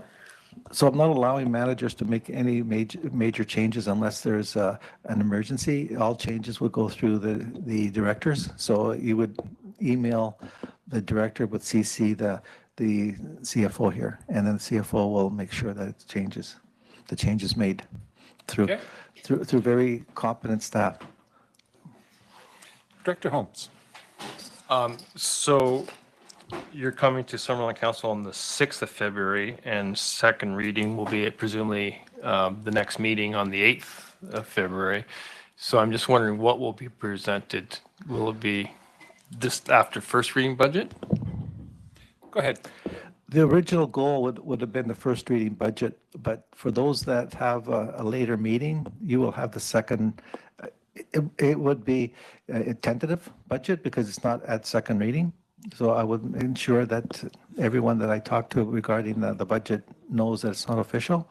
My first meeting is Saturday at Apex, so that is with the first reading. However, I'll be discussing that there's going to be some changes that will affect the budget. I have meetings set up with all municipalities, and for those electoral areas that want one, they're all set. And if somebody wants something that's later, I'm available. I will not say no. I'll always say yes. So the budget, for example, that you present to Summerland would have the changes that we just talked about in it? Correct, because it was completed. Yes. All the changes that you've asked for aren't automatic. They take a little bit of time, and it affects 1,000 pages. As you know, the budget is there's a lot to it, but it's doable. So you will get the second reading. Okay, you're okay with that, Director Holmes? Thought I seen another hand over here. Maybe not. Okay. Direction from the board on this one, or do we want to make a motion here, CAO? Recommendation? Well, so it goes to the second. Oh, technical difficulties. I think it's my fault. Oh, there we are. So, okay. So just very briefly, just want to talk about the 24-28 budget. Okay, you've reviewed the pre-budget on the 6th and the 14th. I'm looking at having it adopted by the 7th. By law, we have to do it by the 31st. Go. So the budget summary is stated, since the second workshop held on December 14th, there's been a large number of changes. Some of it is a philosophy change, and that's something that I did discuss with the board, in that philosophy has always been and should be for every single regional district in British Columbia that every service pays its own way. One service should not be subsidizing another. I am in the process of establishing that here in the regional district. From what I've seen is there's a few services that we're subsidizing others. My philosophy and regional districts should be is that, again, each service pays its own way, which resulted in some changes, and some of your municipalities have noticed it in your excessive extreme increase in taxes, while the regional district electoral areas haven't, because what was happening is electoral area admin was paying for wages that they shouldn't have been. They should have been going to services like the emergency 911 or emergency services. And by having that change, the emergency 911 and emergency services, everyone pays, but not everyone pays for electoral area admin, just the 9 electoral areas. So in some cases, you will see a negative on the electoral area admin. You would have seen that. But in other cases, under general government electoral area admin, you see an increase. So with that change, that increased it. And then what also increased your tax requisition is all of those FTEs that you originally changed, accepted tentatively, and now you tentatively reduced some, and that's going to reduce the tax requisition. There is an appendix to the report that you received, which is A and B. A lists the request changes made by directors after the pre-budget workshops. Appendix B lists the redistribution of wages so that wages are now charged to the direct account. So that's what I was just talking about. Appendix C, which lists the tentatively approved full-time equivalent, which now you've discussed, and that staff will be making the changes. So this here is a summary of your budget. It adds up as it stands right now at 86.1 million. However, 15.1 million of that are carry forward capital projects. So, and last year, the year before, 2023 is 19.6. Of the 49.3 million operational budget, 2.8 million is transfers to capital reserves and 1.5 million to operational reserves. So again, going back to the 49 million, 4.3 million is going into the bank for future capital projects, which is a transfer, comprises 8.383% of the operational budget is for future capital expenditures, and it will be regional district dollars at work. And that you're going to see that as a sign in a lot of capital projects as we do it. The board asked for a comparison over the last 4 years. Unfortunately, 2020 isn't available because it's not, I wasn't here then, so it wasn't available to do it this way. It would have been a lot more work here. We just pushed a button and there it is. So there's the comparison over the 4 years. 2024 will drop after the changes are made with the FTEs. Steady. Now, this is you've got a hard copy in front of you that you've got, these are the changes. So these are the changes that the directors, oh, sorry, I'm not even reading this. These are the material variances that have occurred in the budget. So I've identified anything that I saw that affects your budget. The very first one is general government. It's $300,000+. That is an increase to that services mostly because of the new tentative FTEs. So that will be reduced. There is a major change, increase in the emergency 911 for transfer to reserves. So that number I just quoted earlier, 100,000 of that is in 911, which you all pay based on assessment. And that is above what the normal transferred reserves is. So that's something that's, you can see that's a 19%. Again, where you see the word discretionary, that's something that the board may want to decide, no, let's not increase that 100,000. Later in the report, you're going to be asked to borrow money for that service. And that could be something that could be transferred from actual taxation to borrowing because it reduces the impact because now you're only paying on debt servicing over 10, 20 years, depending on the term of it. The next one here would be the emergency planning. So that is $274,000. And again, that's salaries that are charged mostly because of the new changes in the policy philosophy. So those are the major changes that affected your budget. There, one of the things in the middle that you see that's darked out where it says 188,000. Okay, so that is part of the redistribution that shouldn't have been in that account. It should have been in the either emergency 911 or the emergency planning. So that's just a summary of all the major changes in the budget from 2023 to 2024. Any questions on this? Okay. Go ahead. Thanks very much. I'm interested in the overpayment, I guess you could call it that, the overpayment from the rural districts for the 911. And is that the 188 or is that a subset of that? Okay, it's not an overpayment in 911. It's actually, it was subsidized. So it was underpayments. So where it should have been a higher amount, where all of the electoral areas should have been paid. That 188 is because, and again, it's a philosophy change that I'm not saying that anyone did anything wrong in the past. I'm just saying I strongly believe each service should pay its own, the same as water, sewer, cemetery. It should be on its own.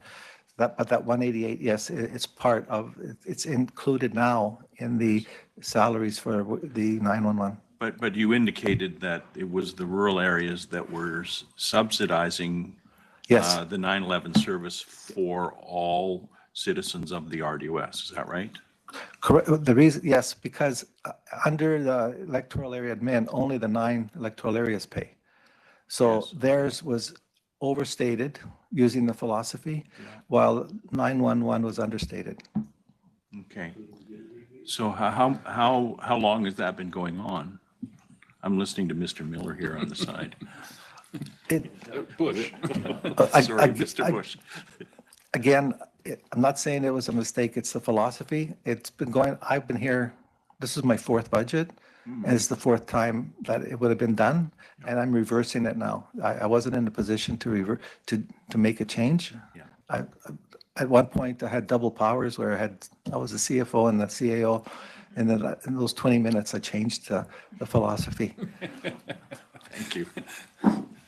Okay, any further questions or on this? I don't think I'm missing any hands online. No? There's another one too. Okay, next portion.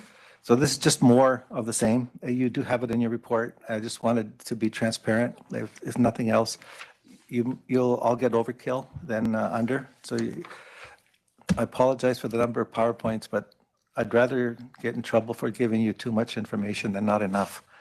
Go. Okay. So this is something that I thought would be interesting. It shows the graph and the dollars of what the impact is as the budget stands right now by looking at the property values. So each one of those, I know it's small, but you do have it in your own, the packages. It shows what the impact is by value and by participating area. And I'm not going to say it's 3 cups of coffee or anything like that. I don't believe in that. So keep going. Okay. Something new that I brought last year. This shows the taxation area, and this is essentially the more services you have, the more population you have, the more you're going to pay. So in this area here, it's by capita, and one of the first things I was asked by the previous CEO is, what is a better way to show what's the fairness and how much benefits each area is getting? Well, the best way is per capita. So and I'll use Penticton as an example, where Penticton may be the 3rd highest contributor to taxes and when I say Penticton, I'm Regional District Okanagan, Similkameen, Penticton residents. Penticton is the 2nd or 3rd highest. Per capita, it's the 3rd lowest. And just so that you notice, the Penticton Indian Band is at 0 right now because we don't have a contract, but we're very close to signing a contract with them. And at second reading, I hope to be able to put their amounts in there too. Okay. this is where it might hurt, because the budget change request is quite a few.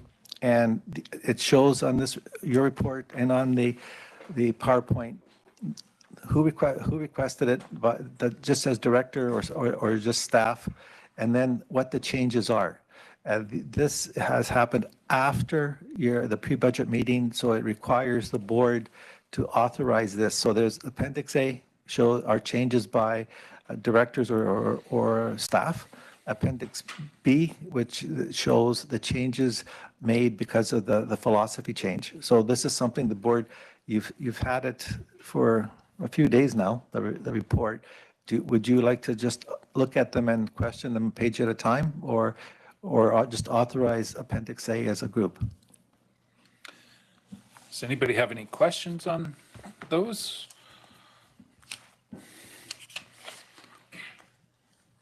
Looks like no hands, so I guess we're okay with it at the moment. So go to B then. Appendix B. Yes. I wasn't kidding about the number. I'm hoping that they'll be dramatically, well, you're going to get a small number with the wages changes for the staff, but not as much as this. There was a lot of changes. Okay, so wage distributions, wages have been redistributed so they're no longer subsidizing various services.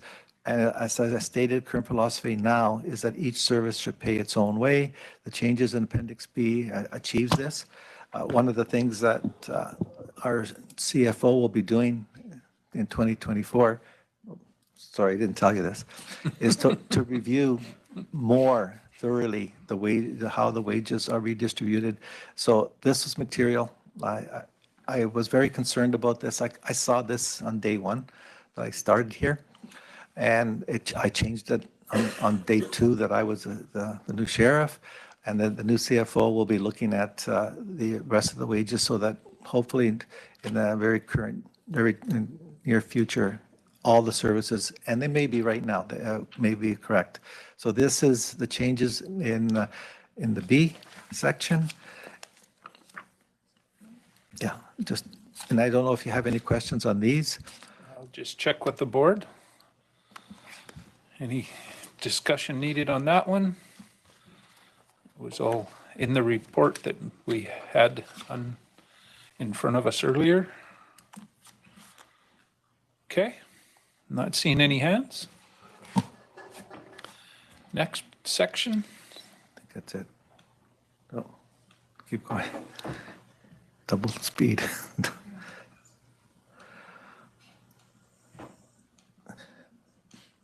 There was, just to state, there was a lot of work that staff and most of the support staff did. They were tremendous. Well, this wasn't, it looks like it's easy just with a bunch of numbers, but it took time to do this. Okay, so, go back. So you've had the budget. I know that some of your the tax roll, you've got a question first. Go ahead, Director Monteith. So through the chair, so one of the changes I wanted to make is in here as being a change in the opposite direction. So I guess, so specifically, I'm looking at the Cleveland Hotel and Park Development. It was asked for a debt to borrow 150,000, and I want to remove that. So Go back to it and see. page 12 for me. Page 12. Probably is on here too. So I guess I just wanted to see if I'm reading it right, that my request has been done already, or is that I need to bring that forward to the next meeting? Can you answer? Not seeing it there. That's, so that would be at the second reading. So this is the wage reallocation that you're looking at. Yeah. Does that make sense? This isn't the project portion, so. Yeah. Let me see what you're looking at. No, I'll go there. Yeah.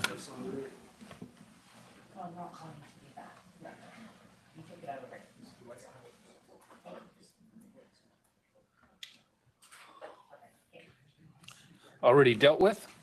Perfect. Okay. So if we can go back to the recommendation. So you've seen the tax requisitions. They are high. I acknowledge that. So, but one of the things that they're high is, first of all, because the subsidy is now gone. For Penticton and areas, I think 2 other areas, the increase in assessment increased materially. So for Penticton, for instance, your assessments increased 4.52% higher, where the average was 0.94. There was some electoral areas that dropped 3-4%. So their tax requisition, even if it was the same amount as last year, would have dropped. And the Penticton and the other areas would increase just because of the increase in the assessments. Non-market value, area B was the highest. Area E was second highest. Now, area B isn't as big as E, so the number of assessments would have been lower, but it would have been 5% just because of the size. For Naramata and area E, that was materially high. So that also took into account the increase in taxes. So a lot of times, your increase in taxes isn't just the budget, it's your share of the assessments for within the regional district. But for first reading, it's going to be major change as I stated, and for second reading. So the recommended motion is that the change requested as listed in Appendix 1 and 2 of the January 18th, 2024 RDOS 2024-28 5-year financial plan number 3053 2024 administrative report be approved, and that the board direct staff to adjust the budget for the second reading to reflect the FTE changes as directed by the board, and that bylaw 3053 2024 being a bylaw of the Regional District of Okanagan-Similkameen to adopt the 2024 to 28 5-year financial plan be read a first time. So this is only a first time, even though the taxes seem high, they're not going to be, I can't guarantee how much they're going to drop, but they will drop. But I will bring that at second reading with all your changes. And like I stated, you can change things right up until third reading. In the second year I was here, we changed it. You as a board changed it at third adoption. Okay, Director Gettins and then Taylor.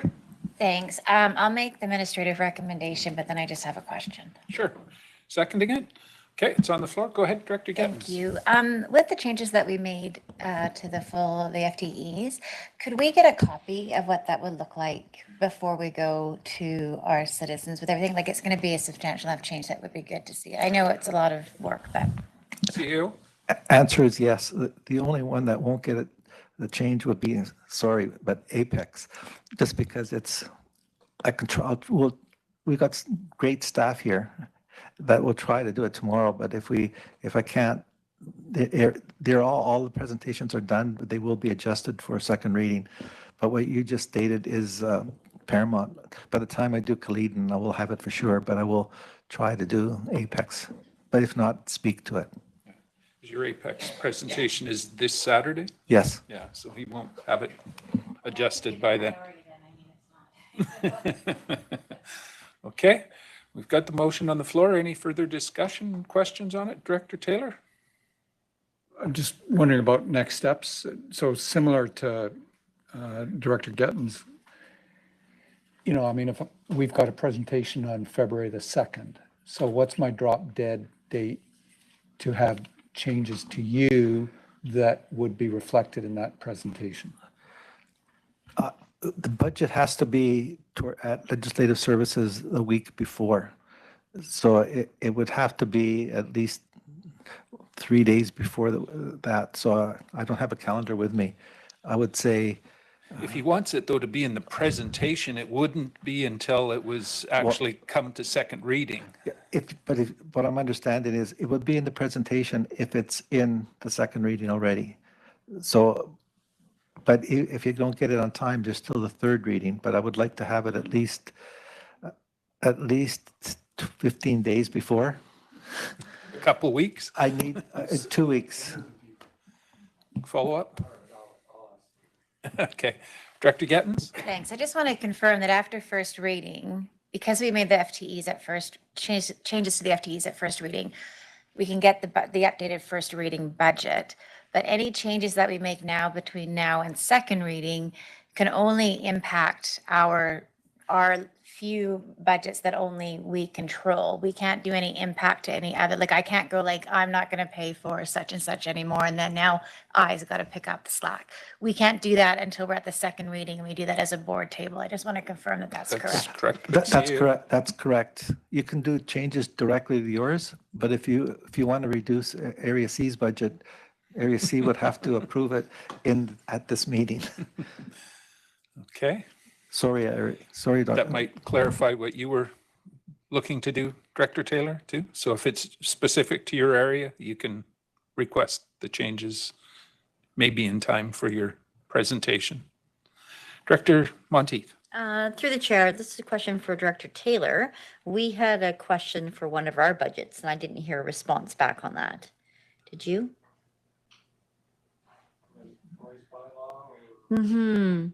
So we had a significant increase to our shared budget, which is something that I really want to work on getting rid of, so that we don't have these shared budgets, because we've had, when Area D and I split, the budgets and everything was supposed to change to reflect the division, but we're having multiple times now where we're having a shared service and one of us is driving the cost for the other. So this is an ongoing concern. Yeah, that's something we'll have to address later, but CAO?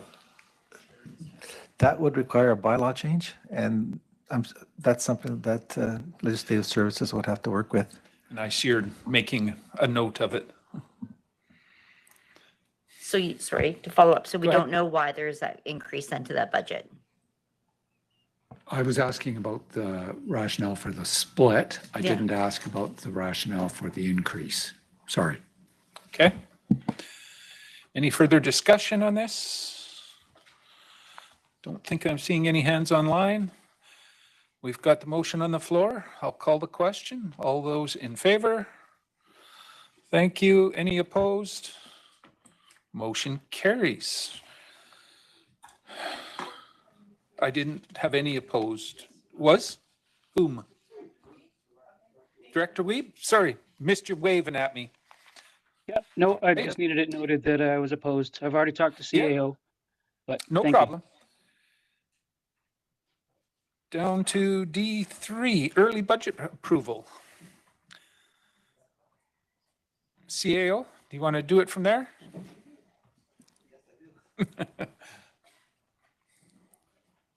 Yeah, back on the board. Go ahead. So wait for the PowerPoint, but while I'm waiting, it's common practice wherever I work anyway, that wherever there's efficiencies that we ask the board or council I used to work for to increase, to have an early approval. So to increase organizational efficiencies and anticipate that going out for early bids will result in a lower price and early delivery of vehicles and lower contract prices. There are some asks, and like I think I stated earlier, I got one as recently as last night. So there's 2 items on here that you haven't seen yet, but the first sections you will. So. Okay, so the first one is a Naramata raw water pump rebuild. It is in your budget, $110,000.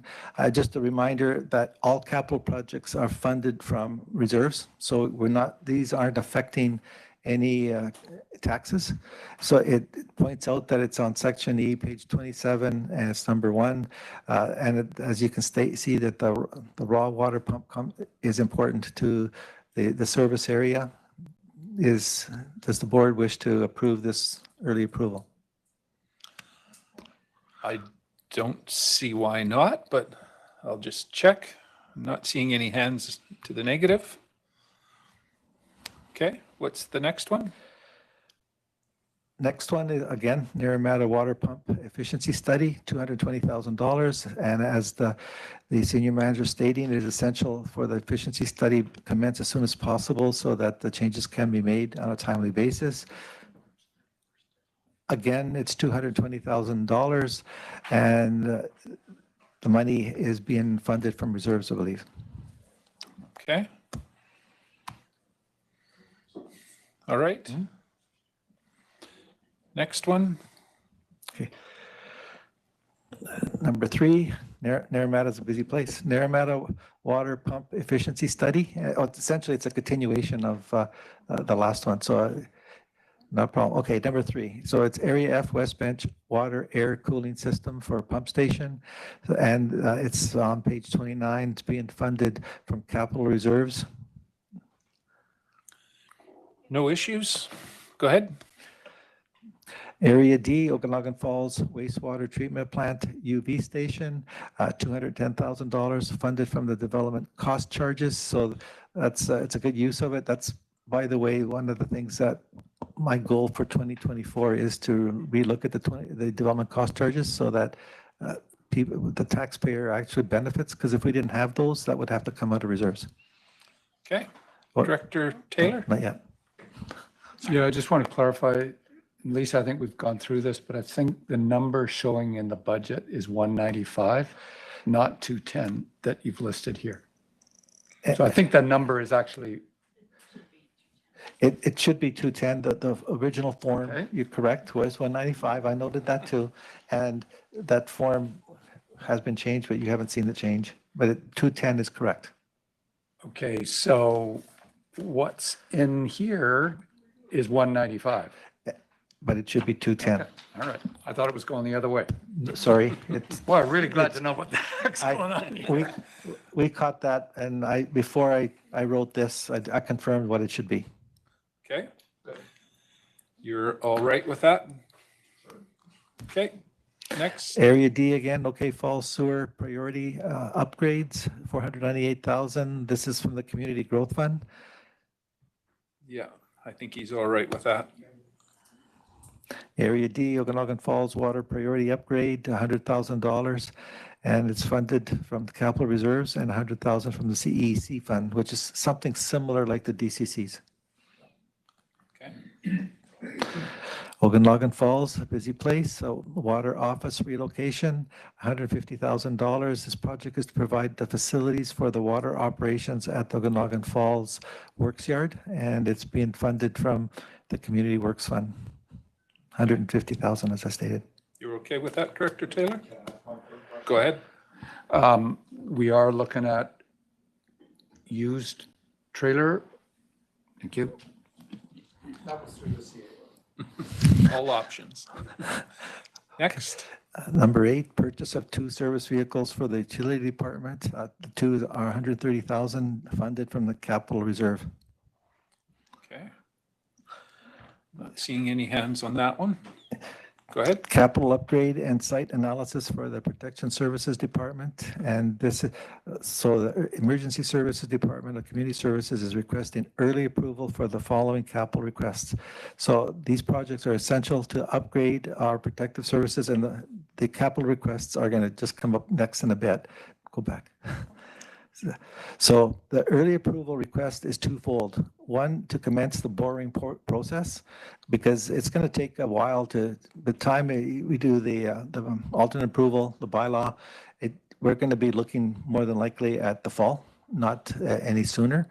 And if this is something that is urgent, what I would recommend is that we borrow internally to begin the project, and then we do the boring bylaw to repay our own internal debt. And the projects that are stated are in the budget. So these are the projects that have been requested.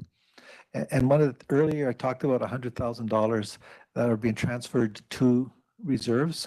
Well, this might be a way to reduce that 100,000, which reduces taxes, and add that 100,000 here, so that we can reduce the debt.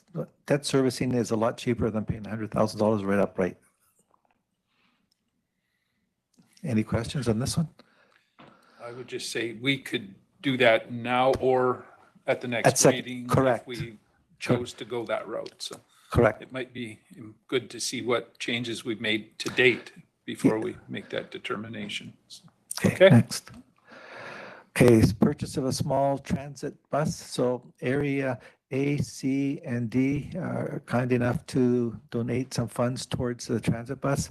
The Desert Sun Counseling and Resource Center is located at 762 Ferry Drive and is a nonprofit organization. And the 3 electoral areas are wanting to contribute funds so that they can purchase the bus. It does qualify for the gas tax because it's transit. If you click again. So this is continuation of the bus. So there's the $35,000 from area A and C, and area D is donating $27,500. So early approval would allow us, and because we want to do it in conjunction, helping the organization find the buses and get the best deal, so that they can start using it in the summertime. It would allow them to purchase it on a timely basis. Okay. Nope. Not seeing any. Okay, so I was over anxious on this one, and you'll see this one later on. It just submitted twice, and I wasn't aware of it. So let's quickly go past that one. Caramias and Area B and G, Similkameen Recreation Center exterior landscaping. So 75,000 capital reserves. Okay. Go.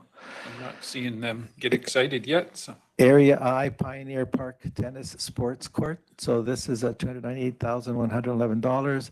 It is it's on page E, page 41, and it's early approval will allow it to be completed on an early basis. So community service construction tennis.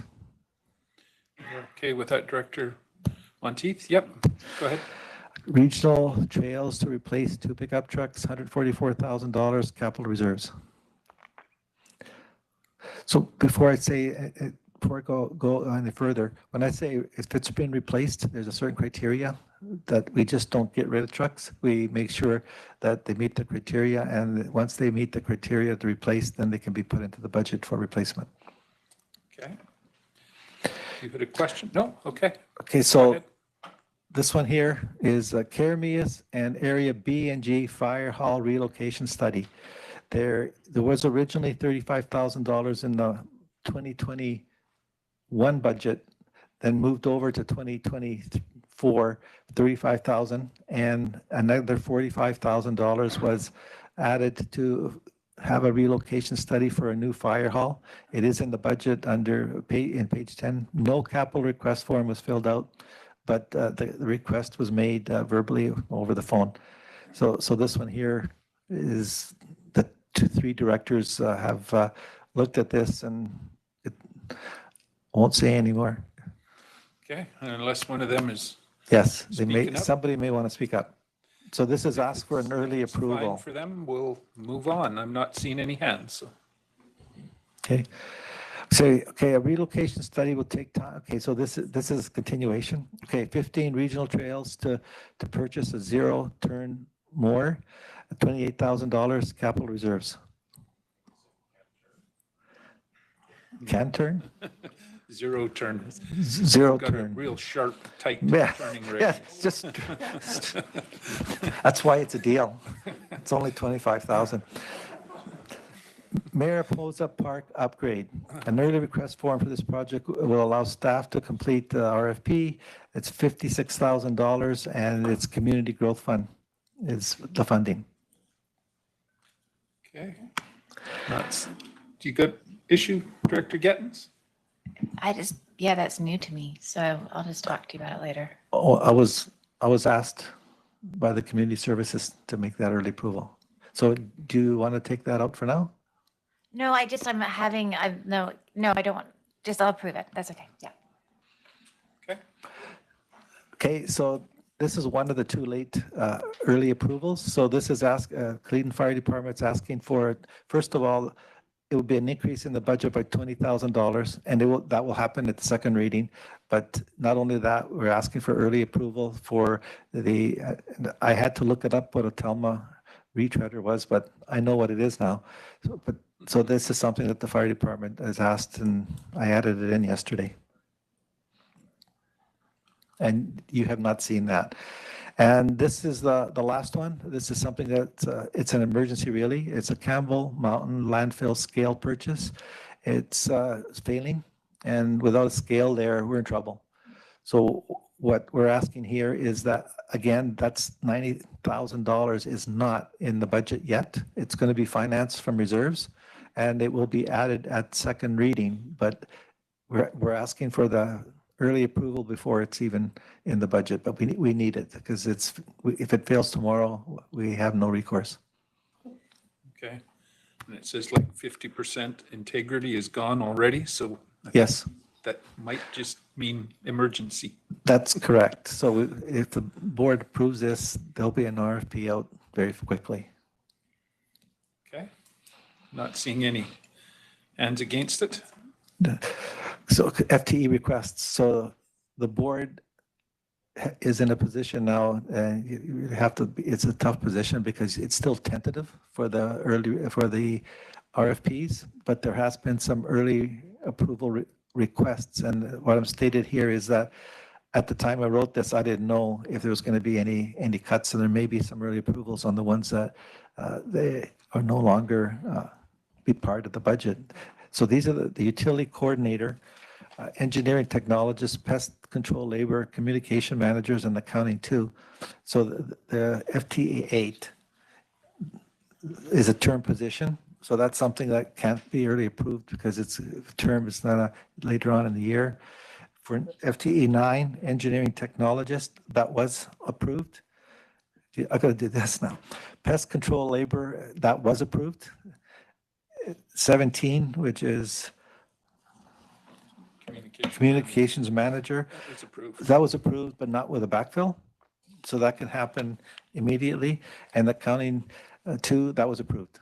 So that's the 0.5. So these ones here are at your discretion. What you're saying here is, if you're saying early approval for this now, you're not going to be able to take them out of the budget at second or third reading because the commitment was made and the positions will be posted. Okay, so that's worth noting. Yes. Now would be the time to. Can I just ask a question? Go ahead. Mr. Zafino, why don't you wait until the budget is finalized before posting the positions? Go ahead. These positions are deemed to be urgent, and that the staff, the senior managers would need these positions to achieve their goals. So the earlier that they're hired, the sooner that the work can start, whatever plans that they were for them. And in some cases, if the answer was no for them to be accepted, the work that they were going to plan to do would be eliminated or reduced. So what's the difference in time between approving them today and approving them at third reading of the budget? How much time will that be? The budget would be going for adoption March 7th or 6th, 7th. So we're talking a month and a half. And then there's some lead time with, you have the posting that goes with that. Okay, well, thank you. Okay. All right, not seeing any hands on that. So. Okay. So I understand, if you're going to approve all of these, is it with the FTEs or without the FTEs?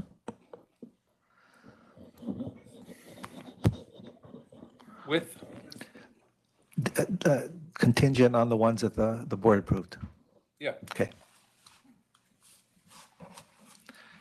And, okay, so the recommended motion is that the early approval request as contained in the January 18th, 2024 administrative report be approved by the Regional District of Okanagan-Similkameen Board as amended. Now, there was no amendments, but. Well, those two late ones, that would have been the ones you were thinking of. Yes. But, okay. Someone prepared to move that? Moved? Seconded? Thank you. Any more discussion on it? Not seeing any hands. Again, call the question. All in favor? Thank you. Any opposed? Motion carries. That brings us down to legislative services. Item E1, Olalla Local Community Commission Repeal Bylaw, CAO. You have a question? I did. Director Sorry, I was Monti? trying to get your attention Sure, about the budget. sorry. So I recall a conversation about the administrative charges and us looking at a service, like Okanagan Water Basin Board as an example, the administration charges for that service is $21,870 when all we do is collect the money from the province and write one check. Same with Okanagan Regional Library, the Film Commission, like there's several that we still have an extremely high administration charge for those services. And I know it's based on the service budget, but it just doesn't feel fair to just those services that are just sort of an in and out. I think that's something they plan on addressing, but I'll go to the CAO. You're correct. I did mention that we're going to be looking at a new way of doing administration. One of the biggest costs in your administration fee is IT. And I am recommending that for the boards to review is what would happen if we take the IT portion out of the administration and have its own line with a tier basis. So the services that you just mentioned, that would be the lowest tier. It is the lowest tier right now in the way that we do tier 5, but there will be, I'm looking probably at 10 tiers with these two services being like tier 10, where you have a nominal fee because there's still some. So that would change. However, so when I first came here, the one of the services that you just mentioned was $75,000. The year I did the change was materially low, but slowly they're all slowly creeping up. If you look at all the other services, your IT operational expenses are materially increasing just because of the way that we're being built. Licenses alone are over. It's going to be over. I know that licenses are over budget. Right now we had $320,000 for licenses alone, and it's going to go over because licensing fees we can't control, and we've increased the budget to reflect that. So I want to be fair. I talked earlier about services paying their own way. I think the fairest way is to change the way that we do the charges for IT. So the only way that I can change it is take it to the board and change the policy completely. And that will be coming to the board. Right now, I'm doing a little bit of juggling, but I know I can do it with a formula, and there will be something coming up. It'll be a what if, because you don't want to change it this year. You want to change it for 2025. But what I'll show you is this is the costs and min as it stands now, and this is how it can be in 2025. So it's not likely to affect this year's budget, but will in the future. Director Taylor. Just on that same vein, I've got one service, and on the capital side, I have no entries other than an admin charge, and that's it. So let's talk later because you're paying for somebody else. So we'll I do take get care of that, but you shouldn't. We'll talk later. Yeah. There's a few of those that need to be discussed, I'm sure. Okay, so let's move on to the Olala Community Commission repeal. CAO. Okay, thank you. The purpose of this report is to facilitate the dissolution process of the Olala Local Community Commission, and the recommended administration motion is that bylaw 2878 2019 Olala Local Community Commission repeal bylaw be adopted. I see staff here if you have any questions. Okay, I'll go to Director Roberts. Direction on this one? I'd like to follow the administrator's recommendation and thank them for all their hard work, because it's been a little bit of a process with the province, but the community was in support and the original commission people were in support, and happy to be towards a committee. Okay, so it's moved and I'm seeing seconders. Perfect. It's on the floor. Any further discussion on this? Not seeing any hands.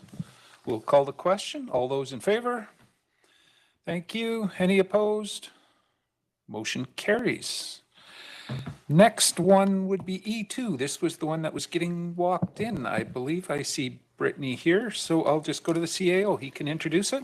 Well, not only will I introduce it, I'll wear this. You're getting this late. There's different factors with it, but there's a recommended motion for this. It's regarding the Emergency and Disaster Management Act. And the recommended motion is that the Board of Directors support the co-development, signing, and submission of the regional letter providing formal feedback on the recently adopted Emergency and Disaster Management Act and the proposed emergency management regulations for local authorities. I've got staff here to answer your questions, which, because you've got it late, I believe there should be some questions that you may have. Okay. Is there a brief rundown of what you can give us? Yeah, and I'll also take some onus on the breakdown of communication for bringing this to you. So I really apologize for the suddenness. Back on November 8th, there was a new legislation for emergency management passed here in British Columbia. As such, the province has given an opportunity for feedback from local authorities as to the new policies under the legislation, as well as feedback on the regulations, which have yet to be developed. So it's more about feedback saying what we would like to see coming out of the regulations. One of the formats of which we can give feedback is through written submission. The initial due date was December 31st. They did extend it to January 31st. It was decided at the CAO level to have everyone present at their local level to get support from their elected officials, as well as bringing this to the board's attention to gain support on providing a regional feedback letter in regards to this new Emergency Management Act.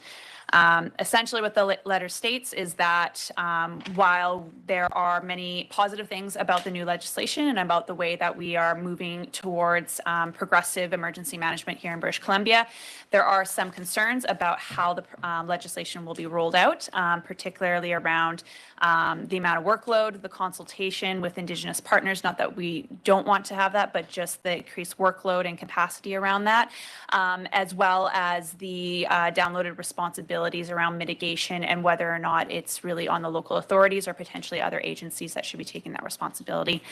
And with everything, with anything where there's an increase in workloads, there's always that question of funding and whether or not there will be provincial support behind that as well. So I did provide a copy of the letter to everyone so that they can have a read through.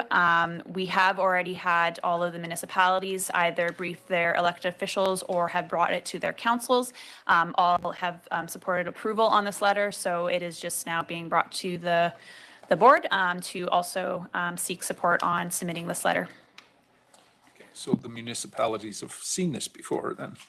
Correct, yes. Okay. I'm just wondering for the folks online, did they happen to get an email of this or not? Because they'll be kind of discussing us blind otherwise. I see a thumbs up from Director Roberts, so maybe they did. Did you have a hand up as well, Director Roberts?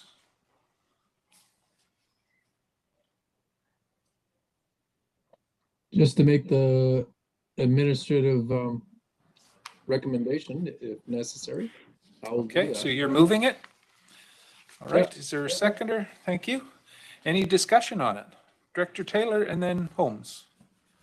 Yeah, through the chair to staff, I'm just wondering, a revamp of the disaster financial assistance regulation, isn't that part of a Fed-Prov agreement?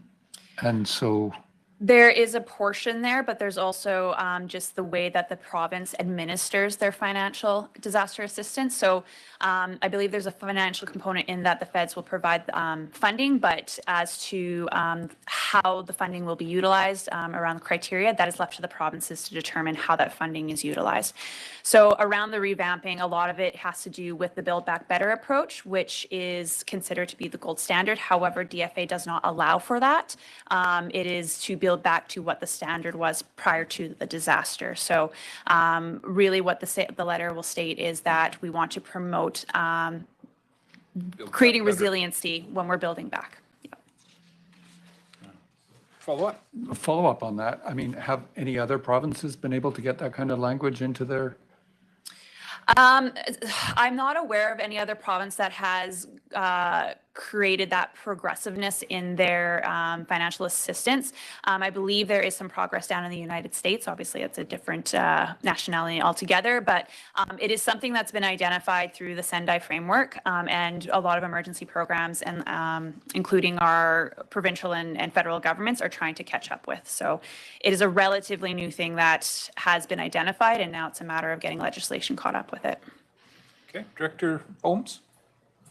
Yeah, thank you. Summerland Council approved this at our last meeting, as you know, and though we had a few not changes at all, but just a few things that we thought needed clarifying in the letter. And I don't know if those are passed on to you, and how do you can you incorporate those changes without changing everybody else's approval, or is you know what I mean? I think it depends on what those changes are. I know there have been other feedback from other municipalities just on some tweaking of language, but overall the general message is still there. Okay. Any further discussion? Not seeing any other hands. So again, this one would be a corporate vote, if I'm not mistaken. So we'll call the question. All those in favor? Thank you. Any opposed? Motion carries. Thank you. Thank you for that. That brings us down to CAO reports. Anything there, CAO? Just that the CPI for BC came out today and it's 3.9%, which means the weighted average for the 5-year rolling average, which the board adopted last year, is 3.34%. Okay. Thank you. Other business chair's report. The only thing I was going to report on was our meeting with the school board, but that we basically discussed earlier, so nothing new there. Director's motions. I know there was someone with a director's motion. Go ahead, Director Holmes. Yeah, thank you. I'd like to give a notice of motion that the RDOS provide a written submission to the Ministry of Energy, Mines and Low Carbon Innovation in opposition to a gravel mining operation application for 27410 Garnet Valley Road in Summerland. And I would like to ask the board if we could discuss this now. I know it's late, but the submission deadline is February 2nd. So I would ask if we could waive the notification period and talk about it now. Okay, so you're moving that, seconded. We'll take the vote on whether we deal with it now. So all those in favor? Thank you. Any opposed? Okay, do you want to give us a little? Yeah, thank you. There's many reasons for to oppose this, and many of them aren't really RDOS's concerns. For example, that the fact that it doesn't conform with Summerland's OCP probably isn't really a concern of the RDOS, even though I was quite surprised that the ministry can just decide approve any kind of gravel pit or mining operation within a municipal boundaries, even if it doesn't conform to our zoning or OCP. That was quite a surprise to me. Even though we do have resource extraction areas that in town, but the property does border Area F, and I think where it relates to the RDOS is some regional environmental impacts. That it is that area is the winter and spring habitat and birthing zone for mule deer, which are in decline. It's a habitat for mountain goats, which is blue listed, and it's critical habitat for the yellow-breasted chat, which is red listed. And with the support of the RDOS through the South Okanagan Conservation Fund, we provided funding to assist in the protection of the wildlife habitat in that area. So it would kind of undo the financial contribution that we've already made there. It's also an agricultural area, and it's the proposed location of the agricultural food hub, which the RDOS has supported and provide funding to. Tourism, major agritourism area. And finally, the Trail of the Okanagans, which is supported by every community in the Okanagan, from Osoyoos up to Sicamous. And that route through Garnet Valley is the only option for the trail to connect Summerland with Peachland. So, and it's a very narrow, winding road with blind corners that cannot accommodate both cyclists and heavy trucks. So there's a lot of regional interest in that area, and that's why, and there's a lot of opposition in our community, of course, but that's why I'm bringing this notice of motion forward to ask that the RDOS also makes a submission. Okay. I'm assuming that was moving it. So if he's a seconder, discussion, Director Roberts, are you hand up for discussion or was that second? Okay, it's on the floor.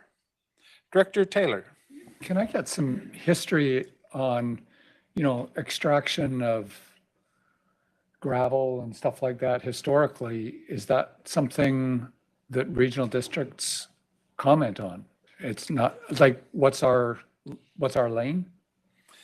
Well, historically, and this is just in my recollection, we've never gotten notification of a new mine coming into effect.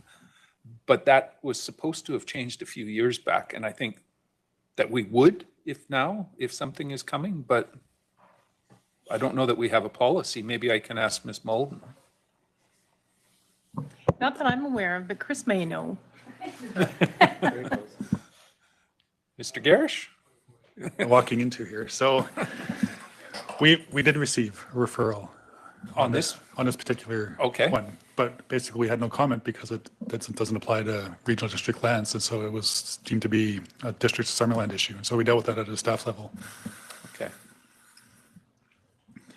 That's usually what happens when it's not affecting our zoning or OCP bylaws. So, Mr. Director Miller? But if it's a protected area for birds, those birds might fly over RDOS airspace. So I think in support of our member municipality, I think a letter's certainly the least we can do. Director Gettins. Yeah, thanks. I'd like to support it as well. Of course, I appreciate Summerland taking the ball and running with this one because it is quite close to RAF, and that road is not appropriate for industrial use at all. So I think that's the whole point of what we were talking about earlier with the hospital in Princeton. That our voice is strong when we're all together, and I think that if we align with Summerland generally, let's throw our weight behind it because it's not just about Summerland; it's about the region. Okay. I had Director Monteith. Did I see a hand from you? Okay, Director Roberts. Thank you, the chair. This is a quick question. Is this a part of an issue in regards to mining rights that have been ahead of a lot of our things? Like if somebody has a mining claim in any of our areas, that trumps kind of our own OCPs, et cetera. Just asking the question if anybody has an answer. Mr. Garish? Yeah, so the short answer is there's a few things that the province basically exempts local governments applying to, so agriculture, forestry, and mining. And so when mines issues and permits, the local government's land use bylaws cease to apply. And so if the board recalls, we saw that when we were looking at ESDPs, the driving force for loss of ESDPs tends to be provincial policy around farming, forestry, and mining, and highway upgrades, so. Okay. All right. We've got a motion on the floor. We're ready to vote on it. I'll call the question. All those in favor? Thank you. Any opposed? Motion carries. And I would just ask that maybe Summerland could share with our CAO and staff what they were writing so we can kind of not necessarily copy, but keep it in the same vein. All right, any other director's motions? Seeing none, down to board members' verbal updates. Anything from your areas that you want to update us on? Nothing there. Board representations, nothing from MFA. That doesn't happen till March. Municipal Finance Insurance, or Municipal Insurance Association, nothing there. OBWB, Director McCordoff, anything to report? Yes, I do. We didn't have a meeting this month, but you will notice, certainly the mayors will, and lots of other people, that we have sent a letter to the federal government today. There's going to be, some of you may have got it because it's just gone out. There's also a news release on this, which caused some concern. The concern is that the moratorium on provincial or on out of province watercraft entering BC is something that we recommended. However, in the letter that I got from the provincial government today, they said that You froze on us. adding resources to the border in terms of jurisdiction. It's unfortunate that we've had to respond to that and try and make sure that that they get the message that this is really concerning. So you will get that letter. It will be out. So, and there's also the news release today. Okay, thanks. All right. Your internet or response back was a little bit garbled, but we'll be able to pick it up when we get the letter. So connection was bad. Film Commission, Director Coyne, anything there? I see him shaking his head no. Okanagan Regional Library, anything there, Director Monteith? Another no. Sterile insect release, Director Bush? Nothing. Simia, Director Knodel, anything there? Quiet on that front. Starling Control? Nothing there. Etsy BC, anything there, Director Johansson? I have something that will have to Director Johansson. Go ahead. Go ahead. You go ahead, Director McCordoff. Okay. He says. I wasn't sure. We had a meeting in December and I wasn't sure whether it had been reported to the board that the fall funding of $522,250 had been approved for 27 projects.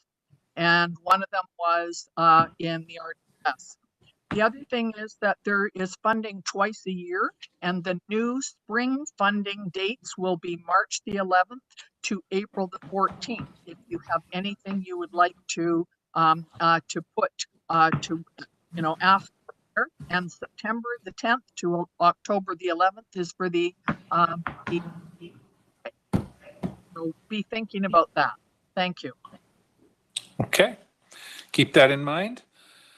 I believe that covers it all.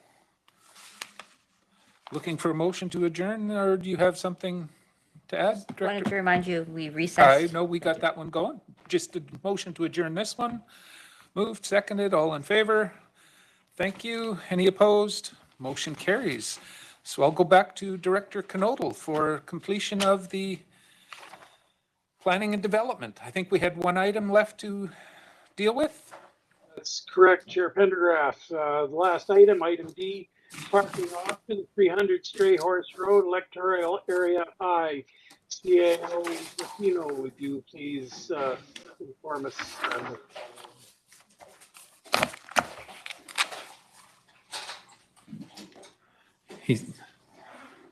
He's just finding it. It was back away.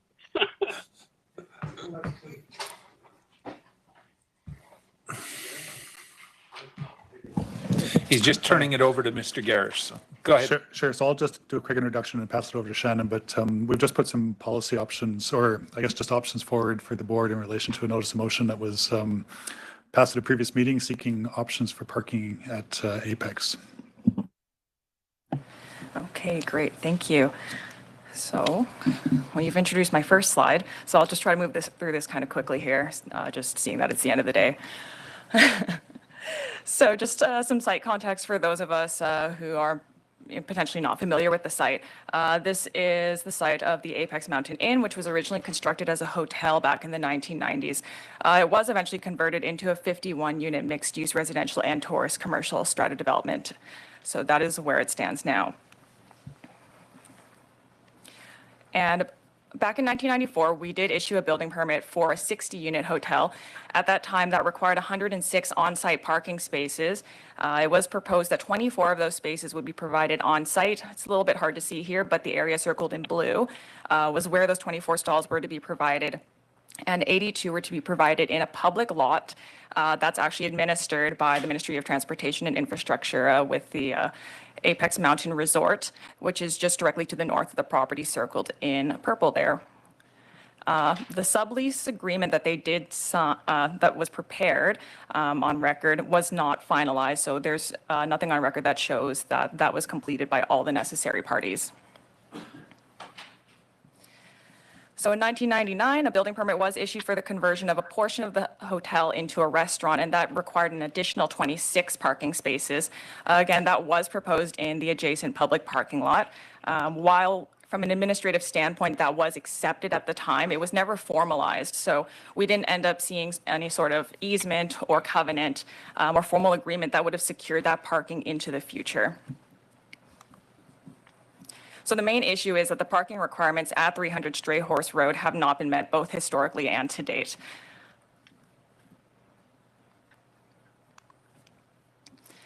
The board may recall a previous development variance permit application that came in just last May, which requested a variance to reduce the off-street parking requirements from 1.75 spaces per dwelling unit to 0, specifically for Strata Lot 52, I believe. The purpose of this was to convert a portion of the lobby into a new one-bedroom dwelling unit.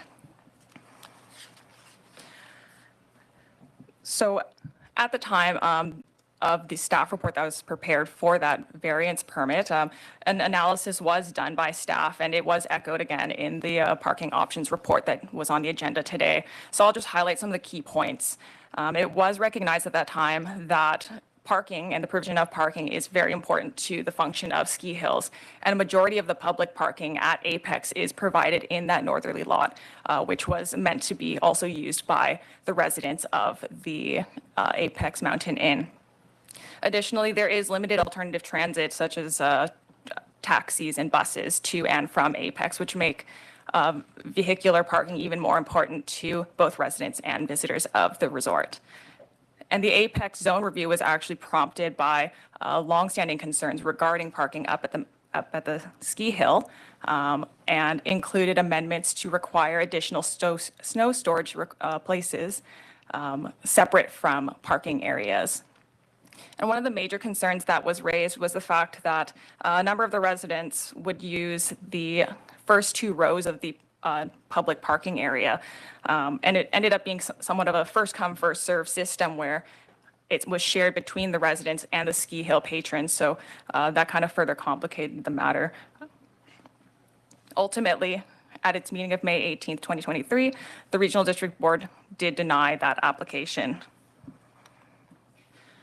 So as you can understand, it presents quite a challenge when we understand that there are owners of non-residential units within that building who wish to convert their units into residential buildings, because that triggers additional parking requirements.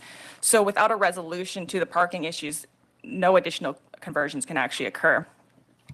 And with that in mind, we're bringing forward 3 different options. So the first of which being to maintain the status quo, the second being a variety of reduction options to those parking requirements, and lastly, to undertake a parking strategy for Apex, and I'll just dive into these a bit more in the next few slides.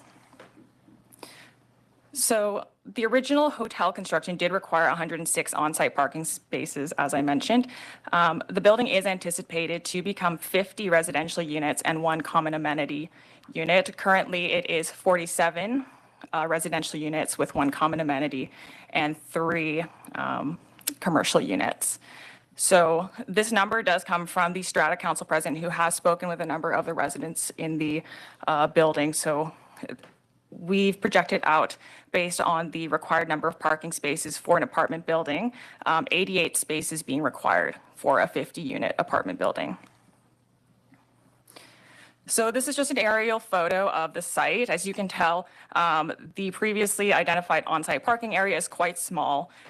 There are a number of limiting factors really on this site that would present a challenge with respect to providing the required parking, namely the retaining walls that you can see up to, this is actually the south, it's facing south. So you can see there's a number of retaining walls that have been constructed which really limit the available area on site to provide additional parking. And we do also understand, having gotten correspondence from the Strata Council President, that the parking area, which is shown here, is also partially used by the Apex Mountain Resort for snow storage as well. So one of the primary implications of this option is that, just understanding the limiting factors on site, the parking spaces required under this option would need to be provided through a shared parking agreement. That would be between the province and Apex Mountain Resort, as was previously proposed back in the 1990s.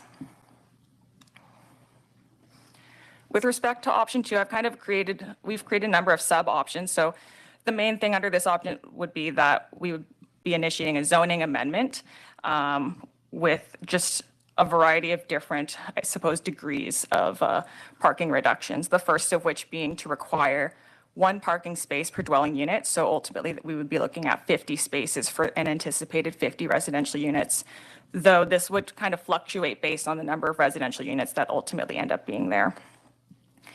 Sub-option B would be to require the original 24 on-site parking spaces, which was already proposed back in 1994 when the hotel building permit was issued. And the last option would be to eliminate off-street parking requirements entirely. And this was identified as the preferred option by the Strata Council President.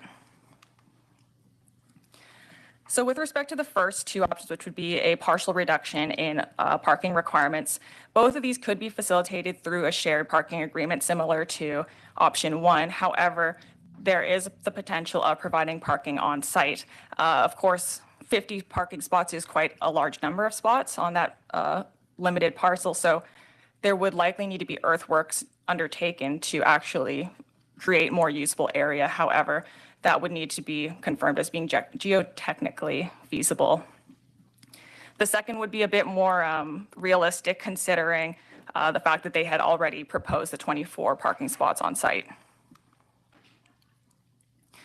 Another consideration that should be taken in mind is that the Apex Mountain Village zoning does stipulate that parcels with 4 or more outdoor parking spaces provide an additional area which is equal to 25% of the required parking area for on-site snow storage. So any reduction in parking area would actually equate to a reduction in the minimum area that's required to be provided for on-site snow storage in accordance with the current zoning. And subsequently, an elimination of parking requirements would equal an elimination of snow storage requirements, which we know to be a challenge at the resort. Additionally, another concern that was raised was that a reduction or elimination of parking could also result in spillover use of the public parking lots by the residents. And we kind of see this as the use of public facilities to support private residential uses, which can be a bit concerning, particularly as it could negatively impact the enjoyment by the public of the resort. And I've just included a picture of one of the busier days at Apex. So the last option would be to undertake a parking strategy for Apex. The electoral area IOCP bylaw does contain policy currently which supports the preparation of a parking strategy for the resort area. So this option would effectively be the implementation of that policy. One of the things that we did want to flag, however, is that if the board chose to undertake the strategy, it wouldn't necessarily resolve the concerns related to 300 Stray Horse Road currently.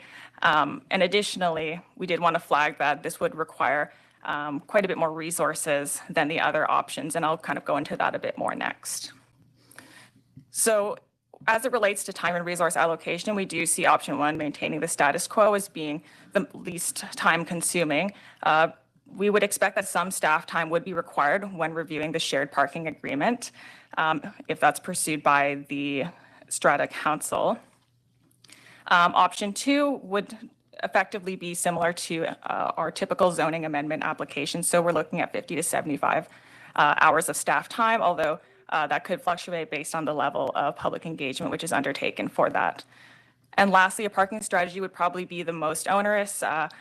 just given that it is a fairly large scope, this is something that the board would need to take in consideration from a budget perspective, just because we would have to acquire the services of a specialized planning consultant who has experience in traffic management. And it would also require additional coordination and collaboration with the province, the resort, as well as Penticton Indian Band. So this would most likely end up being a project for 2025 or 2026. So with that all in mind, our recommendation is option 1, that the property at 300 Stray Horse Road in Apex be required to provide on-site vehicle parking spaces in accordance with the requirements of the Okanagan Valley zoning bylaw. And I'm happy to answer any questions.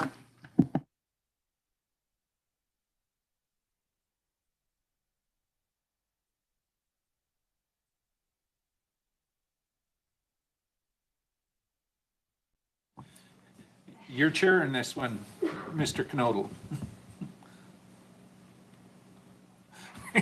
He forgot.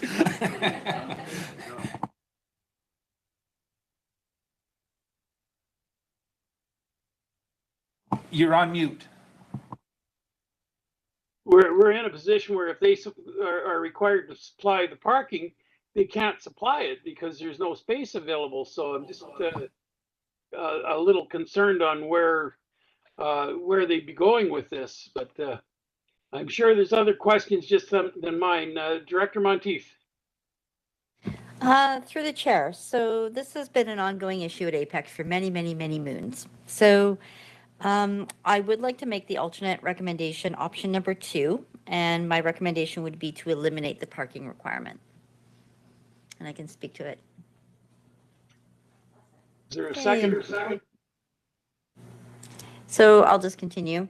So the resort and the strata have a healthy arrangement. As mentioned by staff, the resorts actually store the snow on the strata parking area. So they work together. And I spoke to the resort to engage a parking strategy for land that's not ours and it belongs to the resort and it's crown land. It's very complicated. So it's working as is. 47 units have been able to convert to residential. We've got 3 left.